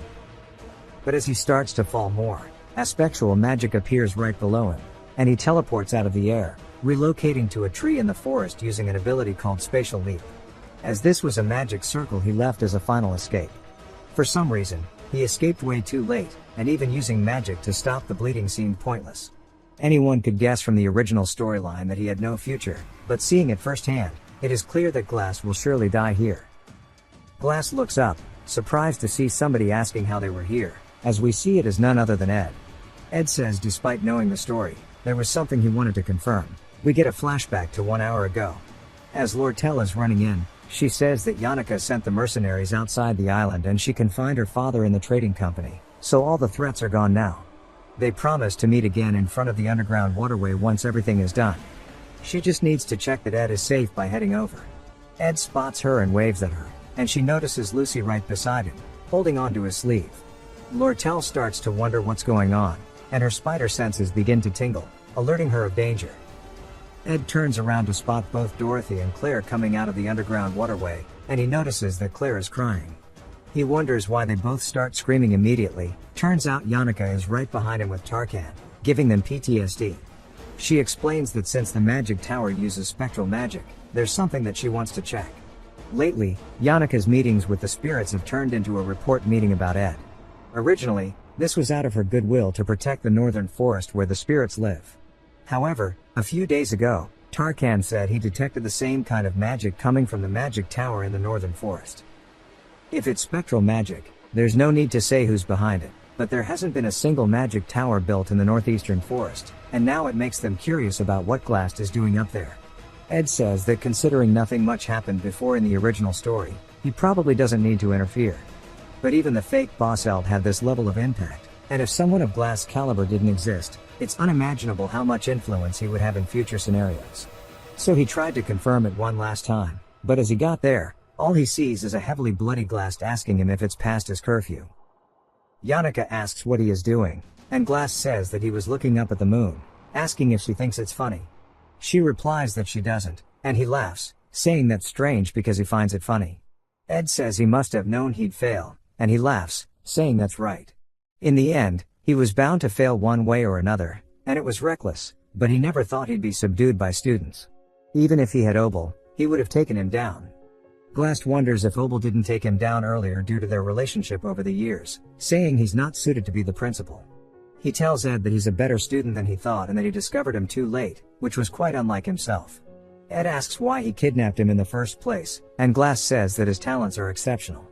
At first, he wanted to use him for his scheme, but he fainted from overwork, so that failed, and when he hastily went back to get him, he had already escaped. If he thinks of dying lonely like this as a way of paying for his sins, it's not a bad deal compared to the sins he's committed, but still, the 17 years he spent with his daughter weren't lonely. Ed asks if she was 17, and he says yes. He says some may say 17 is short, others may call it long, but to him, they were very fond years. Ed then takes a knee, saying that he's known Claire for quite a while, and that 4 years during the degree program and 5 years after obtaining a teaching certificate, If she had stayed until his retirement, that would have been almost 17 years. He explains that on his way here, Claire was crying her eyes out. She explained to him that he's the type to dislike everybody at first glance and that he's the meanest and most stubborn person she's ever met, always passing work on to others. He's full of himself and scolds others for the slightest mistakes, making him really impossible to like. But still, he was the most scholarly scholar ever. He was a person with an uncanny intuition for unnecessary things, and she must have had a hunch from what Professor Glass told her. Dorothy also spoke with a trembling voice, saying that she didn't know what Glass was planning, but that he was a precious mentor who recognized her. However, nobody can deny that he recklessly put the lives of students at risk, and nobody can deny that he went astray. Even right now, nobody is around him as he reflects on his life, and he says he'll die lonely, mocking his own fate. That was his misconception. If he thinks about it, Claire, who became an assistant at a young age, and even Dorothy, who's rocking the Minoru Mineta haircut, were both considered untalented, but Glass kept discovering and nurturing hidden talents like them while saying that talentless people like them had no value at the same time. As if he were saying his daughter was also so invaluable, it's been too long to consider a lonely death. In the end, he remained in the hearts of people. For some, a mentor, for others, a colleague. Due to his shitty eyesight and outlook on life, he couldn't see anything without glasses, not even himself. Glass sits there for a second and then says that before using Descent to the Magical Realm, he saw the Spirit Library. Ed made a flashy exit taking all the legendary rank crafting formulas, but there was no point in doing that. Ed asks if that means there was something else, and Glass pulls out a key, saying yes. They'll have to clean it all up with their own hands, so now it's self-inflicted, and from now on, that library will belong to Ed. Ed asks why he's giving him this, and Glass asks if he's not happy even after receiving the key. He begins to cough heavily, saying that the desk that Reyna guarded has a secret safe beneath it, and just to make sure he handles it when the Academy's investigation starts. With his final breaths, he looks up at Lucy, saying every once in a while that she needs to look around her. He then makes an expression of surprise and smiles with his eyes, saying that she's wise. Ed wonders what kind of expression Lucy had, but unfortunately, he couldn't see it from his position. She tightens her grip on his clothing as Glass drew his final breath and closed his eyes, as if he were just simply falling asleep. He died peacefully under the moonlight in front of all of them. They all sat there, just watching for a while. Even if he was a villain, he was a father first. We then hear Obel explaining a whole TLDR of the situation, saying that Ed has terrible luck. Ed says that after listening to the same story all night, now it's the Dean's turn. Obel asks him if he doesn't know why Glass kidnapped him and confirms that he escaped the first chance he got. During that process, he met up with Taylor's group, asking if that's all. Ed says it's just as he wrote in the report, that Yannicka and Lortel came to help him in a hurry. He asks if he really left Alia, who was also kidnapped, alone.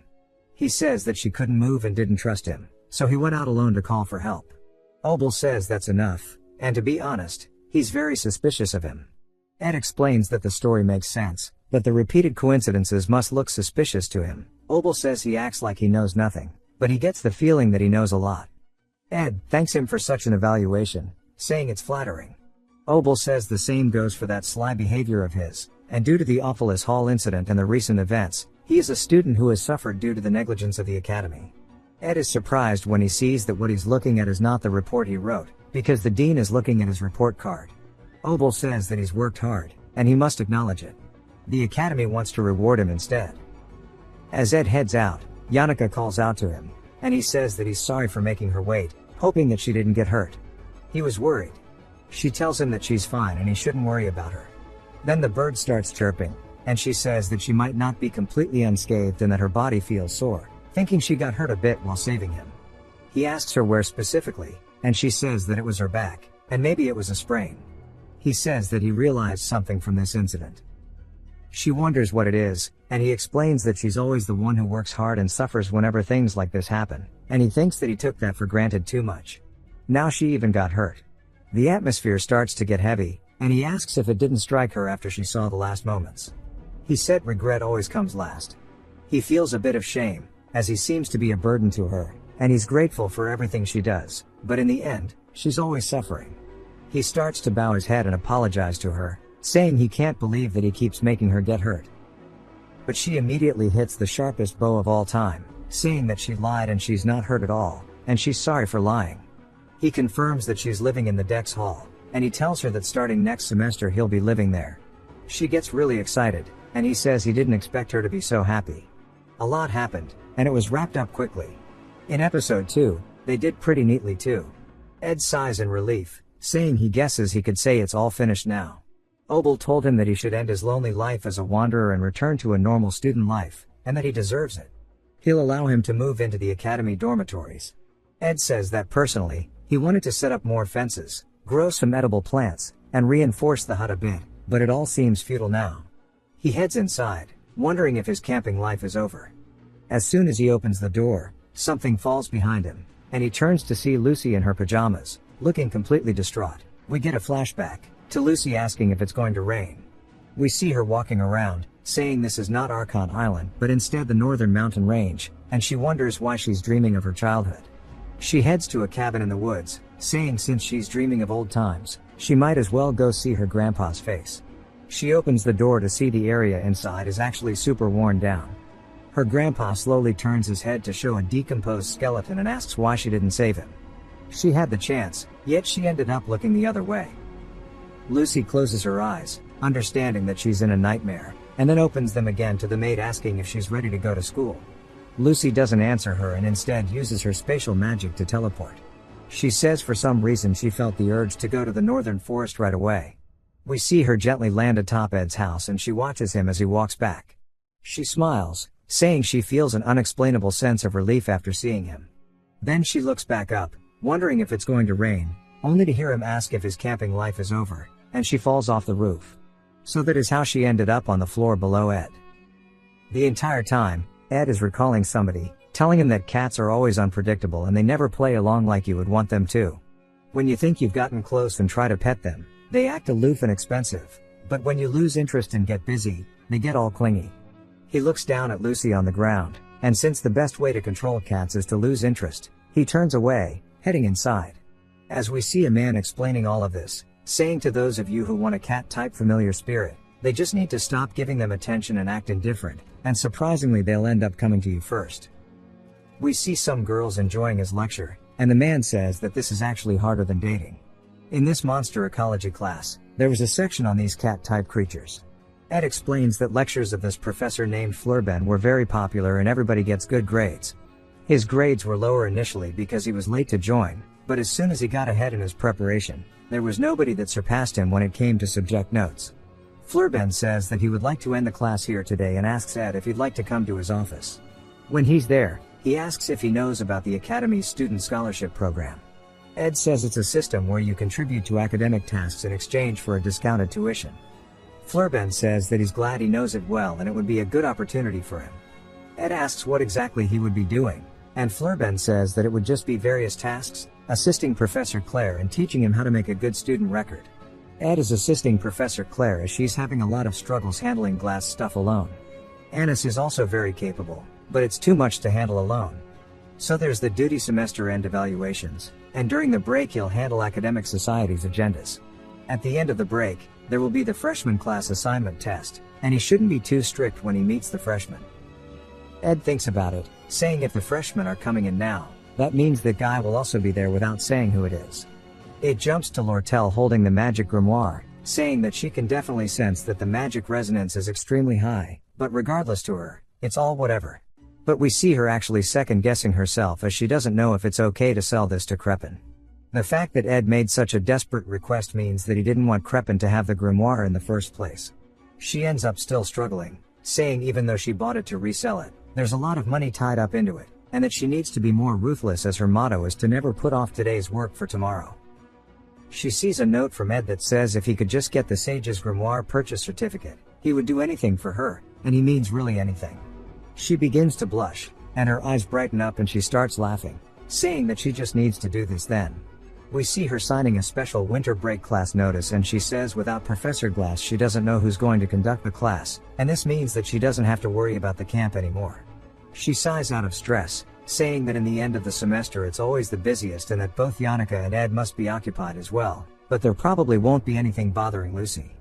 As she writes, her pen breaks and she looks down at it, wondering if it's a sign as she starts to feel very uneasy. It jumps back to the cabin as Lucy calls out to Ed, telling him that they're running out of firewood. He turns confused, and she says that he told her they would be short on firewood when winter comes, and he says that's true. Then she asks why he hasn't been hunting anything lately. He's more surprised by the fact that she's saying something productive, but says maybe he shouldn't be surprised as he's been neglecting his camp management as he's thinking about going to the student dormitories. So if that happens, he won't really see Lucy much, and maybe this scenario will unfold like it does usually. We then hear Yannicka yelling out to him as she runs over. He says that must mean class is already over, and she says yes, Professor Marie's late afternoon class got cancelled, so she came here instead. They won't be able to stay at the camp once winter break starts, so she's got to come here as much as possible now. She starts talking about how much she's enjoyed spending her time here, but thinking that it's over makes her a bit sad. Lucy does not look happy. Yannicka does though. She says it's really unfortunate that she won't hang out here anymore, but his environment is important too. If he moves to the dormitories, he needs to make sure that they hang out a lot, and if there's anything he needs, she can help him, saying she's sure that he has a lot to do. So Ed thinks about it while she starts yapping his head off, explaining literally every detail. I'm not reading all of that, but he's looking down at the key, saying it's time to unlock the secret vault in the library that Professor Glass mentioned. While he's looking at it, Yannicka puts an envelope in front of him. He opens it to see that it's an application form for the student dorms. Yannicka says that if he applies late, there's a high chance he'll miss out, so it's better to fill it out early and think about it. He's surprised that she even took care of this and thanks her for it. She says that she's already done it once, so they can do it together. And she says this should start with the application, but immediately Lucy jumps in between them, trying to stop it. We see her sweating a lot, and she takes a couple of steps back and puts her hands up in a weird motion, telling Yannicka to stop. Then she looks back at Ed with worry, saying that he shouldn't take that. He is confused, but explains that it all began on this day. As we see Yannicka telling him that his steady experience is paying off and his growth is really remarkable. His spirit resonance already surpasses that of ordinary novice spirit hunters, and his basic mono resonance has also significantly improved. We see Yannicka looking a little anxious, and she asks Lucy if she's done something wrong as she's watching from behind. Ed explains that usually the maids at the Awfulest Hall make sure to dress her up neatly, but today it looks like she escaped from the dormitory in her pajamas early in the morning. Ed starts flipping through a book, saying that his magic power must have increased too, and it's time he tries out some intermediate magic. As we see, Lucy is actually in his lap trying to block him, and then when it jumps to him trying to eat in the cafeteria, she's hugging onto his back, and he wonders what is going on with her. She's even growling at Yannicka, who says she's sorry if she's done something wrong. Ed says she's really hostile towards her, or maybe it's more fear than hostility coming from Lucy, but anyway, intermediate magic is harder to learn than he thought. Even after practicing all day, he still doesn't master the basics. Lucy then calls out to him, and he asks what she wants. She asks what he'll do if she leaves, and he says there's somewhere he needs to go. He also needs to check the campfire and fireplace, as the temperature drops below freezing at night, so if he's not careful, he could freeze to death. But if he moves into the dormitories, he won't have to worry about anything like this, and he can go once he's done with all of his work.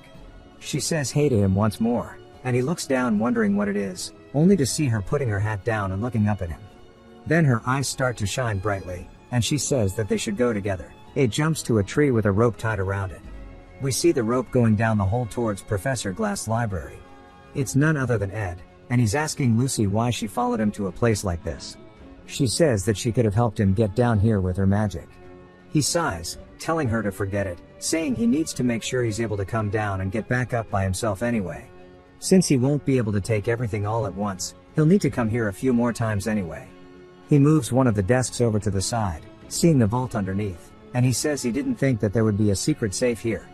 Yet, for some reason, Glass held onto the key until the very end. As soon as he twists it open, a strong shockwave comes out, followed by a bright light. Ed says he can't believe there was something hidden like this in here. It then shows him heading back out as he is slowly climbing back up.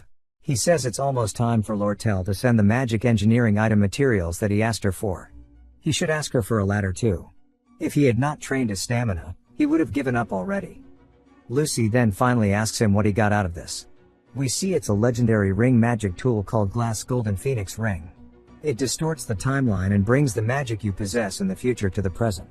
Sounds busted. Ed explains that you can receive your future magic and use it. In that case, he'd be able to use high-level magic right now, theoretically. However, depending on the amount of magic you borrow, you'll be unable to fight for a long time. If he uses it impulsively, the price he'll pay will be massive. That means there's only one way he can use it in a battle. He is driven into a corner and he'll use it as a secret card for his final all-out attack. But if not in a battle, for example, a spirit contract, the reason Yannicka can command countless spirits isn't just because of her sensitivity, but because she has a huge amount of magic. For beginner spirit sorcerers like him, he only has 1 or 2 slots, and the reason they need so much practice to even hold a conversation with a low-ranked spirit is that his maximum magic capacity is lacking. If he were able to temporarily increase his magic capacity, he would theoretically be able to contract with a high-ranking spirit. Of course, that's a reckless guess and there are many risks.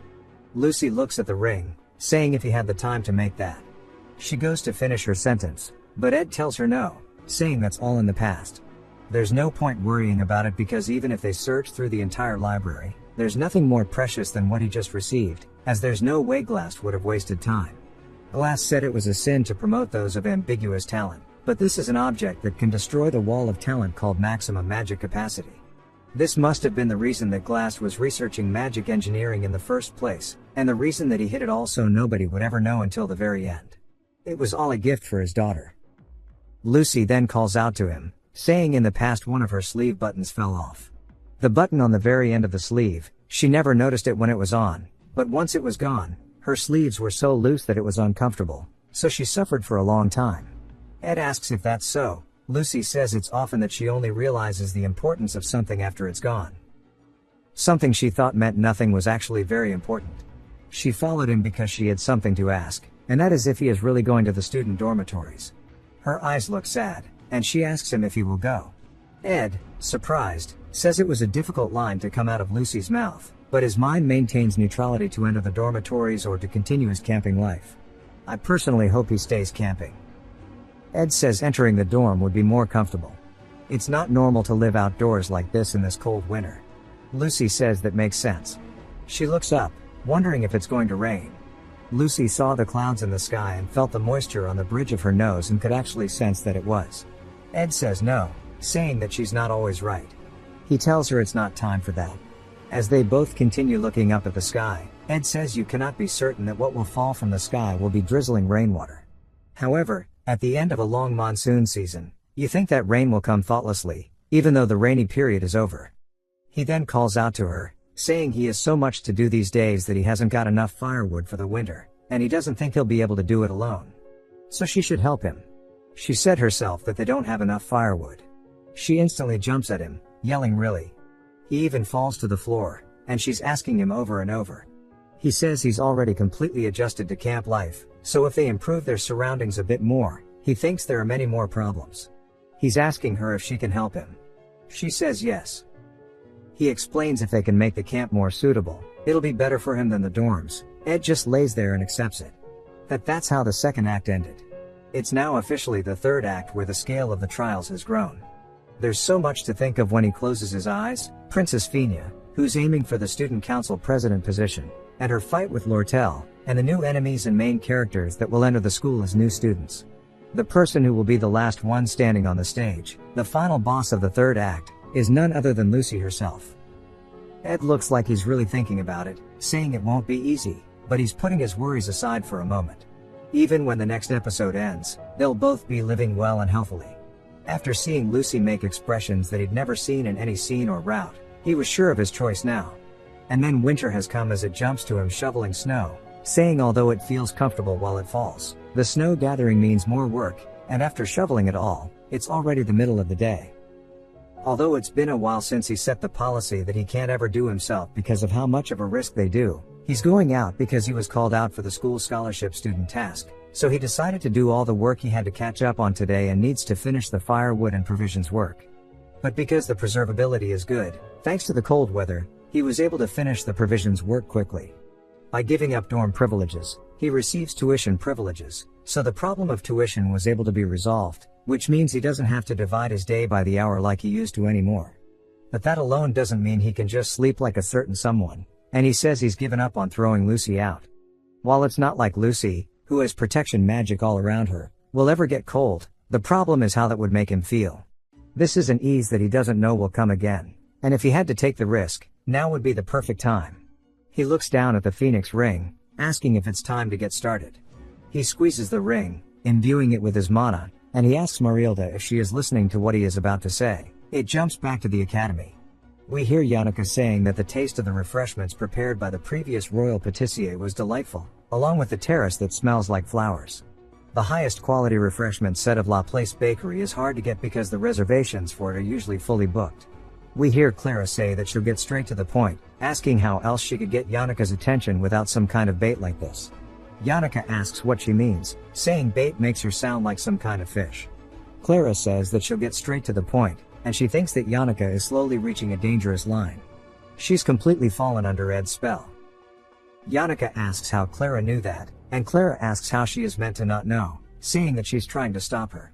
At first, she felt like she'd lost her country, but after reassessing Ed, she decided to accept the situation that occurred. Yannicka tries to explain it to her, but Clara interrupts, asking if maybe her heart has pounded so fast she couldn't even speak when she was with him, or maybe she's been so nervous that she couldn't look him in the eye recently. Asking if any of this is familiar. Yannicka wonders why she's asking about this in the first place, and Clara tells her to answer her. Yannicka says that rather than her heart pounding or getting nervous, being around him makes her feel comfortable and snug. Clara says that's exactly what she was talking about, and that's a sign that she's heading towards the worst bad ending in dating, which is bad ending 13. Comfortable girlfriend. Clara asks what's the point, if the emotional exchange only happens unilaterally, and she has to make him think of her with desire. Asking what kind of relationship it is if she's just following him around, saying that's no different than being a follower. She says that she needs to forget it now, as it's time for winter break. She says Ed's face isn't half bad, so he has a lot of luck with women, and they need to find a solution soon.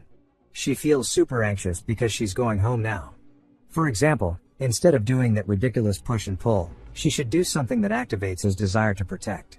We see Ennis watching this, saying as expected of Clara, who has studied through her countless friends' love stories, everything she's saying is correct. But the reason that Ed's assessment changed is largely due to Clara's influence, since it's the man that Yannicka likes. Since everybody has been saying good things about him, it seems everyone now trusts him, but she has a bit of a different thought. She then starts talking about Claire, who is being scolded for having no dignity.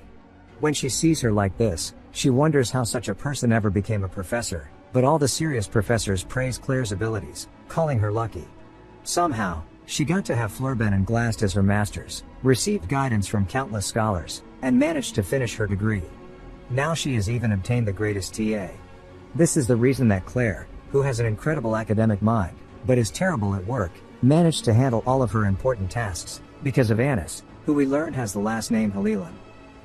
She's the second year who made all the academy workers nod their heads, and was given the nickname of the greatest advisor. The reason that the clumsy Claire was able to keep her office clean was because of Annis's hard work.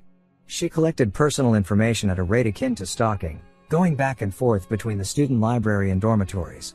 It would have been trouble if she had gotten caught, but she naturally passed it with a graceful smile. Other than Yannicka and Clara, not many people knew her true appearance. Human relationships to Annis were like a game of switching masks. 20 minutes left until the professor would come back from getting snacks from the bakery. Until then, she had to analyze all of the details and information about the character of Ed. We learn more about his family, which is the strongest family within the Cloel Empire. He's the second in line in a family of 1 son and 2 daughters. She says all this information is meaningless, and she wants to look at his history. In the year he was born, Crepin seized the Lord's position, and at 2 years old, Ed became the official heir, so he must have been arrogant. He was baptized at 5 years old, received etiquette education at 8, and started other lessons at 12. But judging from his first-year grades, he's not very smart. As soon as she was admitted to the academy, Annis's family was unstable, so she had no choice but to fend for herself, which is why she had to survive as both a student and a scholarship student. She had great survivability and would use any and all means available to her. She even thought of Lortel as her role model. Of course, she didn't have the ability to read the flow of money, but she had her own methods, and that was, of course, her going through his family history. She says that he must have been indoctrinated with domineering ideas after growing up in a suppressed environment. She's certain he grew up with no money troubles and has no academic talent, nor did he show any notable abilities throughout his first year. There's a high possibility that he lacks self-confidence, so he might prefer a pure and bright girl. Ain't reading all that. The TLDR is that Ed would probably avoid responsibility and be more attracted to a plain partner. He probably enjoys modesty rather than confidence, and he is sensitive to gains and losses. His past experience with wealth and luxury may lead him to value practical benefits from now. She says in conclusion that it's not that difficult and that she should practice here. Then she debates if she should practice. Claire then arrives back from the bakery, saying that she brought some food for both of them. She notices that Anis has already made tea and says she's the best, and she already knew that she'd bring snacks. Claire then drops the tea on the ground because, of course, she is clumsy. She then gets worried that Anis is going to get mad at her, but instead, Anis asks if she's not hurt, and we see Claire surprised by something. We see Anis saying that it's a relief that she's not hurt, and Claire is confused by all the bright energy around her, as it's a completely different contrast, as if she is a different person. It then jumps to Ed, thanking somebody for adjusting his uniform. It's none other than Belle Maya. She says one uniform won't make much of a difference in the amount of work she has to do. She says that it seems the person she serves is often indebted to him. Recently, while washing Lucy's clothes, lots of blonde hair was found on them, and even when washing Ed's clothes, she could smell the incense scent that Lucy uses. She found white hairs on them as well. Ed says it makes sense as Lucy has been sticking close to him lately. Belle Maya then asks why he is still speaking formally to her. Ed tells her that's just what he is comfortable with. She says she would be more comfortable if he spoke informally, and he tells her that it's the opposite for him. He says honestly being the chief maid is a senior level position, and among the workers at the academy, it's a bit uncomfortable for him to speak informally to her as someone who is no longer a noble nor a student. And that she is always stubborn about this. He says that he will speak formally since it's comfortable for him, and she is the chief maid, and she must have a lot of people around her to manage and a lot to deal with as well. She says that she's not sure and that he could. She reminds him again that she would much prefer him to be informal. They just keep repeating this. She says he has just as many people to manage, but worrying too much can be a burden regardless of what the ladies decide is his decision in the end. She can do laundry for him whenever, and it's fine now that the workplace is stabilized and the restoration of the hall is complete as well. Ed is surprised that it got fully restored in a single semester, saying the academy must have used all their energy to restore it. She says that since the new students will be entering soon, one of the 7 new students who will be attending from this break onwards has already requested to move in and is in the process of moving in. Ed says that one person must be none other than Tanya, his sister. Belle Maya says that she thought he would be aware. Ed says it seems this break is going to be really annoying, as his younger sister is coming here. Back at his cabin, we hear Zix saying he's going to his hometown this break. Ed asks if that means that Elka is going home too. Zix asks how he knew, saying that since he wanted to spend time with Elka, that must have been how he figured it out, and asks if he's going to stay in his camp during the entire break. Ed says probably, and he'll be a 3rd year soon and needs to be able to use medium tier magic to save face, so he's thinking of studying. Zix says he thought he was at the basic magic level just 1 year ago, telling him not to push himself too much, saying that he can't even sense any magic, asking if he trained his magic until he hit his limit. Ed coughs a little bit, and Zix checks his temperature, saying it seems like he has a bit of a fever, asking if he is sick. Ed says there's a reason why, and he won't be able to use his magic for a while. Zix says if that's the case, he trusts him.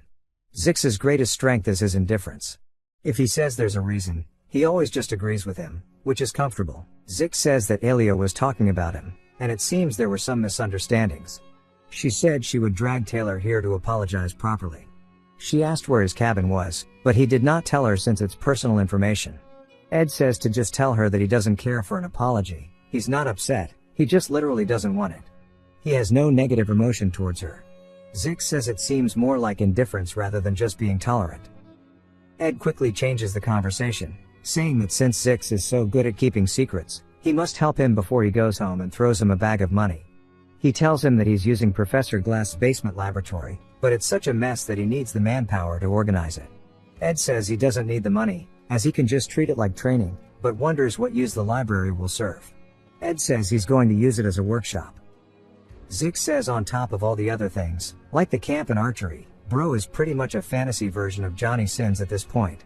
He's even starting to work at the academy, and it must be those like him who succeed, but he just doesn't want him to collapse from overwork again. We see Ed looking over his winter break to-do list, as there is a whole lot for him to do during this break, and I hope we get to see every single part of it. We hear Claire groaning, and we hear Anis thanking somebody for coming, and she tells them that Claire currently can't communicate, as she has turned into a zombie, having been awake for 44 hours. We see Ed is there, and Anna says that so instead she will communicate the important things for her as the teacher's assistant. What the Academy Scholar students need to do is to do the basic preparations for the class assignments exam for the new students, as well as providing supervision during the day of the exam. Ed explains that the class assignment exam is something that Professor Glass was in charge of, and it will not be taken care of by Claire. Just like last time, Ed obviously knows the results, although it's a bit unexpected that Clavius is with them.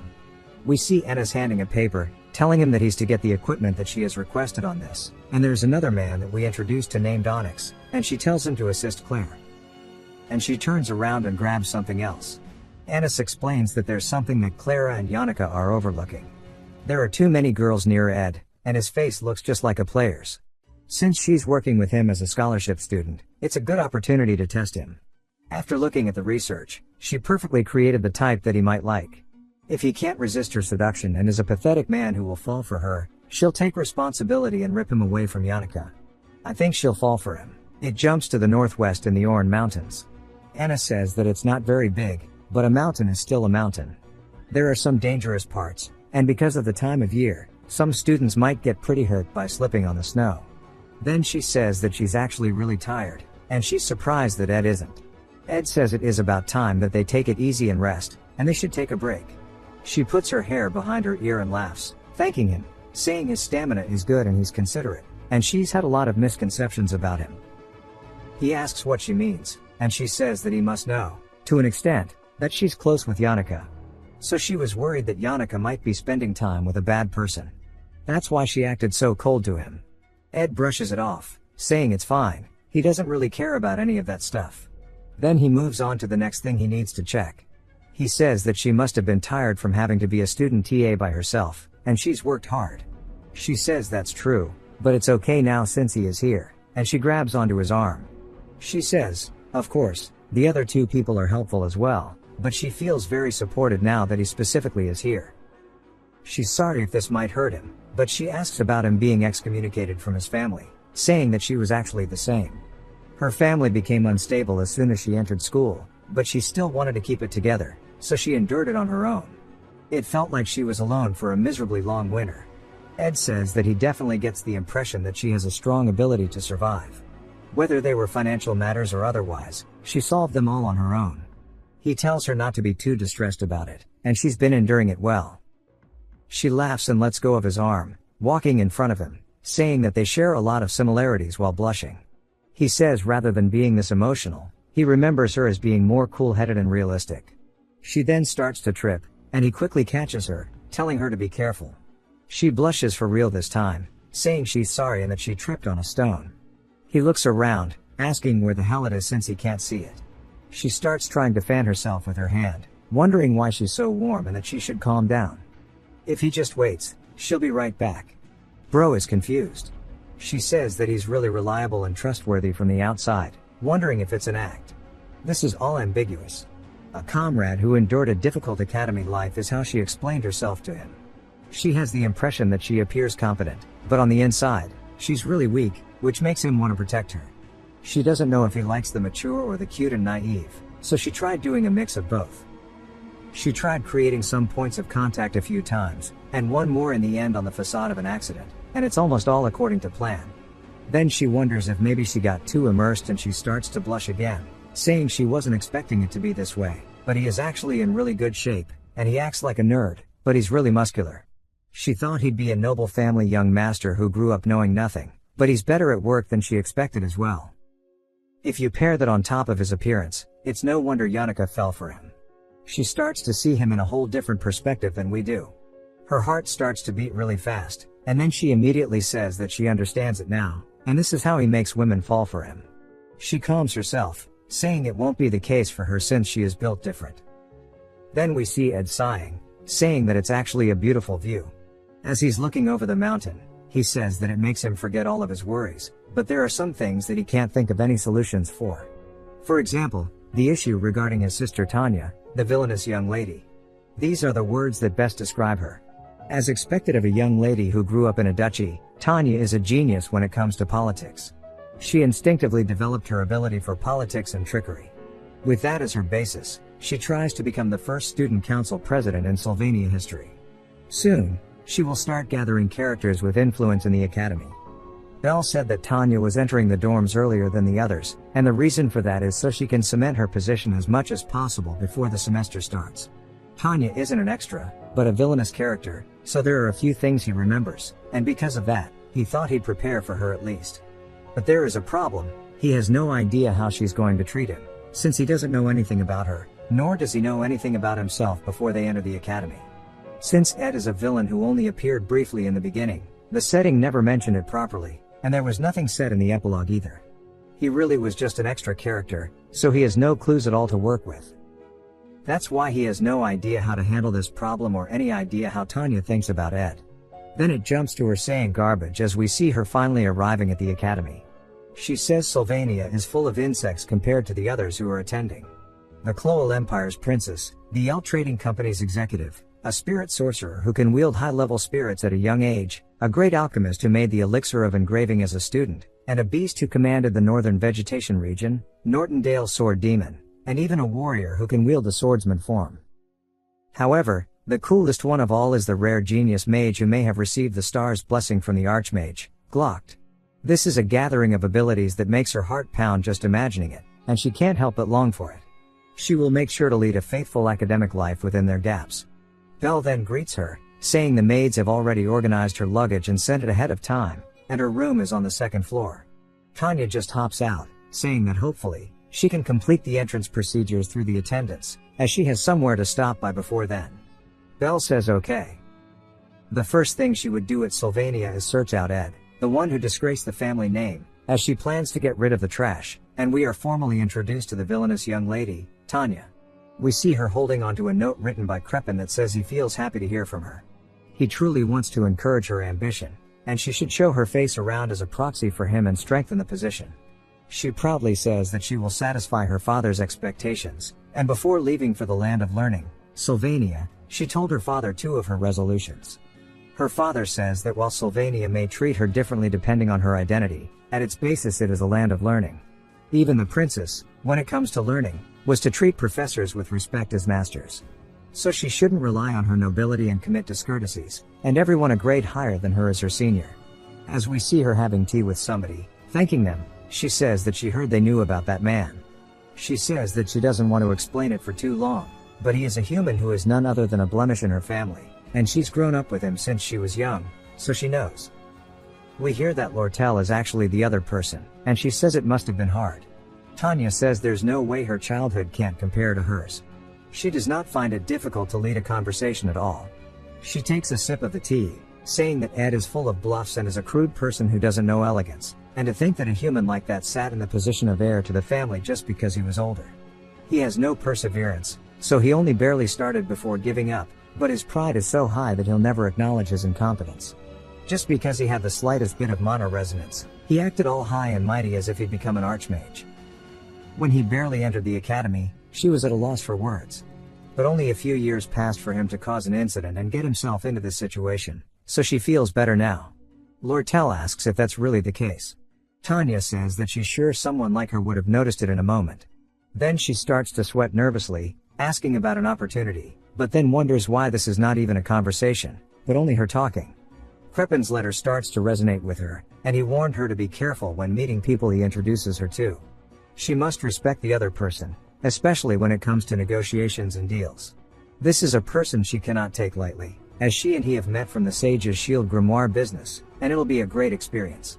Then he quickly tells her good luck instead. A chill runs down her spine as Lortel asks her what's wrong, telling her to keep talking. Tanya realizes now that she might have bitten off way more than she can chew and quite possibly made a mistake as she starts to ask Lortel if maybe she is upset. Lortel smiles, asking what she is talking about, and then laughs, saying that she just found the whole thing very interesting. It jumps back to Ed's winter break list. We see he's done quite a few of them, and now he is holding onto two mid-rank magic books called Particle Explosion, and Root's Desire with it. Ed explains that he brought it from Professor German's library last night. It's quite convenient that he can see all the books without a time limit, and he could finish most of the scholarship student work on the first day. It seemed like Ennis had suffered more than him. He sticks his hand out and says ignition, trying to use his magic, but then forgets that he's unable to due to using the Phoenix Ring. Since he can't use magic, he can't practice it, but he at least wanted to be proficient in its theory. He heads back inside, saying although she popped up in various unimaginable locations beforehand, now he's grown accustomed to her and where she will appear. He pulls the blankets off of Lucy, who's sleeping, telling her to light the fire for him. Of course, she stays asleep, so he picks her up and takes her outside, saying it's easy for him to lift her since she is crazy light. He points at the campfire, telling her to light it, and she does exactly that.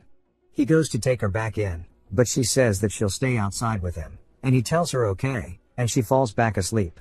A bit later, she says that she can smell perfume on him, and he says that he was with Anis all day working on academy stuff, so it looks like her flower scent must have gotten stuck on his body. Then Lucy asks him if he is sick or something, saying it seems like he might be running a fever. He's surprised that she can tell, and she tells him that he shouldn't be sick because if he is, he might die. She tells him that if it's a problem with his magic being twisted, she'll just fix it, so she starts to try to do that, but immediately stops, saying that it's not twisted, it's just empty, saying that he's done something reckless. He tells her that it's manageable still, and she says that it seems like he'll get much stronger once the winter ends. Then she asks if she can make a weird request, and he asks her what it is. She looks up at him and asks if he can pat her head. We see her laying on his lap as he does exactly that while reading the books that he got from Professor Glass. Lucy is happy. We then hear footsteps as we hear Lortel calling out, telling Ed that it's been a while. He turns, asking if she is here because of the favor he asked her last time. He says that she could have just told him to come to the trading company, and he would have gone. She says that's not it, and there are other things she wanted to talk about. We see her looking nervous after she sees that Lucy is getting a lap pillow, and she says there was something that she wanted to ask him about. Back at the academy, we hear Tanya saying that was long, but she thanks somebody for hearing her out until the end. She says that the objective is simple. If the person follows her and helps her punish that man, she'll reward them the best she can. For example, there are a lot of reputable archaeologist researchers in the island family, and she can share the several antiques that are inside the Roth-Taylor family storage. We see it's none other than Elka, and she gets really excited. Zix is also there, asking if she is serious. He recognizes that she is Tanya. Tanya starts to look at him, and she says that his body is well trained, and she can clearly feel the flow of magic from it. She needs to get this person on her side. Zix starts to glare at her, asking if she is Ed's younger sister. She says yes and lets out a little squeak.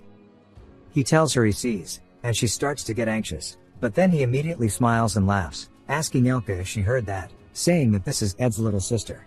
He then grabs her hand and puts something into it, saying this is a mandatory magic engineering item for new students. She shouldn't take a new one and use it instead, as it will be easier when training her magic resonance. She is confused, but Zix tells Elka to hand over the stuff she brought, and he starts giving her a whole bunch of random items. After a bit, we see that Elka and he start to wipe sweat off their heads, thinking they did a good job. But instead, we see Tanya shaking with all the random stuff that she got, and she asks if they heard what she said earlier about the offer. Zix asks if she means the thing about Ed, and then sighs, saying he knows siblings are usually at odds with each other. Then he asks if there is no way for them to get along, but says with Ed's personality, it makes sense to have that kind of misunderstanding. Elka then tells him that the ship will be leaving soon, and he immediately says it's nice to meet Ed's sister, and he introduces himself as his junior, saying that he is really indebted to Ed in many ways, and they are quite close.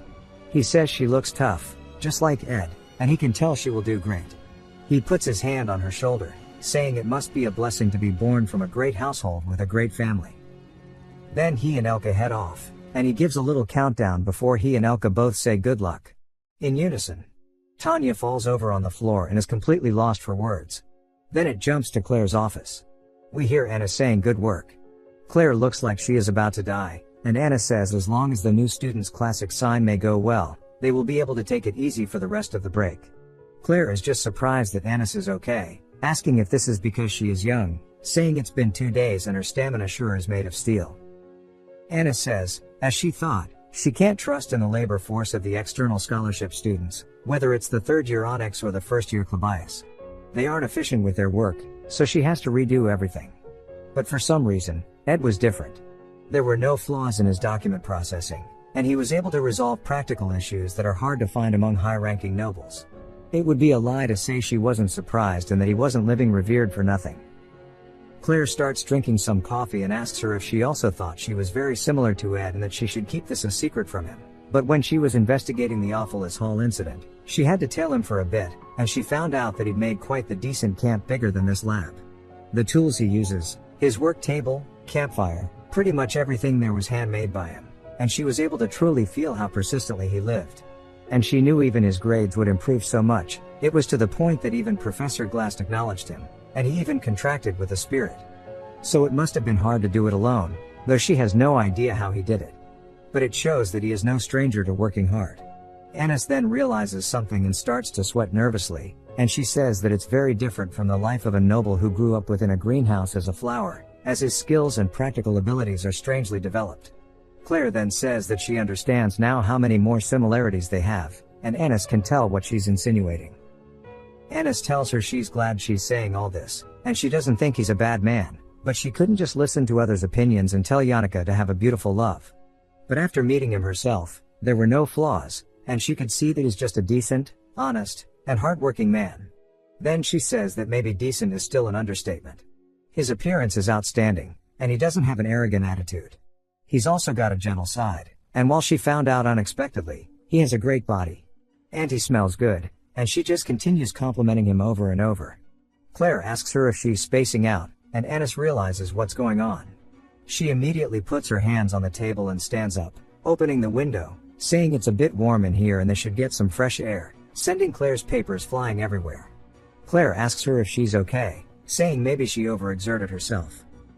We see Ennis leaning over the window, saying this is really bad. She doesn't think this is okay. As her heart starts to beat really fast and she begins to look flushed, she realizes that she has made a big mistake, and she instantly covers her face. Not only has she fallen for him, but now she's recalling how Claire told her about him contracting a spirit, and she is sure that Yannicka helped him with it. That spirit must be talented and trustworthy, as it can report everything that happened to Yannicka. Her hands start to tremble, and Claire says that since she's done with work, they should go eat some snacks. But before she can put her coat on, Ennis has already left. We see Mug telling Yannicka everything that has happened, and we learn that Yannicka's family, the Fey Lover's family motto, is harmony and coexistence. This is why she was considerate of others and loved everybody and has always made her smile. She starts to cry about Ennis and Ed. We then see Tanya approaching her, waving, saying it's nice to meet her. She's a little gassed out from the walk, and she says that she wanted to introduce herself. The only reason she's here is because Lortel told her that she definitely needs to bring her to her side, as she is an extraordinary spirit sorcerer. The spirit begins to swell around Yannicka, and Tanya asks if she's okay, and then immediately starts to look a bit worried.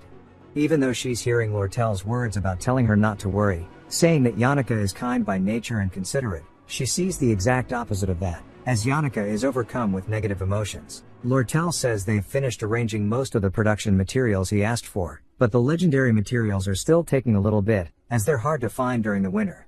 Ed says there's no helping it then, as he pours her a drink, saying she's busy. He knows that she's busy, yet she accepted his request, and he is just grateful for that. He says that she just did it when she had time, so he shouldn't worry too much. He hands her the drink, telling her that she should have rested, asking why she came all this way to tell him this, saying it's not even close to where she was. She smiles, telling him not to worry, as that's why she is here. Ed says the moon was smiling, and when only traces the moon that was once as round as a wheel remains, Shakespeare type shit. Time has flown by in an instant after living in chaos. Even the river is hibernating in the winter, so of course tranquility finds everyone equally. Although these are trying times when he has to protect his body from the winter's bitter cold, it's also a busy time where he has to adapt to survive. Lortel glances over at something, and she begins to sweat nervously, calling out to Ed, asking him why Lucy is sleeping on his lap. He tells her it's winter, and she asks if that's really an answer. She wonders if it's maybe not that serious and she's overreacting. She sighs, saying she wouldn't have come all this way just to talk about magic engineering items. He asks her what else she wants to talk about. She looks at him, pulling out the Sage Seal's grimoire. He says that it seems like she won. She says yes, and exchanges the grimoire for an envelope, smiling and says it must be pretty fun, right? She reminds him that he said he'll do anything for her if she just won the grimoire for him. She says that a savvy merchant's virtue is to get their money's worth, and he asks her what exactly she wants. She leans in close, saying that she cannot ask a favor of him that burdens him too much or makes it too hard for him to carry out. All she asks is that he picks her side. He tells her that it's about time for the third act. The opposition between Princess Fina and Lortel will begin, and Lortel is beginning her politics and strategizing. Fina is actually the fated enemy of Lortel. According to the scenario, she'll rise to the position of student council president, take control of the academy, and raise her power. With that power, she is the main character who begins to dig up the darkness of the Roth-Taylor family in the fourth act. Lortel says there may be a moment when everyone in the academy will have to choose between A or B, and when that time comes, she just wants him to choose her side. That would be more than enough. Ed explains that between Fina and Lortel, it's the main character's decision on who is the winner, but that's not up to him. So he tells her that taking her side will not be that meaningful. She smiles and laughs, saying that his reputation is getting a bit better in the academy, but she agrees that his support won't bring about a meaningful result since he's just a student. He says that hearing her say that so bluntly makes him hurt a little bit. She says it's not an issue of being politically meaningful, the reason behind it just concerns her. He tells her okay, and that's not going to be a hard request. Then she burns the envelope, and we see that he's absolutely surprised by something. Lortel, who smiled captivatingly while devising a plan, was truly worthy of being called a girl of 1,000 faces. However, she then made an expression that was completely foreign to him as she smiled under the moonlight, telling him that she's glad. He says he's never seen this type of expression before. Then it jumps to the next day. Since it was during the break, it was a day with no classes and no academy scholarship student work, and he wanted to sleep in lazily but woke up early out of habit. He asked Lucy if she can light the fire, and she says okay. He says last night he had a long conversation with Lortel, but there was something that never left his mind. She brought up how his younger sister was planning something, and she can't tell whether she truly sees him as an enemy in the family or if she just has ill will against him, as siblings do. Lortel says that she's honestly a bit cute. So she introduced her to some people, and said she'd go meet them all today. That's why she will probably came to find him tomorrow morning and tell him off. On cue, she finally arrives, the biological sister of the body that he is currently in, and the relationship she has with him is a complete mystery. No matter how much he thinks about it, he finds it hopeless, as there's nothing he can do. She tells him that it's been a while. After clearing her throat, she says that it's been a while. He looks over, seeing that she's brought a present, and he can't tell if she's nervous or embarrassed. It seems like she's scared, but she clearly has no ill will, and he finally understands that when he's at the estate, it means he must have lived a great life, and he's sorry. Then he apologizes to Ed for coming to conclusions. Tanya looks completely scared about something and starts to flashback to Ed throwing some food on the ground, asking how dare they bring this kind of food to the next in line to be the Roth-Taylor's lord. He tells Tanya that her perseverance and not showing a gaze of contempt is quite impressive, and that she seems to be quite outstanding. He has his foot on the neck of a maid as she is on the floor, shoving her face into the food and breaking the plate. We see Tanya's hand begin to shake as she says, "Please stop." Silence befalls the room, and he asks her what's wrong, saying that there's no way she feels sympathy and attachment to these people who are mere tools. He begins to laugh evilly, saying she's clearly not a true noble yet. Immediately, the flashback ends with him thanking her while smiling, saying that he'll use it well at the start of the next semester. Strictly speaking, he's been excommunicated from the family, and he's not her brother anymore, but he is really glad that she gave him something like this. She looks confused, and he tells her not to wait by the fire. He heads inside, saying there aren't many herbs left but decides not to save them anyway. Tanya wonders who Lucy is, but Ed tells her not to worry about her, she should just go take a seat. When she sits down, Ed brings out some drinks, saying that from what he's heard, she was going around to check out the academy, asking if she's met some people. Tanya says yes, and she shared a lot about him. He finds that surprising, saying there aren't many people who know him, and maybe it was Zix or Yannicka. She immediately freezes up at the name Yannicka, saying that it means she must have met her. She says that she's nice and she's the kindest person he's met, her heart's very sweet. Tanya starts bowing her head, saying that she was so incredibly kind, and she lived up to her reputation truly. Then she starts to think about her summon, saying that she summoned a fire lizard and threw around the workers like they were toys, telling her that if she did not reply properly, she wouldn't let her go. We see her shaking while completely lying, saying that she was very kind and elegantly wished her good luck on her school life. Ed is surprised that she took out Tarkan for that, and Tanya quickly tries to cover, saying that she didn't, and it was just her making up a story because of her imagination. Ed sighs, saying he knew something was strange in his memory. Tanya is someone to be this awkward. As expected, everybody who has met Ed has a negative inclination towards him. He calls out to her, and she's clearly scared, and he tells her that he's living to the best of his abilities right now, so she shouldn't look at him so negatively. He's paying the price, living as someone who's been excommunicated, and he says he was quite pathetic when he lived at the estate. He's sure there's a lot that can't be taken back now, but from what he's heard, she wanted to become the student council president, and he'll cheer her on. He won't be much help, but he knows how hard she works.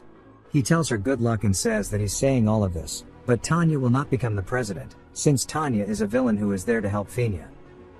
But still, since she's the first blood relative that he has met, no matter what she does, he'll feel especially attached to her. Judging from her confused expression, he has no idea how the relationship will go. Back at the academy, we see her gassed out, saying she almost lost her mind for a second. She's leaning against the wall, saying that she knows that his nature is trashy, but she almost burned to death after talking badly about him. That was when she realized that at that moment, Yannicka truly believes and is following him.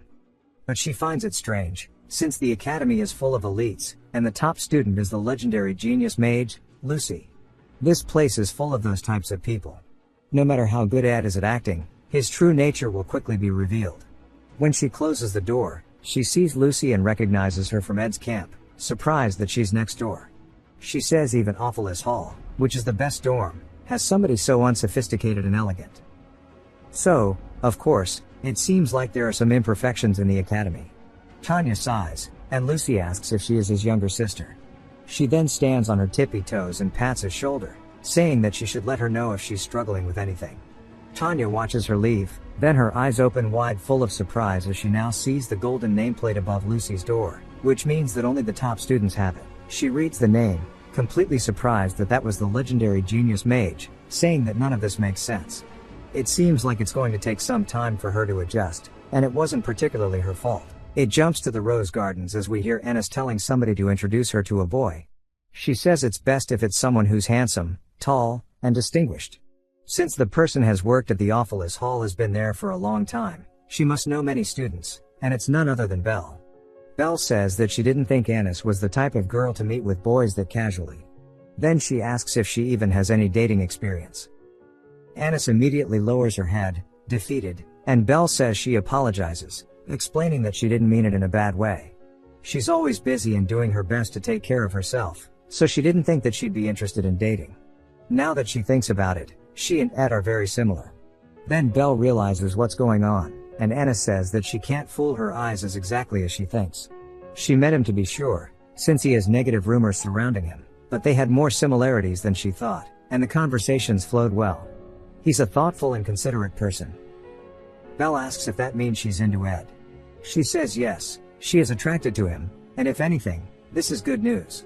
If he's good enough to appeal to her, then that means that Yannicka has really found the one. That won't be a problem as long as she can get rid of her feelings. Belle asks why this matters, and Ennis says that if she thinks about it like a malignant tumor, it's a relief they found it in its early stages. It's not like he is the only man in the world. As long as she finds another boy to replace him and makes it known that they're dating, she will be fine. Belle asks if maybe Yannicka has caught on to her feelings, saying that trying to find another boy to replace him is incredibly disrespectful to the person involved, even if it's her. She never thought she'd be this inconsiderate to another. Ennis is trying to date someone new because she wants to be able to think that her feelings are elsewhere. To be honest, while passing through the teacher's wing yesterday, she ran into Yannicka, but they couldn't even say hi to each other, and it just felt very awkward. Her expression looked dark too.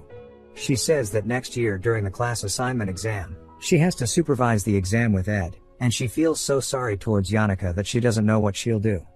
Belle says that it might not be as big of a deal as she thinks, and this might be for the better. Ennis asks what she means, and Belle says that Yannicka is always kind and genuine to others and has always protected her so she wouldn't get hurt. But maybe the problem was that Yannicka was too perfect to others, and perhaps that's not always a good attitude to have. She was a bit taken aback today, but when she thinks about how Yannicka talked to her like this and trusted her, she feels grateful. Sometimes it's better to show an imperfect side, kind of like a desire to protect. She recalls exactly what Clara was talking about, and Ennis says that her head is now clearing up. She is finally able to organize her thoughts after Belle encouraged her not to feel guilty. After that, she thinks of Yannicka and can't help but smile, as we see her crying as well. It's obvious where Yannicka would go when she's confused or having a hard time. She's at none other than at Ed's. Ed asks her when she got there, and he starts thinking about how he needs to slowly collect materials since he wants to expand the storage he already has so he can work on expanding his living room. But judging from his winter plans, he needs to hurry. He notices that Yannicka's a bit off today, and he's curious about it, so he heads inside, pours her a drink, and brings it out. He looks up at the sky, saying it's snowing again. There was already a lot on the ground, but it seems that it's snowing at least every 2 days. He tells Yannicka that if she has any concerns, she should speak. Yannicka says that she's sorry and that she can't say it. Ed says that's fine and that she doesn't have to. Then he immediately wraps one end of a blanket around her, which surprises her, and she can't help but fall for him yet again.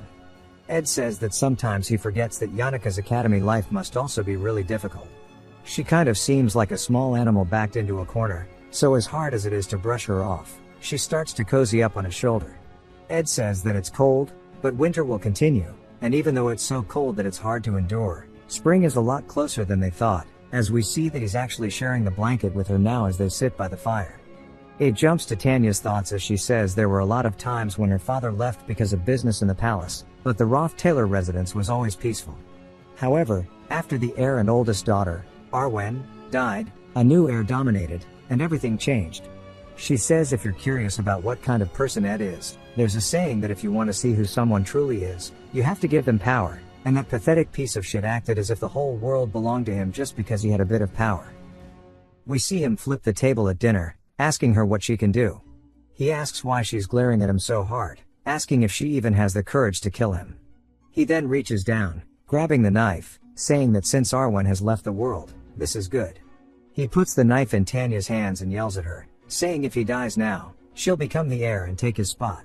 He asks her what she's doing, telling her to stab him already. She falls to the floor out of sheer panic, and he starts laughing at her. She looks up, completely mentally broken, saying that this was her every day and in a moment that she always found it hard to catch her breath, Ed would just look down at her with a typical gaze that she found way too hard to bear. She lived suppressed by the gaze for half of her life. Although he wouldn't hit her, as they were born with the same blood, in a situation where she couldn't save the family nor the people of the estate, she lived as a spiritless being, as if she was dead.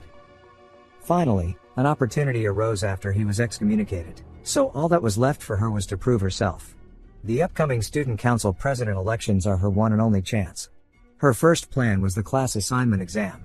The next day, during the class assignment, we see Ennis turning around, telling somebody to stay away, as it's none other than Ed who is confused. She tells him that his smell, gaze, and energy don't work with her, to stay away. Ed says that she's really smart, so she must have a reason for doing this. Claire then says that she explained all the details, and they should go up and prepare for the class.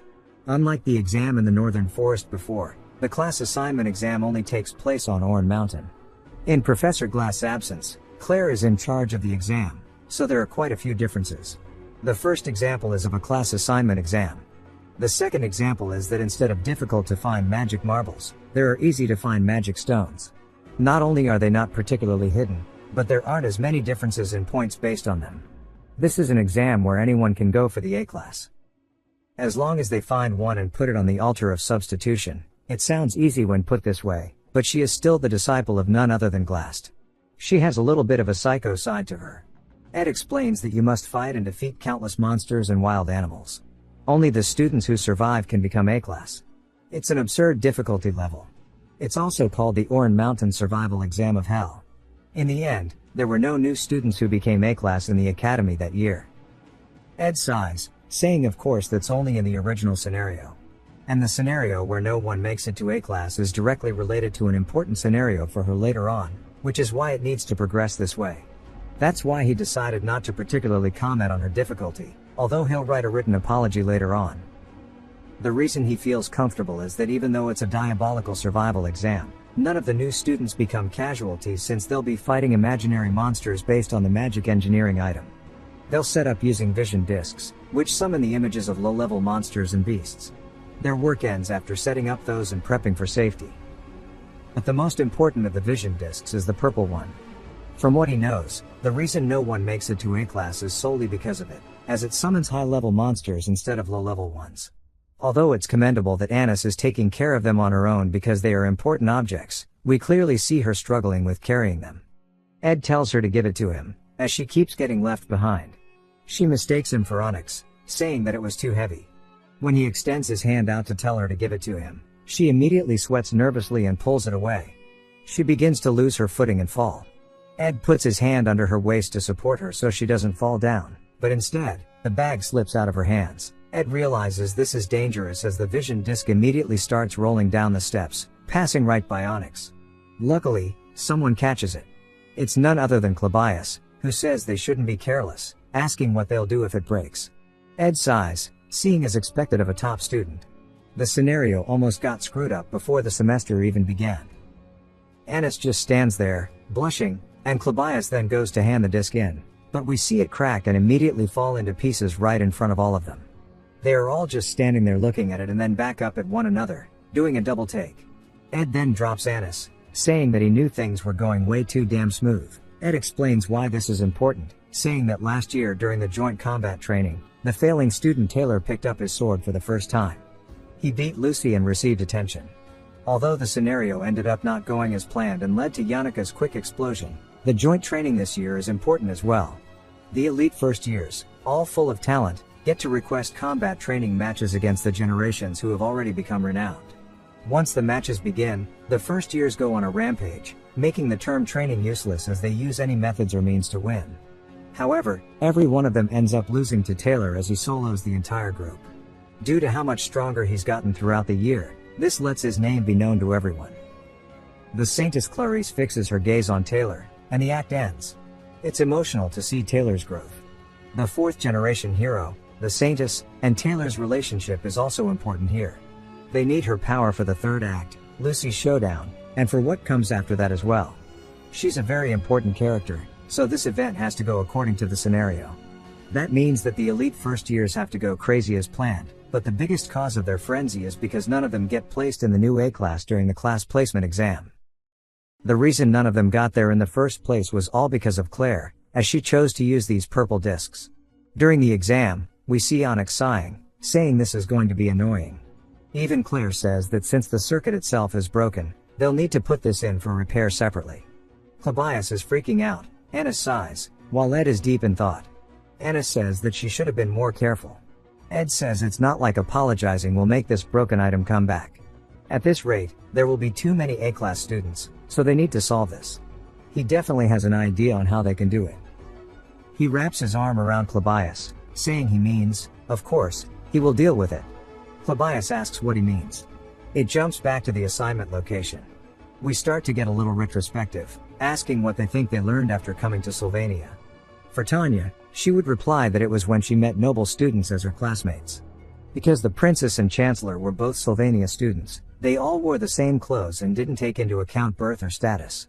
Despite that tacit rule, there was an exception, the anchor of millions of people within the Telos Order, the Saint, Clarice. We see everybody bowing to her, and she thanks them, saying she would rather they skip the formalities.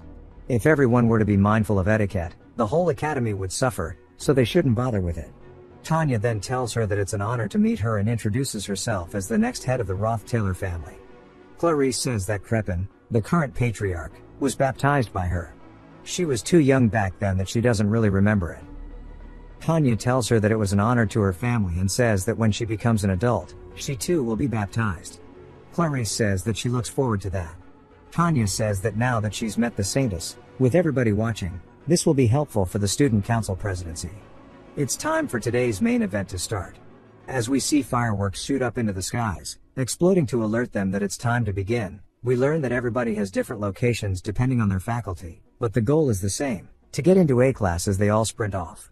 A full exemption from tuition, the right to enter the Ophilus Hall, free use of the student welfare activities, and the fame of being in A class, whatever you desire is found here. Every one of the new students has one goal in mind as they charge forward, heading to the summit. We see Tanya holding onto a giant magic stone, saying there are too many, and she's sure that putting it all on the altar isn't all there is to it. There must be some kind of device to make it harder. Instead of wasting her stamina, she'll stay on her guard and go slowly. She hears someone screaming and turns to see a woman on her hands and knees on the ground. Tanya wonders if maybe she slipped or something, as her shoes are off in front of her. She asks if her leg is hurt, saying she can call the staff. The girl says that's not it, and she just wanted to step on the snow with her bare feet. She starts screaming again.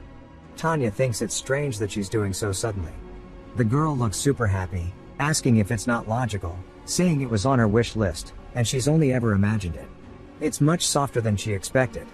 Tanya looks at her eyes and her attitude, saying that she must have hurt her head as soon as the exam began, calling her unfortunate. She reluctantly introduces herself to the girl. The girl says that she's heard about Tanya's family, saying that everybody has a high status, but Tanya says that not all of them do. The girl asks what she means, and Tanya explains that no matter how high status your family is, if it exists for a long time, you can eventually get absurd and scoundrels as well. While Ed seems to have been reformed when she saw him at the camp, she doesn't know who the true Ed is now, but the fear that's been ingrained into her will not disappear. The girl says that she doesn't think Tanya is a bad person, and since she's from the Roth-Taylor family, and she's from the countryside, she should be respectful. Tanya tells her that it's fine, and she doesn't need to mind her manners as they're in Sylvania. The girl seems genuinely confused, as if she forgot, and smiles, saying that she's right, and they are in Sylvania. She introduces herself as Kylie Ickney, saying that she's from a small city-state called Turnip Principality in the east and that she doesn't know much about the world. If she does something strange, she apologizes in advance, as she's not used to it. Tanya calls out to her, asking if she can speak informally since they're classmates. Kylie says of course, and Tanya says they need to hurry and finish this. Kylie says that she forgot this was an exam, and she's not really concerned about her grade. Getting into A class will just make her gain the attention of others. But since she's not interested in the exam, she'll help Tanya, and then they'll become closer friends. When she starts running off, she says it's her first time having a friend of this age. Tanya tells her to get it together, saying she's only letting this go because it's her, and if it was the princess or the saintess, she'd be in big trouble. Kylie asks if that's the truth, and Tanya sighs, saying honestly she would be too, and says that they should just go. It's now been 30 minutes since the exam began, and we see a man running, saying he'll be the first one at the summit. No matter how good Joseph is, he has more stamina. He says that he was sprinting too much, and he thought he almost died.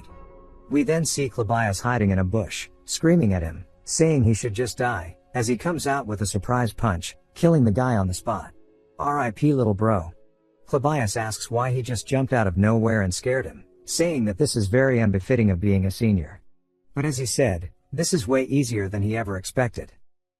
Back to when Ed said he would deal with it, Ed says he won't be alone and that Clabias and Annis will block the new students coming up to the altar from halfway up. If the first years can get past them, they are definitely worthy of A class. Annis says it's her responsibility for putting them in this situation, so she will do her best. Since Onyx is a master at flying magic, he will be in charge of safety. Ed continues giving her the orders, saying the documents to report the change in the exam's contents can be done if Claire goes down and writes them up by the time the exam is done. She begins to cry tears of joy, saying she's so excited. Ed says that Claire is in charge of documents, Onyx is in charge of safety, Clabias is in charge of the southern entrance, and Annis will be in charge of the northern entrance. She asks what about him, and he says that he will be right here, waiting to guard the altar. Claire says that she can tell that he can't feel magic power right now, asking if he'll be fine. He tells her that he has something in mind. As he sits there watching, as Onyx carries away the unconscious students, he's holding a vision disc in his hand. Ed says that it was too difficult to completely fix, and his magic hasn't even returned yet, but these magic stones that are used in the exam are high quality. He puts it on the altar, saying if he uses it, it might take a while, but he can continuously recharge his magic. We see Mug right on his shoulder, and Ed smiles, saying it's been a while. He can't hear what he's saying, but Annis and Clabias will stall some time for him, and he has plenty of magic stones, so the goal is to not let a single person pass. He exhales sharply, then opens his eyes, saying that his preparations are now complete, saying it's time to get started. We see some students laying on the ground, telling the rest to run. We then hear Clabias saying that even if he's a bit tired, he's not in a very good mood. Tanya is scared, and Kylie is just kind of sitting there. Clabias continues intimidating them, saying he plans to end this quickly, causing Tanya to scream. But then an explosion happens behind him, and he turns, saying that's the northern entrance. However, it's not Annis's magic. Tanya takes this chance to quickly flee the murder scene while dragging away Kylie. Plebeius says that although Annis is talented enough to be considered a specialist in the practical and academic field, in the fighting field, she's just a bit above average in her year. Of course, she's not an easy opponent for the first years, as we see her telling somebody to go on ahead. It's none other than Joseph Whitefelds, and she says he seems to be on a completely different level, unlike his sister, who needed to work her ass off to become a top alchemy student. I think this the girl Yannicka murdered in sewers. Joseph was the youngest to reach the status of Magic Society researcher in the mid-rank magic. But in other words, Joseph is a genius and a leading top student candidate. Joseph tells Annis that there's no need to be that upset, and he's sure that she has her own field that she's talented in, and fighting just is not one of them. She tells him that he's mistaken and that that's not why she's upset, and that he should just go on ahead. He says he understands, and he walks away. We see her sitting there shaking, saying that everything was going perfectly without a flaw. To make things difficult by breaking the magic engineering item, she couldn't even think of an alternative plan. But all of a sudden, Ed took control of the situation, and not only did he not get mad at anybody, he led the conversation in a constructive manner. Yes, she lost to a new student and couldn't block the northern entrance to the altar. But more than the feeling of defeat, she feels angry at herself, and she keeps falling more in love with him. Then it jumps to Ed, saying it seems like he's got his first guest. He tells Joseph that surely he knows that he just needs to put the magic stone on the altar behind him, but he doesn't plan to let him do that. Joseph says that this exam method is kind of strange but double checks that if he just defeats him and puts the magic stone in, who will defeat the students that come after him. Ed says that he doesn't know either, but that's not something he needs to worry about. Joseph is sure there's some kind of alternative prepared. In his mind, he says that he's not actually curious at all, he just wanted to buy some time to understand his surroundings. He sees the vision disc off to the right, noting that it's a completely different color than the other ones, so he should be on his toes. While the senior in front of him looks like a magic faculty member, he can't sense any mana from him. But he can sense a magic stone has been used on the altar. This means that he has a very low amount of mana. He sticks out his hand and says that the academy is much more disappointing than he thought, as he thought there would be more to learn. He thinks he can just focus on the food he's going to eat when he gets down the mountain. He closes his fist, using his magic to explode where Ed was using a spell called Particle Explosion. It's a vicious mid-rank magic spell that does not have strong firepower, but if you are not ready for it, you will get hit. If you don't see the direction of his hand, and dodge it in advance, you will be hit. But he sees Ed actually evading attacks and acknowledges that he must have some combat experience. From the flow of things, he's going to use some fire magic, and judging by his low level, it will either be Ignition or Scorch. Scorch spurs out fire in a radial shape, but looking at how he's aiming downwards, it must be Ignition, as Ed throws exactly that towards him. As it gets closer to Joseph, he's actually surprised, saying that the scale of the flame is way bigger than he expected, which shows that he's trained his magic diligently, and it could be considered mid-rank.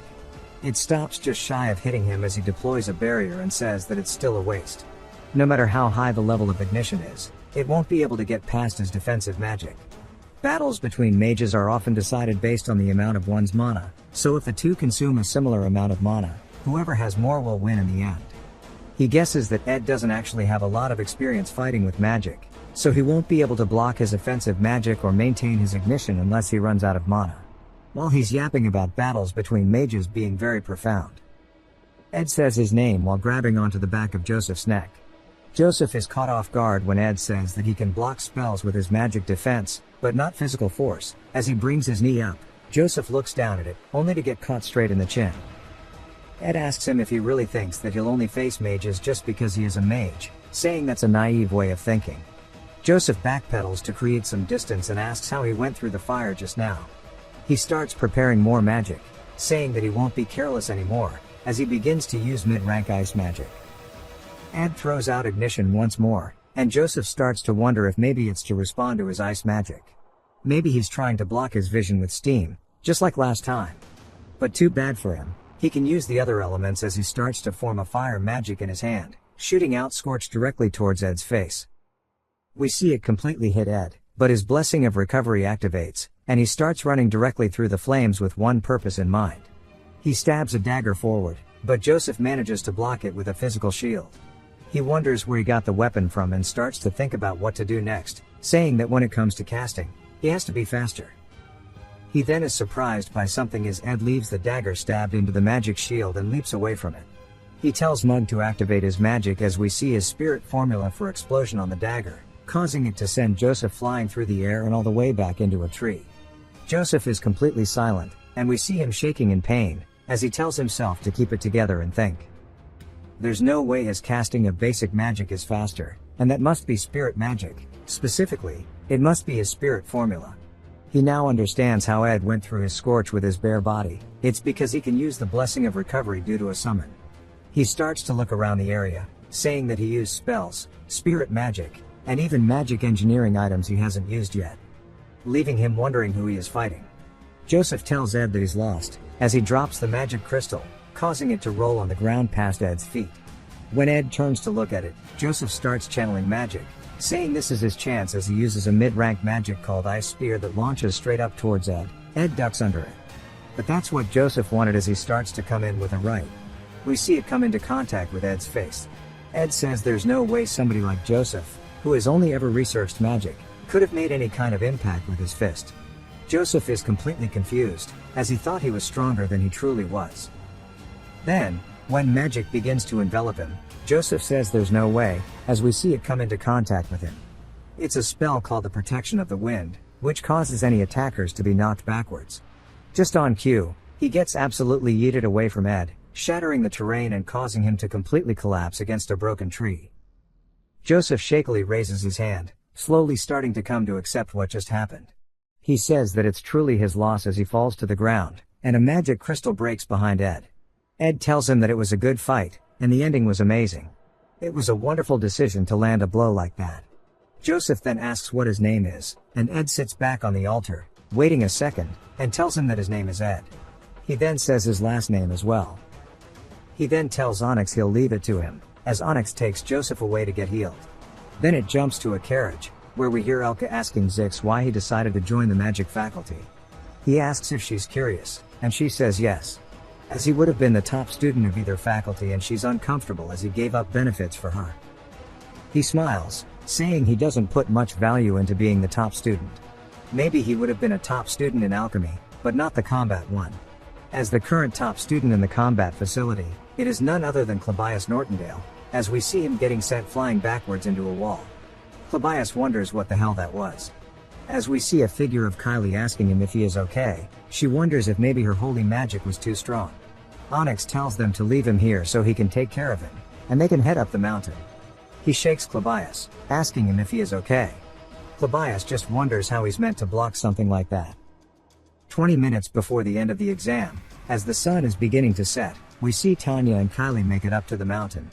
Ed tells them that this is the last exam, as we see tons of students on the ground in front of him. He says that he'll get straight to the point. Tanya starts to have a mental breakdown, as the person who was once the object of fear and hate is now in front of him, and he tells them that they should give up here. We get a flashback to Saintess Clarice. She opens her eyes as a priest tells her that he believes nobility comes from unwavering beliefs that you maintain your entire life and that she must become like a blank slate. We learn that she had two dreams. One of her dreams was her being picked as a disciple of Archbishop Verdio. The other dream is that, as we hear somebody strumming a guitar, they sing that rather than living as a blank slate, it would be better to die in wastewater. She opens her eyes to the music as the song continues. It says, "The pure white holy imperial capital built by humans, even the tall tower that is majestic and confident, is a mere sandcastle in front of the Remellant Mountains.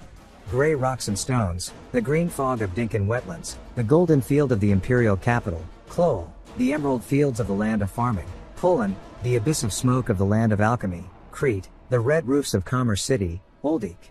I'm not singing the rest of the song. But she continues absolutely shredding the hell out of that guitar, saying that the pure white is just a very small portion of nature's beautiful colors. This was the lady in charge of the holy fire. Her name was Adele. After leaving the order, she called herself the Romantic. Although it was unclear how she moved from building to building, when the world went to sleep, she sang a song at Clarice's window. The dream she dreamt at night was the outside world that her only friend whispered to her while looking at the stars. Adele told her that a life where you take classes normally, make friends, and fall in love is where you'll feel the most sense of nobility. Rather than the countless prayers from believers who revere her, the hug from somebody you love is much more valuable. After leaving the order, Adele joined Sylvania. When vacation came, she would go around the world like she does now. After Adele left, Clarice went to the places she spoke of in her dreams every night. At the end of it, Clarice would share a deep hug with somebody, and they left together on the path she'd taken alone. The journey, full of many colors, sharply contrasted with her life that had simply been pure white. It was the most outrageous imaginative thought that somebody could have. We see Clarice telling her that she must always ensure that she is careful not to reveal her identity, and that she has to carry the magic engineering item with her at all times. Since she always has the holy magic's blessing, he's not worried, but there's nothing wrong with being careful. She says it seems like such a different person, asking who would suspect her. Oh yeah, this guy is the Archbishop of Verdio. Coming to the academy with the order's arrangement was a natural method of deviating. Nobody paid attention to Clarice, who sat on a wooden bench by the faculty building street. That alone made her feel satisfied. There was no one who revered her or bowed their heads to her, and at least not a single person here in Sylvania was like that. So who would bother thinking of her as the saintess? Of course, that's different, as Ed knows the truth. The flashback ends with him telling them to give up. Tanya is still stunned to see Ed, and Kylie says that must mean he is a Rothtailor too. Ed says he's sorry, but hopefully, they can return. But if they still insist, then he'll fight them head on as he releases a surge of wind magic from him. They both raise their hands to stop the wind pressure and to not fall over. Tanya says that this is impossible, even for students who have trained in spirit magic their entire lives. This is way more advanced than even a graduated student's level. Even currently active spirit sorcerers are called veterans if they can handle 5 or 6 mid-ranked spirits. Yet we see Ed has now contracted with none other than Marilda, or perhaps Yannicka is helping, as Marilda lets out a war cry behind Ed. Kylie says that they should give up and think rationally instead, as this is too much. Tanya agrees, saying a high-level spirit is giving her some PTSD flashbacks from the Yannicka incident, but she grits her teeth, saying that if she leaves, it means nothing has changed back in their family. She tells Kylie that she doesn't know about her, but she doesn't plan to give up.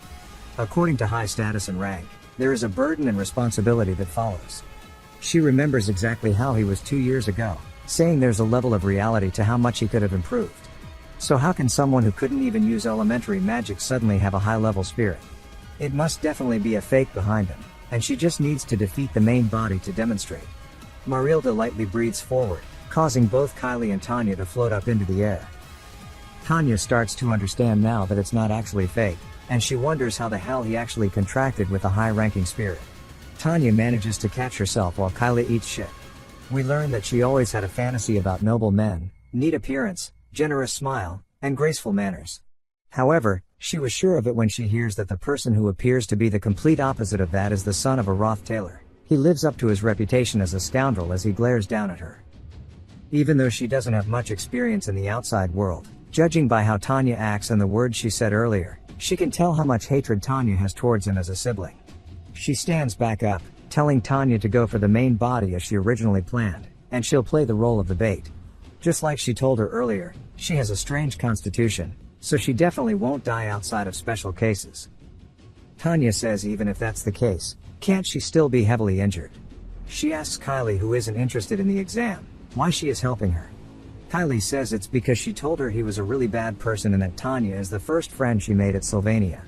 Normally, Tanya would have said something to her, but she'd seen Kylie on the way up to the altar. Even though Clabius, who was at the top of the combat faculty, jumped at them, he immediately got bodied by some strange aura. So maybe Kylie had something to back up her words. She's just more surprised by the fact that Kylie, who's been allergic to fights, is now taking the lead. But of course, that's not true, as Kylie begins to cry while screaming and running directly forward. She heads towards Ed and Marilda sighs, striking her hand forward. We see blood flying, and Marilda is surprised, as a holy barrier has blocked her attack and actually injured her. It's called the Holy Magic's Blessing, and it'll automatically cast holy magic that is mid-rank or above on those who are trying to harm the user. Marilda starts to howl and follows through her attack, sending Kylie bouncing across the ground. Ed glares at her, asking if that's all. Then he hears Tanya to his right, asking if he thought she would give up. He looks over to see her channeling magic into her hand as she uses a basic magic called Emit. She shoots out some wind directly at Ed. He's unable to properly react and actually gets knocked aside by the attack. She watches as he starts to fall over, and she's surprised that it actually worked. She wonders what's going on. and sees that the vision disc is starting to glow, and immediately 3 things land around Tanya, almost hitting her. After a closer look, we see that they are mana arrows, and Ed tells her to stay still. She begins to sweat nervously, saying there's no way, asking how somebody who couldn't even wield the hilt of a sword properly could use a bow. But not only that, the arrows are made out of magic. Ed tells her that was only a warning. She wonders if this is really the same brother she remembers from the past. As he starts to walk back towards her, with Marilda intimidating her, she starts to pant, and her mind goes blank with fear. She says that it's the same as back then, and nothing has changed. Since she was young, and no matter how hard she tries, there's nothing she can do. Ed tells her that she must have worked hard. She slowly opens her eyes, and he says he's sorry, but there's a reason for this. He can't go easy on her just because they are related, and if he did, she would have been more angry, asking if she agrees while he breaks the magic stone she dropped. She says yes, but she's still confused. He says it was incredible what she did. If he were her, he would have turned around and ran away, but she faced him until the end, even if it was a vision. Tanya now starts to understand that her initial thoughts were all wrong, as he says that he sees her differently, and he can't believe she has that side to her as well, and he smiles warmly at. Now she knows that he has actually changed from when they were younger. Ed says that it was an illusion, but she still fought until the end and that she should be proud. Tanya starts to cry, and he tells her that she was actually very impressive. He wonders why she's crying, asking if not getting into Class A is something to be this sad about. Kylie then grabs onto her, telling Ed not to get any closer. She says that she'll say this now. If he attacks her recklessly or antagonizes her, bad things will happen, telling him to stay away as her eyes start to fill with tears. Claire then tells him that the exam is over and that Clabias is completely knocked out. Kylie says that means the exam is over, and her voice changes as she wonders why that is. The transformation magic is now being undone. She remembers the Archbishop telling her that she needs to carry the magic engineering item with her at all times. She realizes how bad this is. Claire goes to tell him good work and then is surprised by something. As Kylie's hair starts to change, she realizes that her school life is now about to be over. Mug immediately puts the magic item into Ed's hand, and he hands it to her, saying that she needs to be careful not to lose her things. He goes to call her Holiness, but instead changes it to Kid. She is surprised by him giving her the item, and then Claire asks him why he is so hurt. He tells her that he is actually fine, and now the class assignment exam has finally ended. Ed has returned everything to their intended positions in this scenario, except for one thing that created a very small and meaningless gap. That change caused 2 ruby-like eyes underneath the world that was turning red to focus on Ed, which is meant to be focused on Taylor. She now understands that he was definitely about to speak formally to her. Claire tells Ed that he looks tired and should just rest and they'll deal with the aftermath. She asks Onyx if he can support Clabias, and he says sure. Onyx then is surprised by something as he looks up at the top of the tower, saying he swears he saw the shape of a person up there, but he thinks he must be tripping. We then hear Marilda's voice asking Ed if he knows that she believes there is beauty that transcends generations and values, and the sky is evidence of such. Even pieces of art, that are worth thousands can be interpreted differently, are subject to one's opinion. But when seeing that sunset, there is no one who could think it is not beautiful. Ed tells her that she sure is yapping a lot, and she says to keep the point short. She tells him that humans live a short life but don't even know how to appreciate every moment. We see her in her smaller form, stating that the worst curse a human can experience is a dull and boring life. He needs to know that he should appreciate the small things and find meaning in them, even in everyday things. Although they say a human's lifetime is like the 4 seasons, a spirit's lifetime is like a very long winter, it's boring and bleak. Ed says it's just as Yannicka warned him, she is a yapper. Marilda says that people like him are thorough in everything and leave no gaps, and are often senseless when it comes to themselves. The way he faints from exhaustion or is constantly getting hurt is proof of that. He asks why this matters while sighing, and she says that what she means is that he should date someone, calling him an idiot. She insists that he must have someone around him who is kind, cheerful, and friendly with him, and strong enough for him to rely on. Meeting someone like that and proving himself will surely help him understand how valuable that can be emotionally. She then asks Mug if she is wrong. Mug instantly salutes, saying that she is absolutely correct. Ed says that Marilda did not make a contract with Yannicka, they are actually just close. Mug adds that Marilda's advice is like the Bible among spirits, and surely he can at least listen to what she's saying and pretend to agree. Marilda starts to get annoyed, asking what he means by pretend. Ed says that Mug and Marilda aren't exactly in a superior-subordinate relationship like with Tarkan, but he guesses high-ranking spirits are scary. Mug goes to absolutely get rid of Marilda, saying he'll repent with death, but Ed stops him. He then asks Marilda what's up with Yannicka, saying that she looked really sad and asks what's wrong. Marilda responds that she can't tell him something that Yannicka herself didn't want to share. She tells him not to worry too much, as it's important for Yannicka to experience winter once. She needs to experience it and go through the process of understanding. The world isn't like a fairy tale. Sometimes, you just have to endure what you're given until spring arrives. They should go, as consuming more of his mana would make her feel guilty. Ed agrees because, even in her small form, it's not easy for him to manage. She says that she's definitely expensive and that this form is the best for efficiency. He asks if she has any other forms, and she says that she can turn into a beautiful girl. It's better on the eyes, but she doesn't think he'd be able to manage it. He tells her it's fine, and back when she underwent gigantification earlier, he didn't notice much difference in her efficiency, so he was curious. She says maybe it's because he couldn't sense it due to the mana stone, calling him dense, then leaps onto his shoulder off of his head and up towards the tower. Marilda asks if he thought he was handling all that mana by himself, telling him to think about it. A spirit like her wouldn't contract with solely one person, and then she vanishes atop the tower. Ed starts climbing it, saying he definitely can't summon a high-level spirit with just his mana for too long, but if it's not his mana, then whose is it? If you think about it, it's simple. A person who would contract with Marilda other than him is none other than Lucy, as we see her sitting atop the tower. He says he doesn't think this is a good place for a nap, and she says that's not why she's here, that's why the hut exists. He asks why, and she waits for a second before saying that she doesn't like the empty tent, so she went on a walk. Ed says that unfortunately, the end of her walk is this altar of substitution, and this is the final stage of the third act. The distrustful Saintess Clarice begins to suspect the order after she realizes the darkness of the holy city. Then the apostles come to the island to condemn her. Not knowing the story behind it, the Academy's characters follow the Archbishop's orders. Fenia's Royal Guard Army, Lortel's Mercenary Union, the Holy City's Cathedral Knights, and the high-ranking employees of the Academy, as well as all the main characters and principal, group up to fight a single girl who is trying to protect the island, following her master's final will. As we see her atop the tower emanating magic, she is called a renegade, a non-believer, but regardless of all these names, she never complained and looked down on everyone with a firm gaze. At that point, she was fully awakened, and it's none other than Lucy. She defeats all the main characters here and even over half of the raid party all by herself, but in the end, her stamina runs out, and she gets heavily wounded by Taylor while he's in his Ultra Instinct mode, as we see her hat cut up on the floor, as she herself is bleeding out from being nearly cut in half. Everybody learns the truth when the story is revealed. They learn why she was trying to kill the God's apostles. They all say they can't believe she wasn't a villain and didn't know that the story had that much meaning.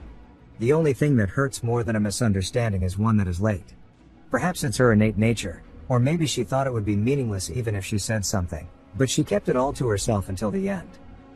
Of course, Ed does not plan on stopping her, but when it comes to sacrificing her to keep the scenario the same, he's not cold-blooded enough to do that to her.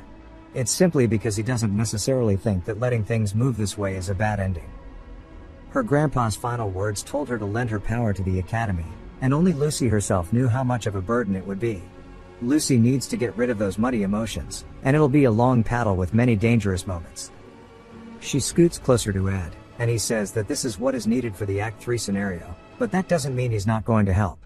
She puts her hand on his knee, saying she found this out recently, then lays her head on his lap, saying that it seems to get lonely when he's not around. Ed stops himself from saying anything and says that there's one thing he's going to do from now on. He will make sure to tell her in advance when he leaves the hut for a while as he lets her sleep while they watch the sunset. The next day, we hear Belle saying that somebody is back earlier than she expected. Clara says that she wanted to leave that place as soon as possible. She says that this is her present for her too. Most people mistake Annis being from a noble family, but it's actually Clara who is from a well-known family. Belle thanks her, and Clara stretches, saying this is the place that her heart calls home and that she needs to go see her friends. She hasn't seen them in a while, and she's brought a lot of yummy snacks, so she's finished all preparations to have a tea party with Annis and Yannicka. As she leaves, she says that she'll go see them first and is super excited. She has a lot to tell them, and that the taste of the blueberry pie surely will be to her liking. Out of complete fear about the awkward conversation, Belle crushes the box and sweats nervously. Later in the day, we see Clara in between Anis and Yannicka, wondering what's going on with the super awkward atmosphere, asking if maybe they had a fight. She starts to sweat nervously, saying maybe she should make a joke. She wonders what to say and clears her throat, but Yannicka instead calls out to Anis, which makes her shake. She asks her about the hug she got from Ed. Before we finish their conversation, it jumps to Ed's stats. We see that they are much better than they were at the start of the series. A wooden wind-blocking wall appears, and he says that items like this no longer raise his stats or production proficiency, which means he needs to find some other way to continue growing. We hear Belle say that it's definitely good to be thorough when preparing for strong winds, and it's a relief that he looks so healthy. He asks if she's here to take Lucy, as we see her hugging onto her, looking like she doesn't want to go. But Belle says the academy has implemented a new policy. During snowstorms, students may only leave the dorms if absolutely necessary.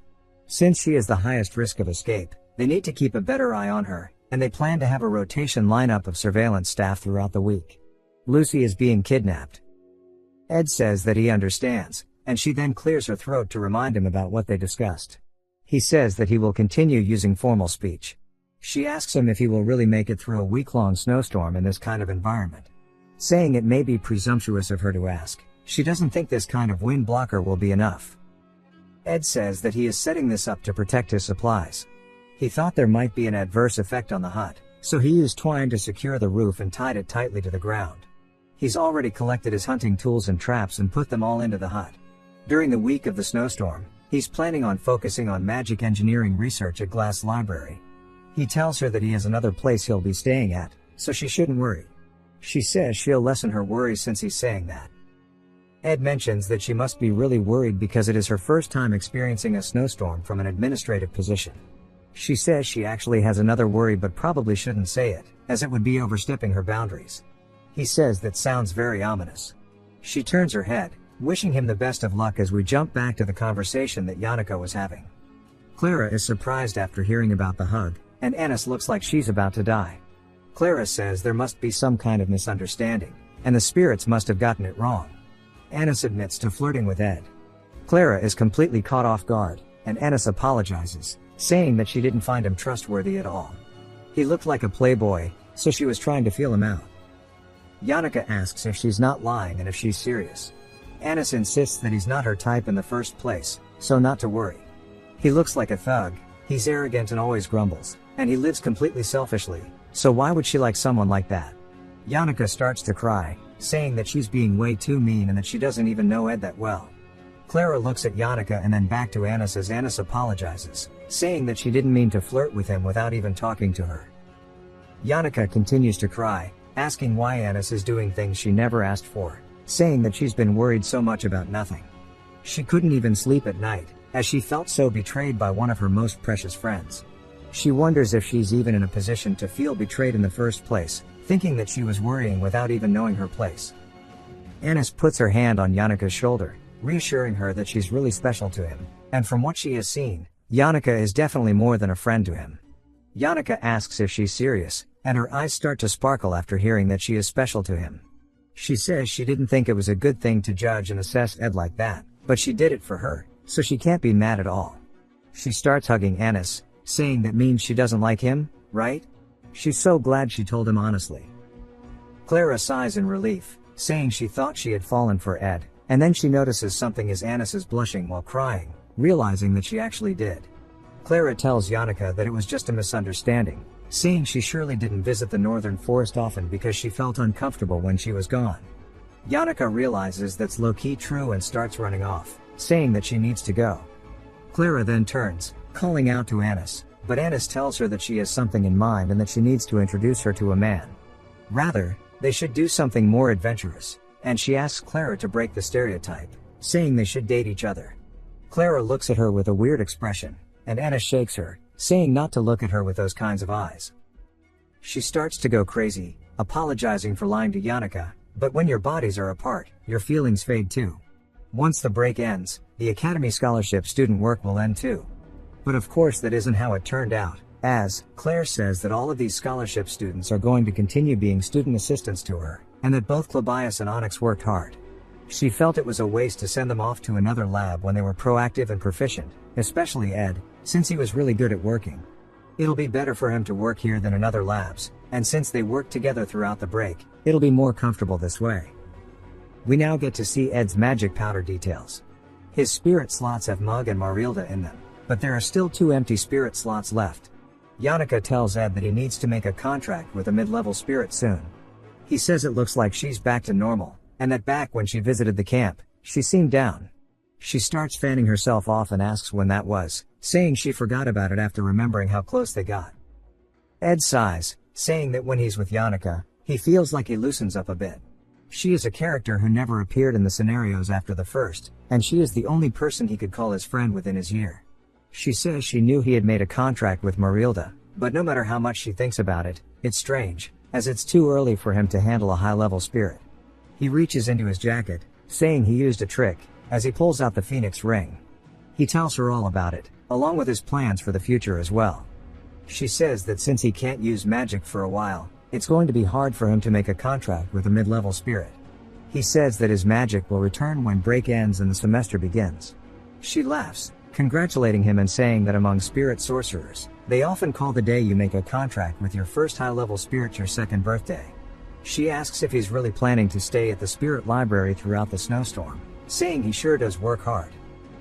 He tells her that she works hard as well, and when the snowstorm ends, there will be student council president elections. Since she's the top student of the year, she'll probably get some attention. She laughs, saying that everybody was asking her, but she doesn't know yet, so she's maintaining neutrality. In this scenario, Yannicka didn't receive the spotlight just for being the top student. This is because, based on her personality, she respected all candidates.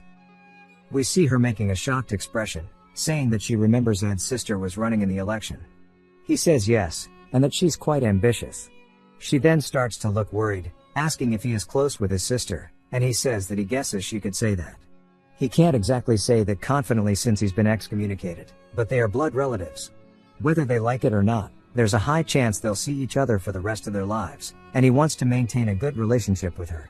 Even if not dearly, he does care for her. She starts to stutter, saying that now she understands it was just a fight between siblings. She grabs onto his jacket, asking him what Tanya likes, saying maybe there's something she'd like as a gift or if she likes food.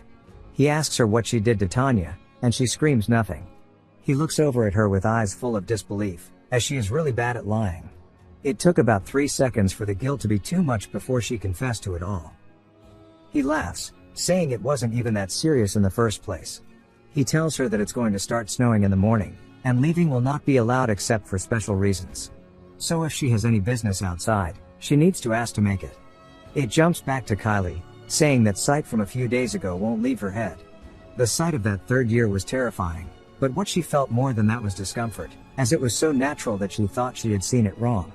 He definitely tried to speak formally to her at the end, and she starts to sweat nervously, wondering if he knows her secret. She worked so hard to lead a normal academy life, upholding the condition for that hard work of the priest to stand in the holy city. If a single outsider finds her identity, her life will be ruined. It wasn't hard to get information on him. As we hear Joseph's friend tells him that he's acting all tough, and in the end, he didn't make it to A class. Joseph says that the senior just really wasn't a normal person. He's heard that among the third years, he's a freak among freaks, and that he has built a hut in the northern forest and has been living there. She quickly grabs her device off the table, saying once the snowstorm starts, she can't leave for at least a week. Once it ends, spring will come, and the new semester will start. By then, she might lose the chance to seal his lips. She opens the window to her room, saying that she's so scared about this, but she's also really scared about him and the cold. She starts to recall Adele's words about living while only seeing pure white walls and ceiling causes your vision to deteriorate, and the romance of the world is all its natural colors. She leaps out of her window to experience it all herself. She uses her magic and instantly transforms back into Kylie, saying that she can't lose the freedom that she worked so hard to obtain. To properly confirm it, she needs to go meet Ed right now. As she starts running over, she feels both danger and distress at the same time. But we then get taken to some surprising lore about Clabius. He says that his eyes have long since adapted to the dark because darkness is all that he has ever known. The most vivid memory he has is of his brother, who stayed by his side even when everyone in the household avoided him. He recalls the moment he stabbed him directly through the heart, remembering the last words he spoke.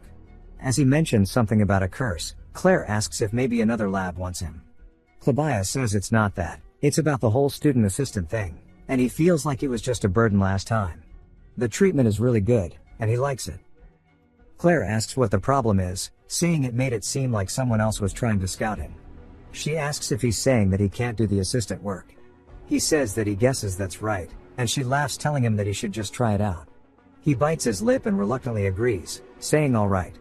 That night, as Ed starts descending into the library, he explains how this body was originally weak, but now he feels like he's really trained it to the very limits of what it can handle. During the break, he was able to concentrate on his training. His magic engineering and spirit formula infusion are now good enough to be called his specialties. With a bit more training, he'll be able to use these two well, so he's going to spend the remaining week working on them all inside the library. He gave Zix some money to clean up the mess with a bit of magic, but he didn't expect him to organize the books as well. Considering that the books are all organized according to theme and title, he understands that it must have been Elka who did it. They probably did it together while thinking of it as some kind of training, and he'll definitely have to repay them for it later. He pulls out a book, saying it's time to get started, and mentions that it's inefficient to learn hundreds of formulas. What's important is prioritizing and focusing on specific ones. The goal is to make Glock's Eye and Delim's Hourglass, as he wants to create at least one of them to have crafted a legendary item. He plans to spam make other types of equipment to raise his magic engineering skill, and once he's used to all of this, he'll make other rare items. He's already gone over the ingredients and just needs to use the tools he brought. He starts reaching into the bag but quickly does a double take. He realizes that he actually left them back at home. Crawling out of the hole, he says he should head back for now before it's too late. Back to Kylie. She's still remembering Adele's words as she stomps her way through the snow. We see her actually crying due to how cold it is as she continues forward. She says that they told her the hut was by the river in the northern forest. This is downstream according to the map, so she should come across the hut if she keeps following the river, and it feels as if she is on a grand adventure. She is not weak. While she's already more talented than other mages, her holy magic is even better compared to others. Anyone who attempts to harm her will have the damage returned twofold due to her blessing. So even if she comes across a wild animal or a robber, she will not be harmed. Despite that, she's still remembering Adele's words as she continues forward. But she's worried about fact that Ed might know who she is, and maybe he's been baptized by the Telos order. They follow the commandment one shall not harm his brothers. In the first place, someone faithful enough to have been baptized would never think of harming the saintess. But the reason she's here is that Ed might know who she is. She says it's time to check as she tries to open the door, but it's stuck. She brute forces it, causing a bucket full of blood to knock over. She's surprised as she looks down at it, and then looks back up to see a boar gutted on the ceiling, hanging down. She screams, seeing all the blood everywhere, and wonders if maybe she's fallen into hell. Her heart starts to race, and then she hears footsteps. She looks for somewhere to hide, and then the door swings open again as Ed has made his way back. He sees the bucket knocked over as Kylie hides under the desk, holding her breath. Ed puts his hands on the table, and the bear trap falls beneath his feet, almost jump scaring her. She must feel like she is in a horror movie. He starts rummaging through his toolbox, pulling out one of the blades. She sees this and lets out a little noise while covering her mouth and holding back her tears. She starts to shake in fear, hoping he didn't hear that, and then Ed puts his hand on the bottom of the table and peers down with a knife, asking her who she is. He then recognizes her, asking Kylie what she is doing here and why she is shaking. She screams while shooting out a holy magic spell called Divine Explosion, which nullifies most of the opponent's magic and inflicts physical pain. It hits him straight in the chest, causing him to fly back into a wall, knocking a bunch of books over. We see some would hit his head as well, and he is now soaked in blood. She starts to panic, saying she didn't mean to, and drops to her knees, saying she can't believe she just killed a person. She starts crying while praying to Telos, saying she has gravely sinned and that she, who was supposed to live a life of purity, has been stained with sin and must burn in the depths of hell to atone for it. Ed puts his hand on her shoulder, asking her if she is kidding him with this. Her soul leaves her body, and she dies on the spot. R.I.P. Kylie. He starts to grit his teeth in anger, wondering how this is possible. Back at the academy, we hear somebody calling out to Belle. She says she heard the report, and they need to figure out what to do. They should notify everybody and begin the search. Belle says they won't have enough people left to run the place and need to be as efficient as possible. She is aware of Kylie's real identity, and the order had decided that the person in charge at least needed to be aware of the truth. The nation would be in an uproar if the saintess were to go missing in a snowstorm. But even then, she keeps her composure and decides that it would be best to take care of things in secret. Considering her blessing she will be fine, she suits up and heads off, saying she will go find her on her own and tells the other maid to please take care of the other students, especially Lucy. The girl says that according to a witness, Kylie went toward the northern forest. Belle realizes that it's none other than Ed's territory and that he is low-key blessed with women, and that's odd. She now understands that the snowstorm left a man and a woman alone together, having to depend on each other while waiting to be rescued in harsh conditions. She starts to get some bad romance feelings in her gut about what's going to happen. She starts to blush, thinking about the possibilities as the other maid calls out to her.